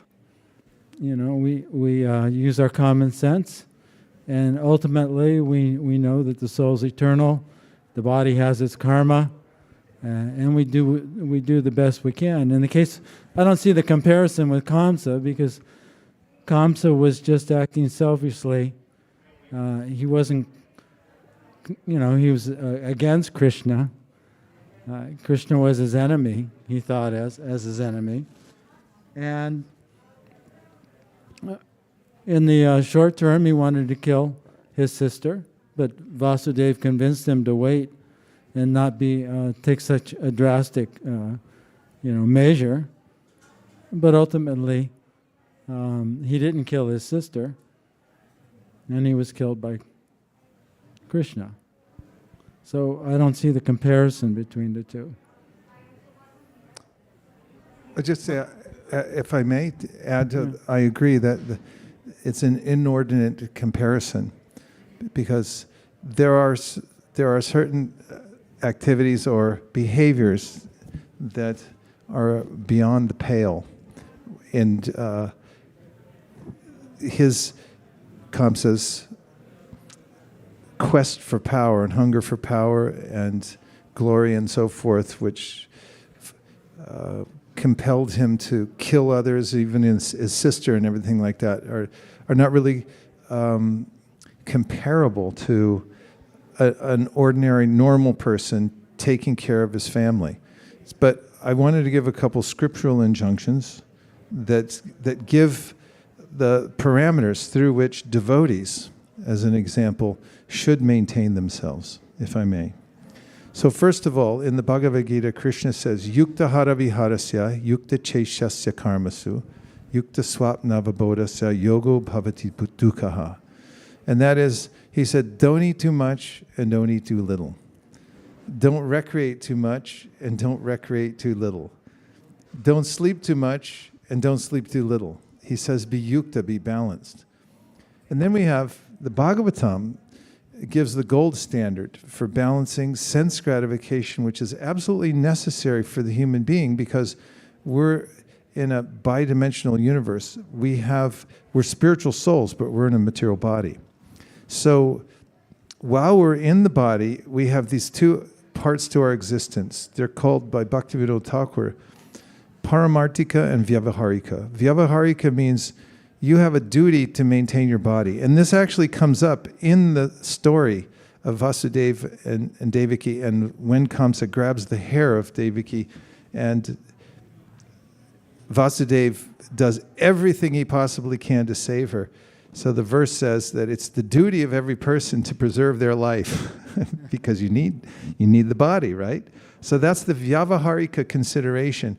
Even up to the point of, for instance, if you go for a job interview and they ask you where you're from, and you say, I'm from the spiritual world, you won't get the job. You have to be reasonable and say, I live in Cupertino, or wherever it may be, and go along with this aspect, because you need the body right now as a platform, and you're scripturally bound to protect it.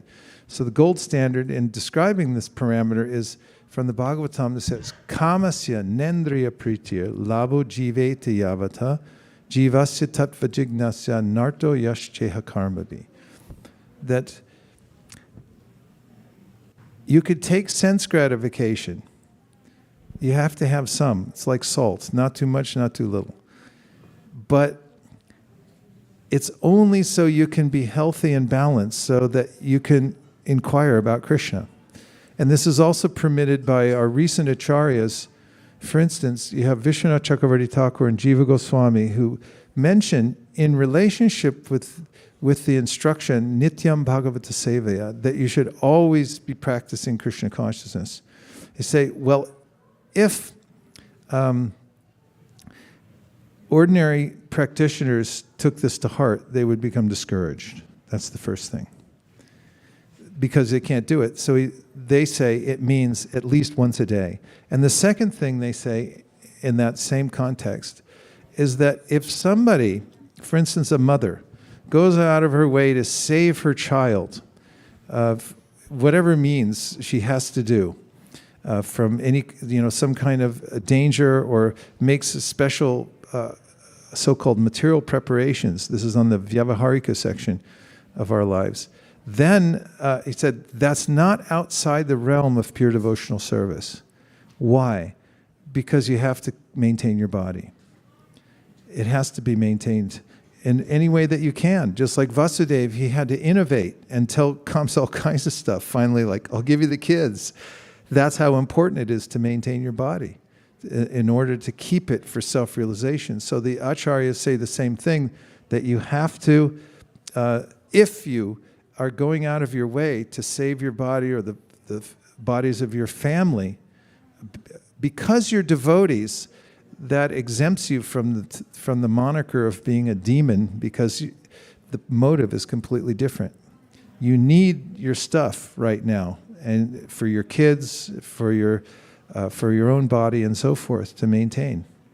So then, kamasya nendriya pratir, you can shorten it by saying, eat to live, don't live to eat.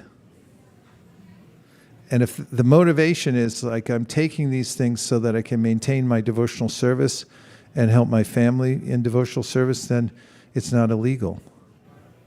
Sure. Thank you very much. Very nice explanation. Okay. Hare Krishna.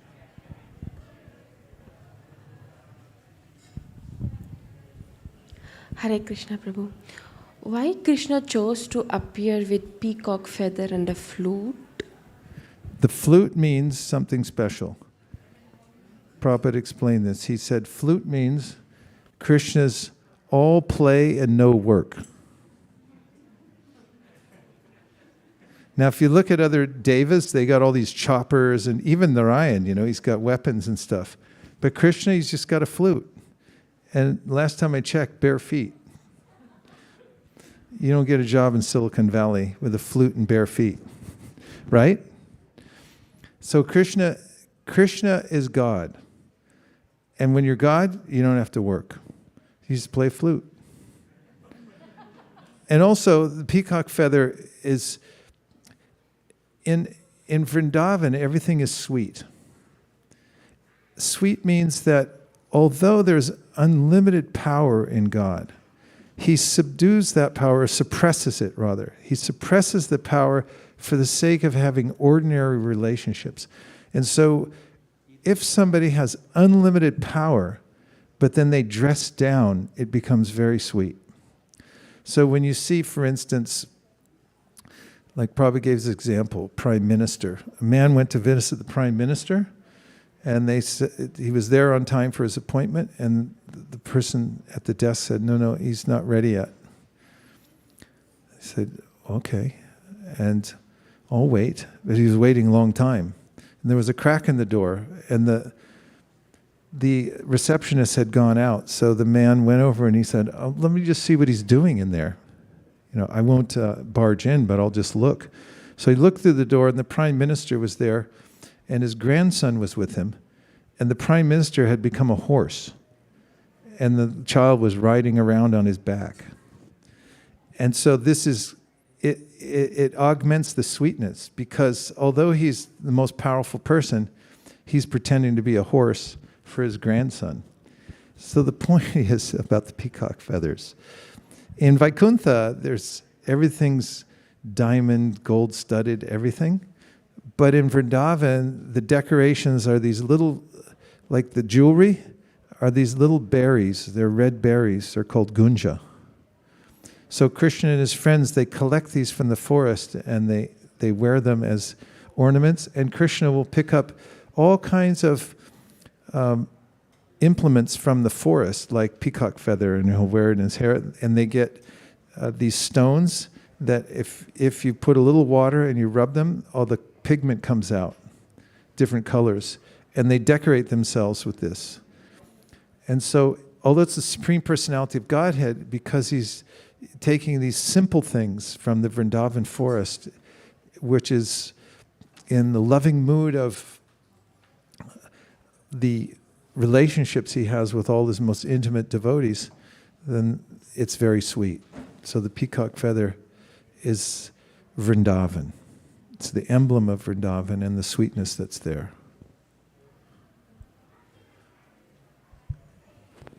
Do you want to add? Okay. No, that's nice. Thank you. I didn't know.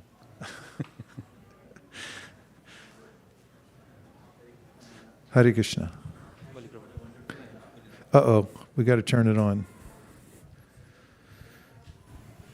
Okay.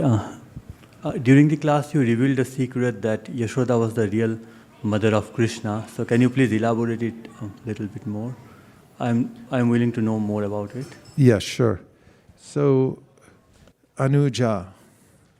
So, this is mentioned in the Bhagavatam about how when she is in the grips of Kamsa, she's described as Anuja, the younger sister, because she followed Anuja. She's born second. She's named as Anuja. So the acharyas, when we take these points, they're coming from the commentators, the great commentators, who will then explain what's actually going on in all the details. So you'll find in the Bhagavatam that this is elaborated upon. Prabhupada, in his purports, he quotes from the acharyas who explain how the circumstances are more than meets the eye, and it's there within the Sanskrit itself. And in other scriptures, like the Brahma Vaivarta Purana, give more elaborate detail about how this all takes place. And the acharyas quote from that to explain exactly what happens and who's who in the pastimes. And that is the full version of what's explained in the Bhagavatam. So she's born as the younger sister of Krishna at the same time. Then when he Vasudeva brings the child, he merges into the body of Krishna, and then Vasudeva takes the girl, the daughter, Anuja, back to the prison. And it appears to be a switch. Now there's one missing. That one missing is Vasudeva, who merged into the body of Krishna. That's the explanation given in the Bhagavatam. Thank you, Maharaj. Okay, Haribo. Vali Prabhu, is that you? Yes. Can't tell who anybody is with mask. Because if your smartphone can't tell you who you are by face recognition, it's hard for us too. Go ahead. So I just wanted to share one reflection, if you allow me. As she was pointing about the peacock feather and all, when Vasudeva saw Krishna appeared in his room in the same Bhagavatam, I just read a little bit the sloka. Tam adbhutam balakam ambujekshanam chaturbhujam sankha gadadi udyadhadam srivasya lakshmam galasobhi kaustubham pitambaram sandapayoda sobhagam mahara vaidurja kirita kundalam tuisha parishukta sahasra kundalam udadma kanchi anakta kunkanadibhi virocha mam vasudeve akshata. So Sridhar Swami and many Acharya, especially Vishwanath Chakravarti Thakur, mention that even though Vasudeva is the eternal father of Krishna, and he was pointing out to the people, you don't become a bhavuka just by seeing Krishna's video, I go embrace it or whatever. He is an eternal father, but he is praising Krishna, even though his son, just like that you have Chaturbhuja, you have appeared, all these characteristics as Srivasa and Vaidurjamani, and that is the way he is approaching. So as a devotee, we should also always approach God by appreciating, praising him with awe and reverence. That was one of our reflection in the fund collections donations box today. People are discussing and we are saying how we can approach Krishna. So Haribol. Thank you very much. Hare Krishna. Prabhu. Radhe Radhe. Radhe Radhe. Thank you. So I have a very basic question. It came in the morning in my mind, so I'll just ask it now. So we have so Lord Krishna in Hindi. It generally means something which is in brown skin color tone or something like a dark skin color tone. But why do we always see, or why does always Lord Krishna portray as this sky blue color always in the picture? Why is that? Well, that's his color. So he's described in the Shastra, which, see, there's what's called revealed scripture, through which the form of God, his how he looks, where he lives, who his associates are, and so forth, is revealed. And I would say, well, how do we accept that? So in any knowledge system, you have to have some axiomatic truth to start with. It's like, it's true in geometry. You have to have a given before you can start to do solutions, right? And as explained by Socrates, there's a way in which you have to have, at some point in a knowledge system, as a rational human being, you have to have self-effulgent or self-revealing information. In other words, it's a perfect source and you accept it. And then you go from there. So the Vedas are co-eternal with the Supreme Personality of Godhead, and they're perfect. And they describe the abode of God. Om Tad Vishnu Paramam Param Sada Pashanti Suryaho Diviva Chakshuratatam Tad Vipraso Vipanyavo Jagravansaha Simindate Vishnu Yat Paramam Param. It's describing the Paramam Padam, the supreme abode of the Lord, where it is, how he lives there and so forth, what all his expansions are. And so these are given the characteristics of the Supreme Personality of Godhead. But as far as Krishna's bluish color, it's known in aesthetic literature in India as the color of that evokes the feeling of romantic love, the bluish color. Not that it's created by those who compiled the aesthetic scriptures, but that's Krishna's mood anyway. He's Raso Vaisaha. He's described in the Taittiriya Upanishad as the source of all rasa, which means of all loving relationships that everyone's looking for. So he would be the most beautiful. He's described as Kandarpakoti Kamaniya Vishesha Shobham. If you take Cupid, has anybody ever seen Cupid? That's because he doesn't have a body. You know why he doesn't have a body? Because Shiva burned him to ashes. Because once Shiva was sitting meditating, and Cupid went there on the behest of the other devas to try to agitate Lord Shiva. You know Cupid is, right? He has little arrows. Anybody? Yeah, you're familiar, right? You ever got shot? No? Where you been? Cupid shoots in like, oh, who are you? Next thing is the next thing. So then Cupid once tried to influence Lord Shiva. He was meditating. He opened up his third eye. He saw Cupid there who had just tried to shoot him with an arrow, although unsuccessfully. And a beam of light came out from his third eye, and he burned Cupid not to ashes, but to nothing. It was so hot. And so Cupid is known as Ananga. He doesn't have a body. So he's even more dangerous. Now I forgot your point. Or maybe it was my point. I got carried away. Oh, Srivas Prabhu. Kandarpakoti, Kamaniya Vishesha Shobham. So if you take Cupid, you multiply millions of times. That's the beauty that's there within the body of Krishna, the embodiment of all beauty. That's why he's called Krishna, because he's all attractive. If you can imagine Cupid, like have you ever seen an attractive person in this world? Anyone? Really, where? Everywhere. They're pretty rare these days. But anyway, I mean, some places you go, it's like, wow, that's a pretty attractive person. But then if you think of the most attractive person you've ever seen, and just remember how hard it was to not look at them. Have you ever had that experience? Like everyone's going, it's like, stop it, you know. But you can't help it because they're so attractive.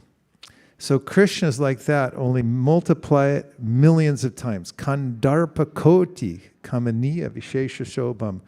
And that's his attractive feature. No one can help themselves. When they hear about him, when they see him, they can't help but think of him and look at him, and they just want to chant his names and be with him and everything.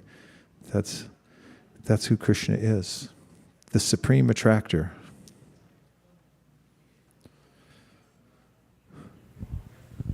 Yes. Radhe Krishna. How can I see Krishna? How could I meet Krishna? Well, Satyadev knows, so you can answer this one. I don't know either.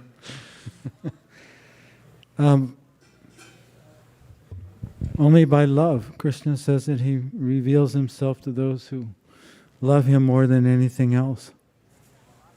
And so, by chanting his holy name, the love's there within us. That's part of who we are. Lord Chaitanya describes that the love is eternally there within the soul. Nityasiddha Krishna Prema. So we have this love for God, but now we're not looking towards Him. We're distracted by His illusory energy in this world. And as long as our attraction is focused without and lost in our mind, thinking about this false self that we are, with so many desires, unfulfilled dreams, that's where our attraction is often, right? Or in our cell phone, or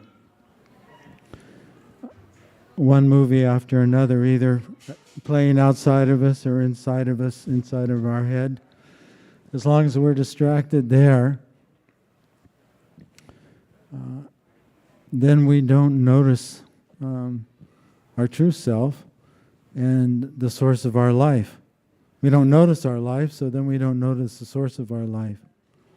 So by chanting the holy name, by focusing within, by discovering who we really are, then we start to feel our connection with Krishna, and then we also see Krishna within everything, because everything comes from Krishna. And so the love is a form of gratitude and appreciation. Yeah. And when our attraction is so strong that nothing else attracts us except for Krishna, then He'll reveal Himself. It's like in a relationship, right? When we first get to know each other, first we're introduced to somebody. If we're just walking down the street and we don't know each other, then we'll just pass each other by. But if somehow or other someone has introduced us, maybe just one time we've made contact, and now we recognize that person and we say, "Oh, I met you, in the office the other day," or, I was with a friend and we got introduced. We don't know each other very much. But the more we spend time together, the more we get to know each other, then the relationship develops. And it's only when we really, really trust each other that we start to reveal who we are to the other person. So our relationship with God is the same way. We have to reestablish our trust, because somehow or other we've turned our face away from the Lord. And we're in a dream state, imagining that we're somehow separate from Him. It's kind of comical in one sense, because if you look at a sun ray, and if the sun ray said that I'm not connected with the sun, I exist independent of the sun, it's a joke.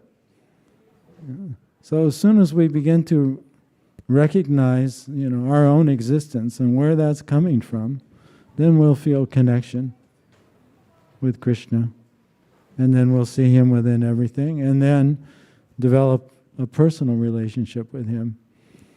And when it's very, very strong, and there's complete trust and surrender, then Krishna will reveal Himself. It's not something that we can do on our own, just like we can't force another person to trust us, or to reveal themselves to us, or to love us. Thank you. Mm-hmm. Thank you. Great answer.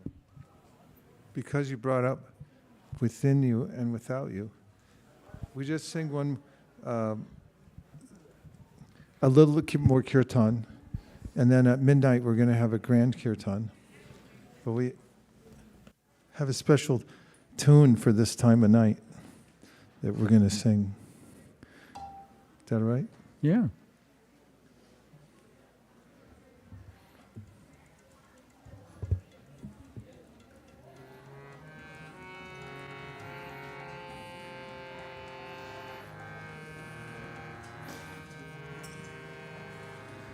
Hare Krishna,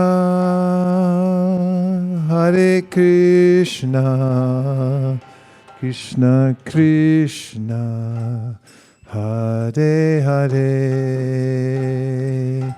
Hare Rama, Hare Rama, Rama Rama, Hare Hare.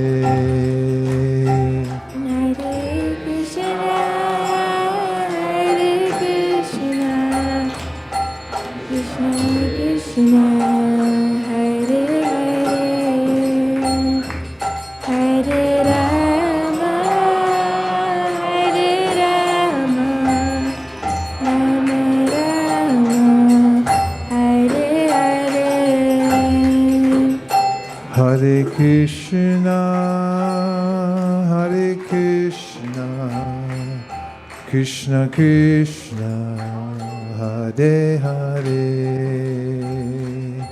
Hare Rama, Hare Rama, Rama Rama, Hare Hare.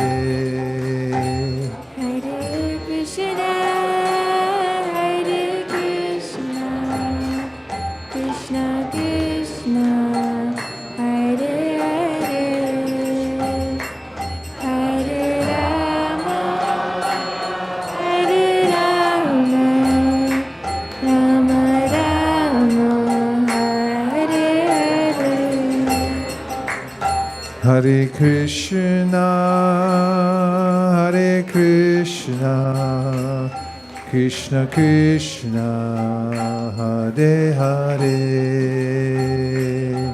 Hare Rama, Hare Rama, Rama Rama, Hare Hare.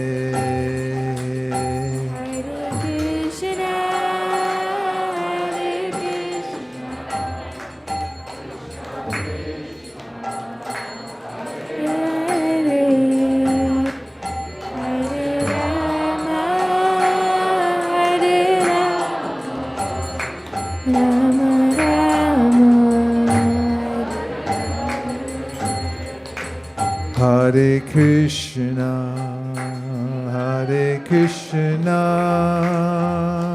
Krishna Krishna, Hare Hare, Hare Rama, Hare Rama, Rama Rama, Hare Hare.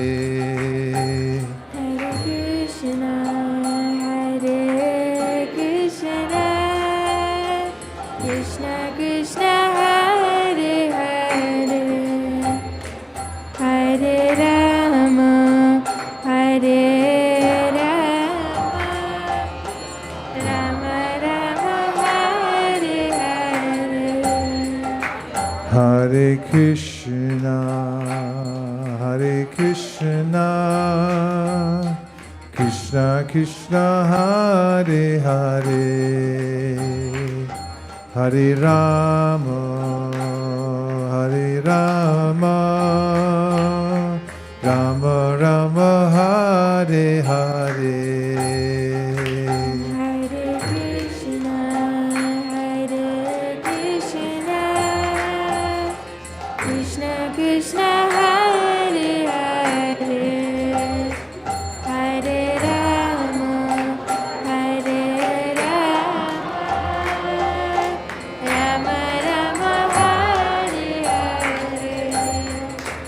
Hare Krishna, Hare Krishna,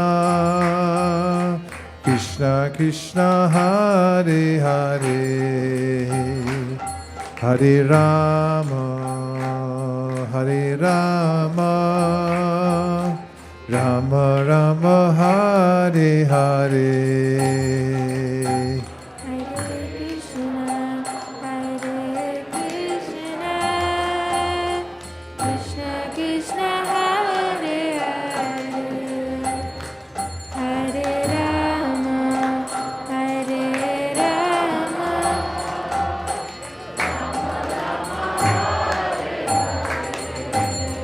Hare Krishna, Hare Krishna, Krishna Krishna, Hare Hare, Hare Rama, Hare Rama, Rama Rama, Hare Hare.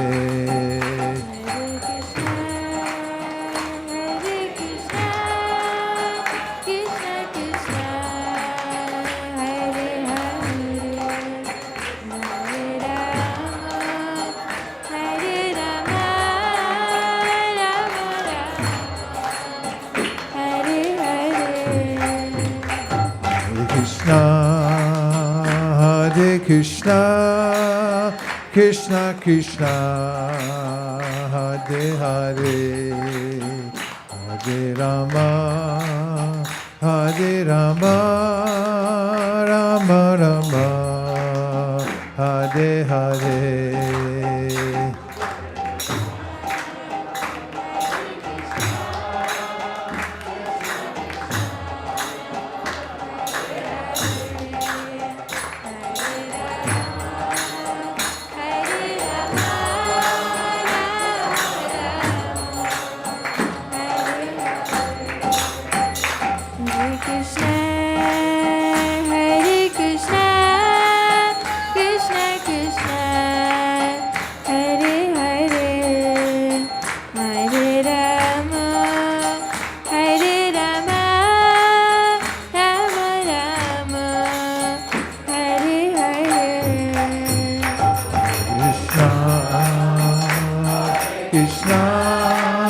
Krishna Krishna, Hare Hare, Rama, Hare Rama, Hare Hare. Hare Krishna, Krishna Krishna, Hare Hare, Hare Rama, Hari Bol.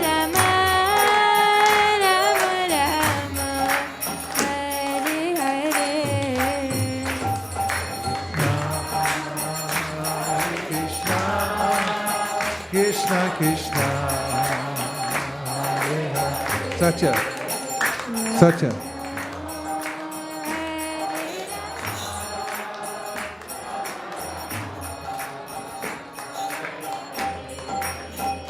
Hare Krishna, Hare Krishna, Krishna Krishna, Hare Hare, Hare Rama, Hare Rama, Rama Rama, Hare Hare. Krishna, Hare Krishna, Krishna Krishna, Hare Hare, Hare Rama, Hare Rama,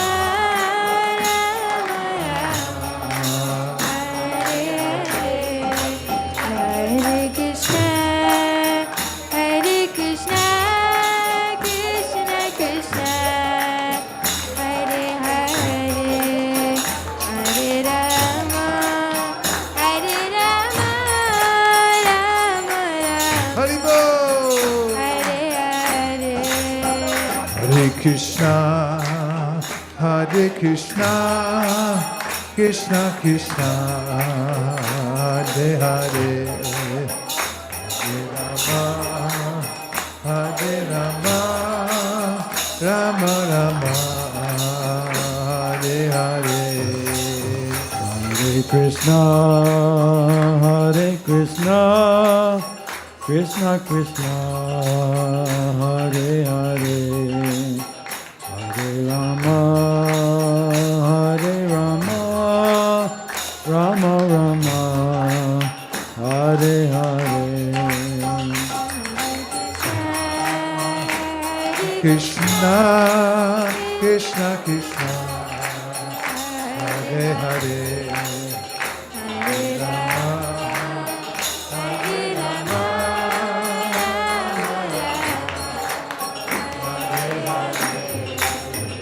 Hare Krishna, Hare Krishna, Krishna Krishna, Hare Hare, Hare Rama, Hare Rama, Rama Rama, Hare Hare.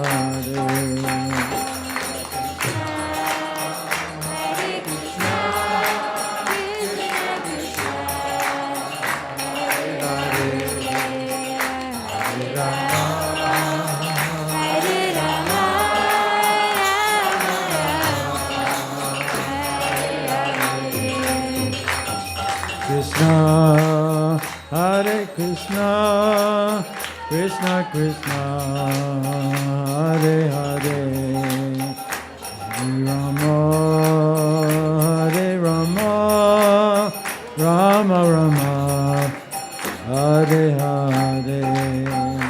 Hare Krishna, Hare Krishna, Krishna Krishna, Hare Hare, Hare Rama, Hare Rama, Rama Rama, Hare Hare.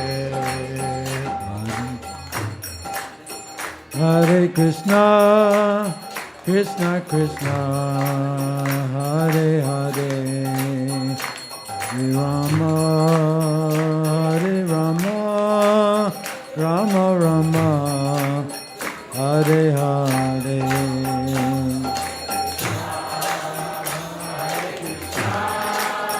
Krishna Krishna,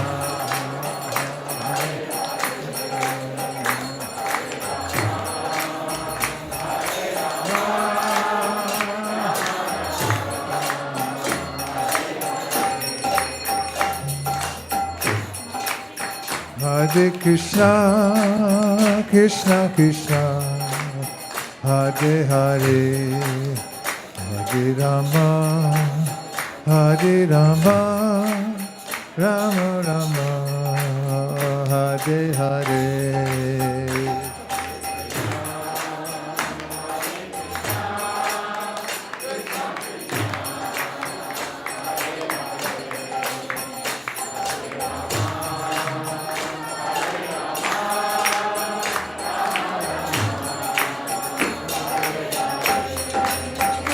Hare Krishna, Hare Krishna, Krishna Krishna, Hare Hare, Hare Rama, Hare Rama, Rama Rama, Hare Hare.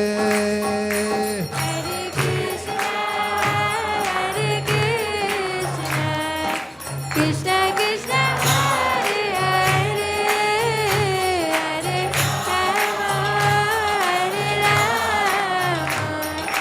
Rama Rama. Hare Krishna, Hare Krishna, Krishna Krishna, Hare Hare, Hare Rama, Hare Rama, Rama Rama, Hare Hare.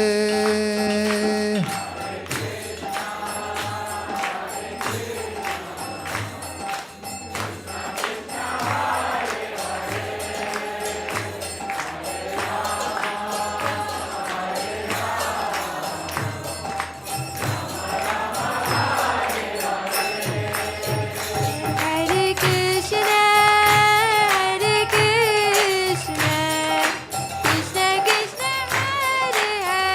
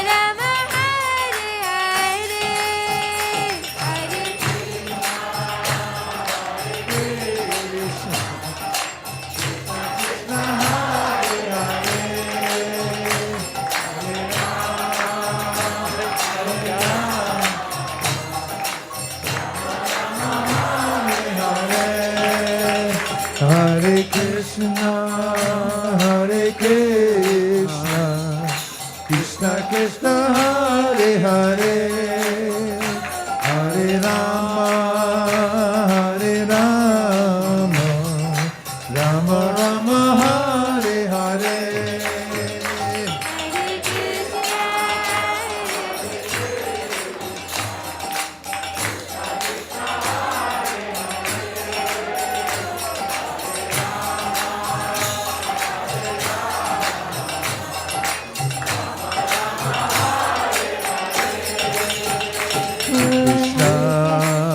Hare Krishna, Krishna Krishna, Hare Hare, Hare Rama, Hare Rama, Rama Rama, Hare Hare.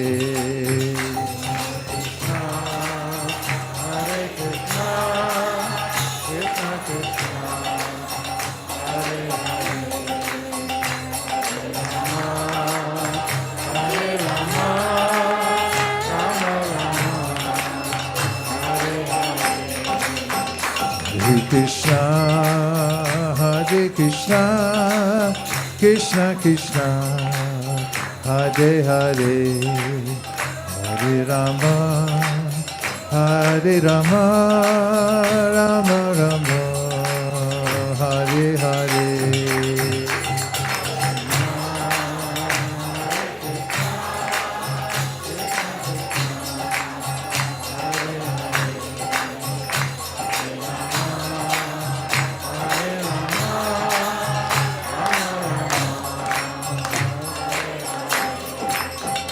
Hare Krishna, Hare Krishna, Krishna Krishna, Hare Hare, Hare Rama, Hare Rama, Rama Rama, Hare Hare.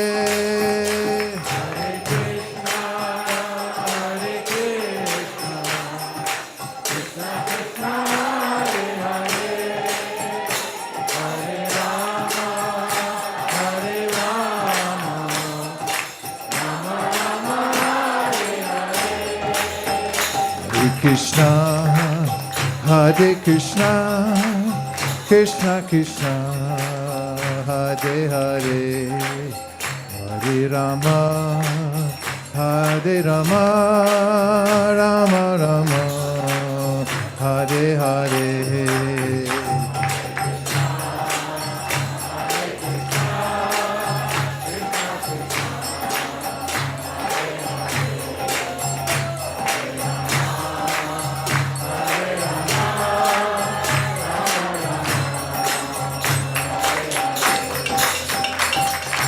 Hare Krishna, Hare Krishna, Krishna Krishna, Hare Hare, Hare Rama, Hare Rama, Rama Rama, Hare Hare. Hare Krishna, Krishna Krishna, Hare Hare, Hare Rama, Rama, Hare Hare. Hare Krishna, Krishna Krishna, Hare Hare, Hare Rama, Rama, Hare Hare. Hare Krishna, Krishna Krishna, Hare Hare, Hare Rama, Rama, Hare Hare. Hare Krishna, Krishna Krishna, Hare Hare, Hare Rama, Rama. Hare Krishna, Krishna Krishna, Hare Hare, Hare Rama, Rama, Hare Hare. Hare Krishna, Krishna Krishna, Hare Hare, Hare Rama,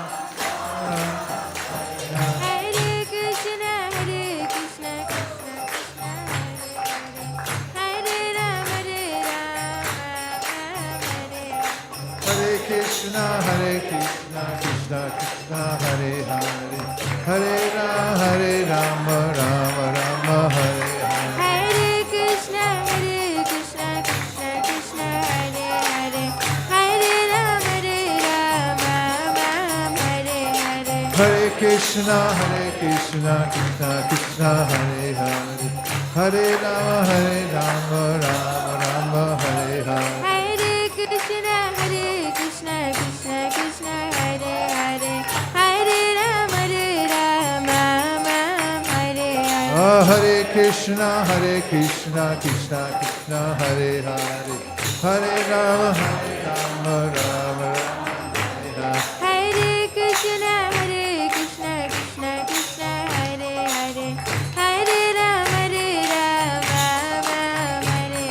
Hare Krishna, Krishna Krishna, Hare Hare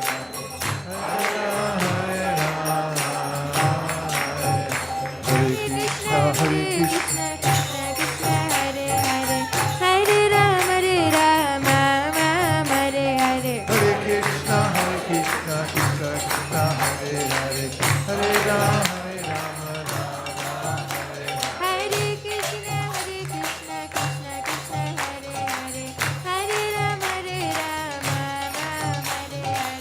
Krishna, Krishna Krishna, Hare Hare, Hare Rama,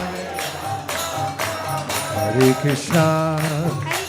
Krishna, Krishna Krishna, Hare Hare, Hare Rama, Rama Rama, Hare Hare.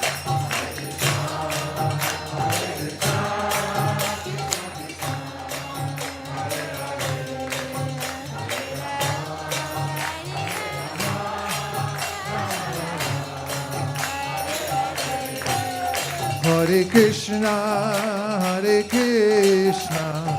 Krishna Krishna, Hare Hare, Hare Rama, Rama Rama, Hare Hare.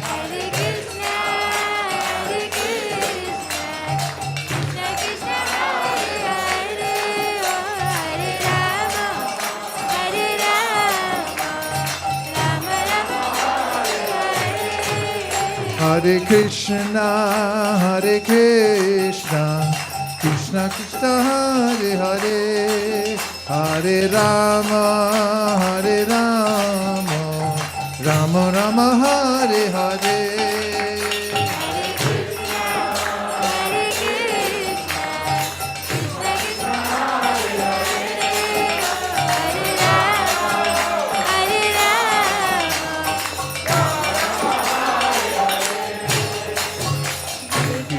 Hare Krishna, Krishna Krishna, Hare Hare, Hare Ram, Ram Ram, Hare Hare.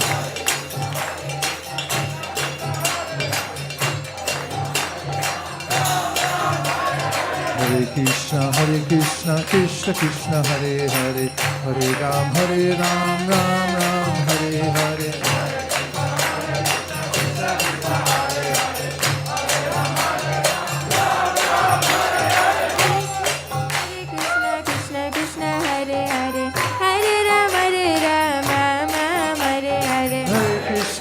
Krishna Krishna, Hare Hare, Hare Ram, Ram Hare. Hare Krishna, Krishna Krishna, Hare Hare, Hare Ram, Hare Hare.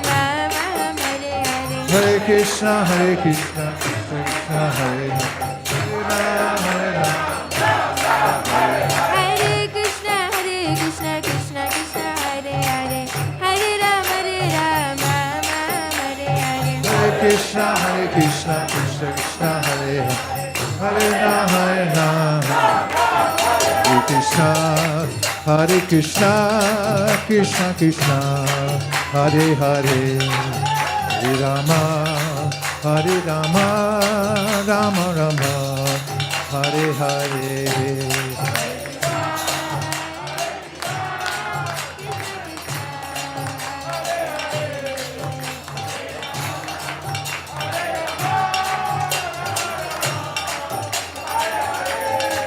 Hare Krishna,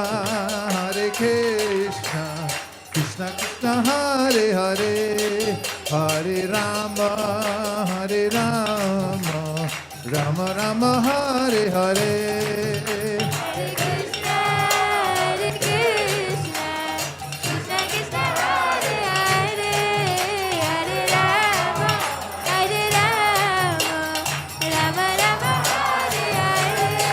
Hare Krishna,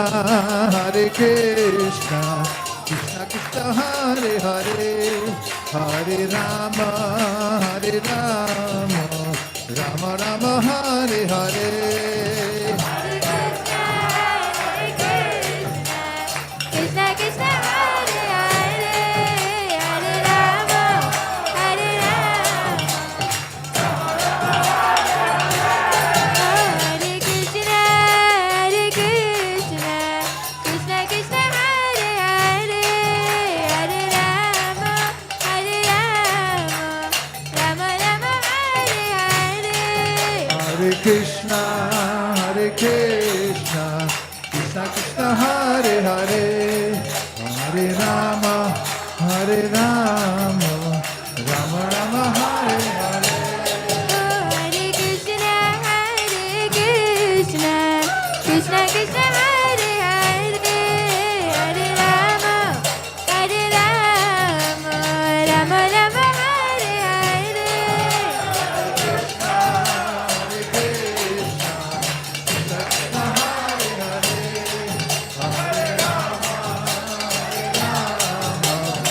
Rama Rama Hare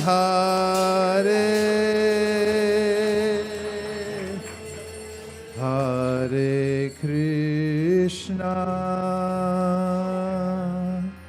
Hare Krishna,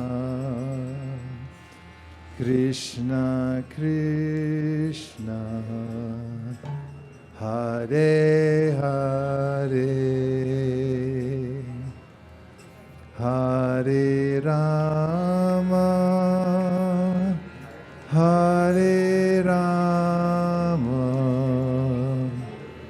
Rama Rama, Hare Hare.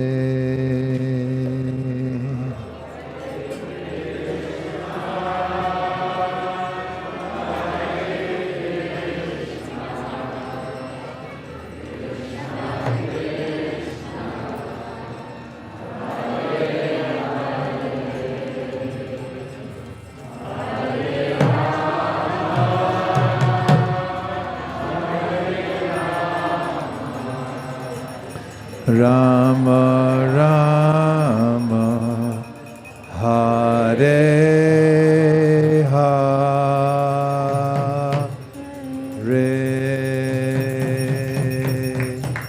Gaur Premanande, Nitai Gaura Haribo, Haribo, Haribo, Nitai Gaura Haribo.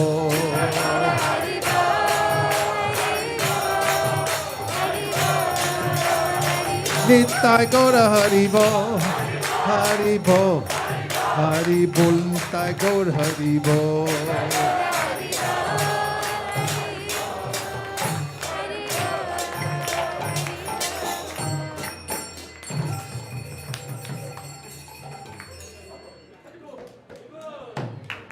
Hare Krishna.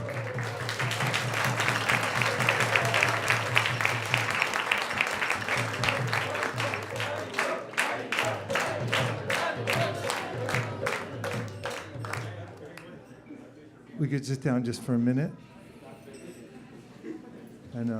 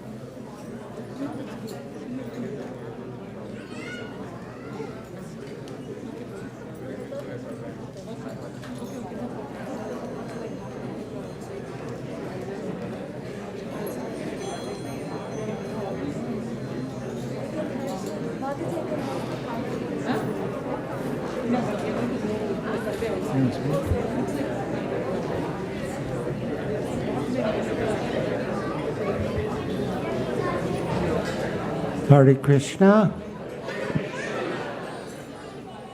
So we thank you for joining us on the most auspicious occasion of Sri Krishna Janmashtami. The celebration of these holy days is one of the many gifts that Srila Prabhupada has given us when he came to America and presented Krishna consciousness. When Srila Prabhupada first came, a Swami, or so-called Swami, in another mission, told Srila Prabhupada that now you've come to America, you have to learn how to eat with knife and fork. And Srila Prabhupada said, no, I'm going to teach them to eat without knife and fork. So Srila Prabhupada has given us a whole culture in Bombay. I was approached to write a contribution to a book called Gurus, God Men, and Good People, which featured about a dozen spiritual personalities, or so-called spiritual personalities. And the idea was that a follower of each personality should write the chapter about the personality. So they approached me to write the chapter about Srila Prabhupada. And I informed Srila Prabhupada by letter about the invitation, and he replied through his secretary, and I think it was appropriate that he replied through his secretary, because it might have sounded a bit proud if he had said it himself. But his basic answer was that he had taken, it should be presented that he had taken the Vedic culture from India and transplanted it in toto in America. And he said, just like with a tulsi sapling, if you're going to transplant a tulsi sapling, you have to be very careful when transplanting it so that it's not damaged or harmed or compromised in any way. And so, Srila Prabhupada said that among all swamis, he stands alone in, and he said not only has he presented the Vedic culture as it is, but people are accepting the Vedic culture as it is. And the particular process that Srila Prabhupada gave us, coming from Sri Chaitanya Mahaprabhu, is Kevala Anandakanda, which means simply joyful. Just chanting, dancing, feasting, and philosophy. Once one of Srila Prabhupada's disciples was speaking in front of Srila Prabhupada and explaining more or less what I just said, that our philosophy is chanting, dancing, feasting, and philosophy, and a little work. And Srila Prabhupada interrupted him and said, no work. So then the disciple continued, chanting, dancing, feasting, and philosophy, and a very little work. And again, Srila Prabhupada interrupted it. No no work. So, yeah, Srila Prabhupada has given us a very simple and sublime process, and it leads to the highest destination. Srila Vishwanath Chakravarti Thakur gives a beautiful example to illustrate how this process can elevate anyone to the highest position. It's Chaitanya Mahaprabhu's mercy. And he said it's just like a king who has many valuable jewels in his treasury. And he's intoxicated, and he goes out and he starts distributing these most precious gems and jewels to anyone he sees on the street. And he says that's the mood of Sri Chaitanya Mahaprabhu. He's intoxicated on love of God, and he's taking these most precious gems of Krishna consciousness and distributing them freely to anyone and everyone. And Srila Prabhupada, pursuant to the mission of Sri Chaitanya Mahaprabhu, through parampara, through the order of his spiritual master, he came to the West, and he has given us this simple and sublime process. Just chanting, dancing, feasting, and philosophy. And the association of devotees. Srila Prabhupada said Krishna consciousness is 90% association. And we're fortunate to have such a wonderful community of devotees here. There's very nice, sweet devotees under the leadership of Vaisesika Prabhu and Nirakula Mataji. And so that association is very relishable. I just spoke to a person who's relatively new, just I think in the last few months, came from India to the area. And she was saying how nice the people are. They're just so friendly and encouraging and supportive. So yeah, it's really a wonderful community. So that 90% of Krishna consciousness is association, and this is wonderful association. And I don't know if it's off topic, but last night I went to Bhakti SF, and I was really pleased with the program there. So many new people from all different types of backgrounds coming, and it reminded me of the early days when Srila Prabhupada first came to America and was preaching to newcomers. So that was also very enlivening and encouraging. So there's still 10 minutes, so but I think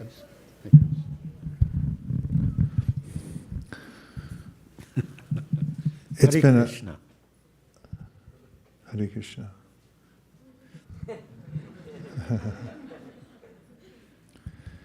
I would like to hear from anybody about anything that some of you have been here all day since morning. We started this morning at 4:30 a.m. and some have been here all day. Some have just come here. What's one thing that you're taking home with you today? Of course, the Artik isn't over for the evening, but is there one impression?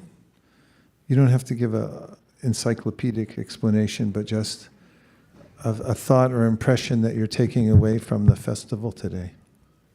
Someone can share. Cooperation means? The more detail, I said not encyclopedia, but what happened? Did you see somebody cooperating somewhere?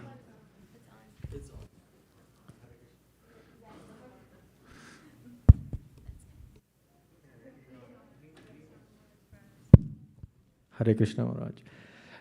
What I meant by cooperation was I was outside, trying to do some volunteering service, and I was seeing kids, adults, of all ages, trying to receive people that were coming from outside, trying to get them in, show them where the darshan was. So everybody was, trying to work in harmony and cooperation. That's what I exactly meant by that. And did they do it?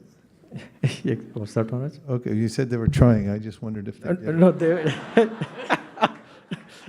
they were doing it, sorry. They did it. Okay. Yeah. Haribol. Let's take a couple more. Yes, an impression you're taking away from the festival. I feel hope in today's time of having this celebration and joy. So I feel hope. That's good. That's a good sentiment to have. Yes, behind you. Hare Krishna. So this is the first time I'm attending it over here. I used to attend Janmashtami festival in India all the times, every year. And what I'm taking from here is the energy. It's a lot of energy, a lot of positive energy, and I think I'm taking it with me home today. That's so nice. Haribol. Okay, what did you see, hear, smell, taste, feel that you're taking home with you that's going to get passed on to other people? Yes. Right over here, under the Srila Prabhup's Vyasasana. Hare Krishna, Krishna Krishna, Hare Hare. We try to fit in as many mantras as possible. Go ahead.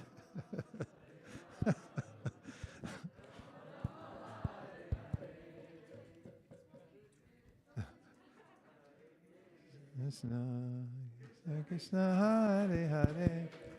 Is it on?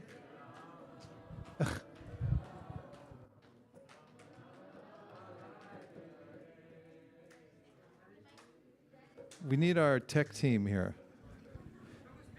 Hello. Yeah, it's on. There you go. Hey, Hare Krishna, Prabhu. Hare Krishna. So, what I'm taking home is as she said, so I'm from India, and this is the first time I'm actually visiting this kind of festival. I'm always used to be at home during these kind of festivals, and especially Janmashtami is very favorite to me. And only one thing comes to my mind is I feel home here. Haribol.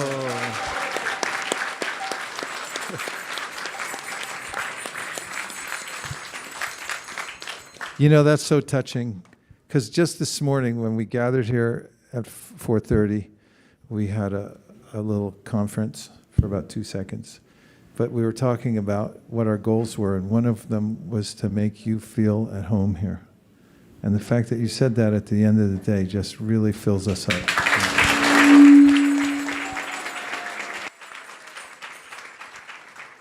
I think credit goes to everyone. Yeah. Thank you, Prabhu. Baba. Watch out, it's hot. Hare Krishna Maharaj. Hot mic. I was feeling really droopy right before the kirtan started, and then when the kirtan started, I got up and started dancing with the devotees. I was mind blown. How did I get that energy? And then I was just thinking how kirtan. So what's the lesson? Kirtan. Kirtan. Okay. Gives you energy. Kirtan. Hare Krishna, Hare Krishna, Krishna Krishna, Hare Hare, Hare Rama, Hare Rama, Rama Rama, Hare Hare. So we have 5 more minutes. Okay, we have one for the close.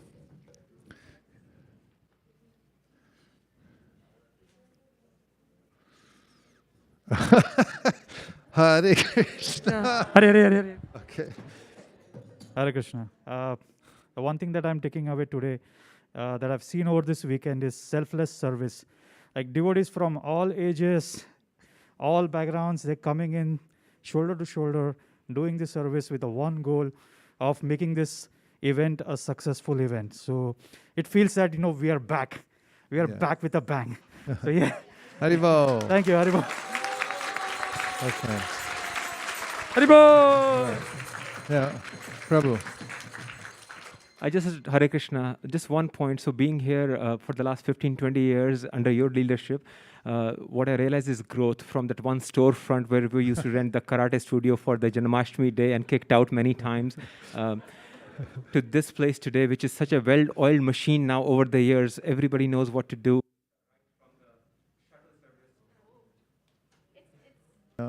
And come to Janmashtami. We have Janmashtami every day, by the way.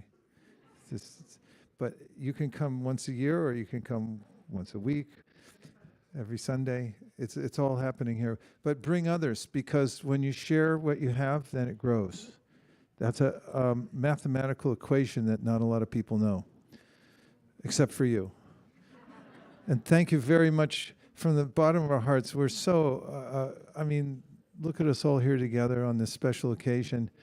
Let's take it all out and give it to as many people as possible and try to make it a dent in the world such that it is, and do good for others. Thank you very much, everybody. Haribol.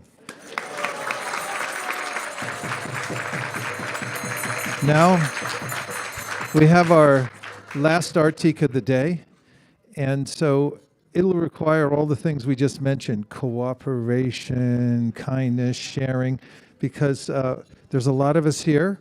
So we're going to move very skillfully all of the asanas that are on the floor. We'll put them neatly stacked in the back here so everyone has no obstruction on the ground. And then we'll all stand up for the evening artik. Hare Krishna.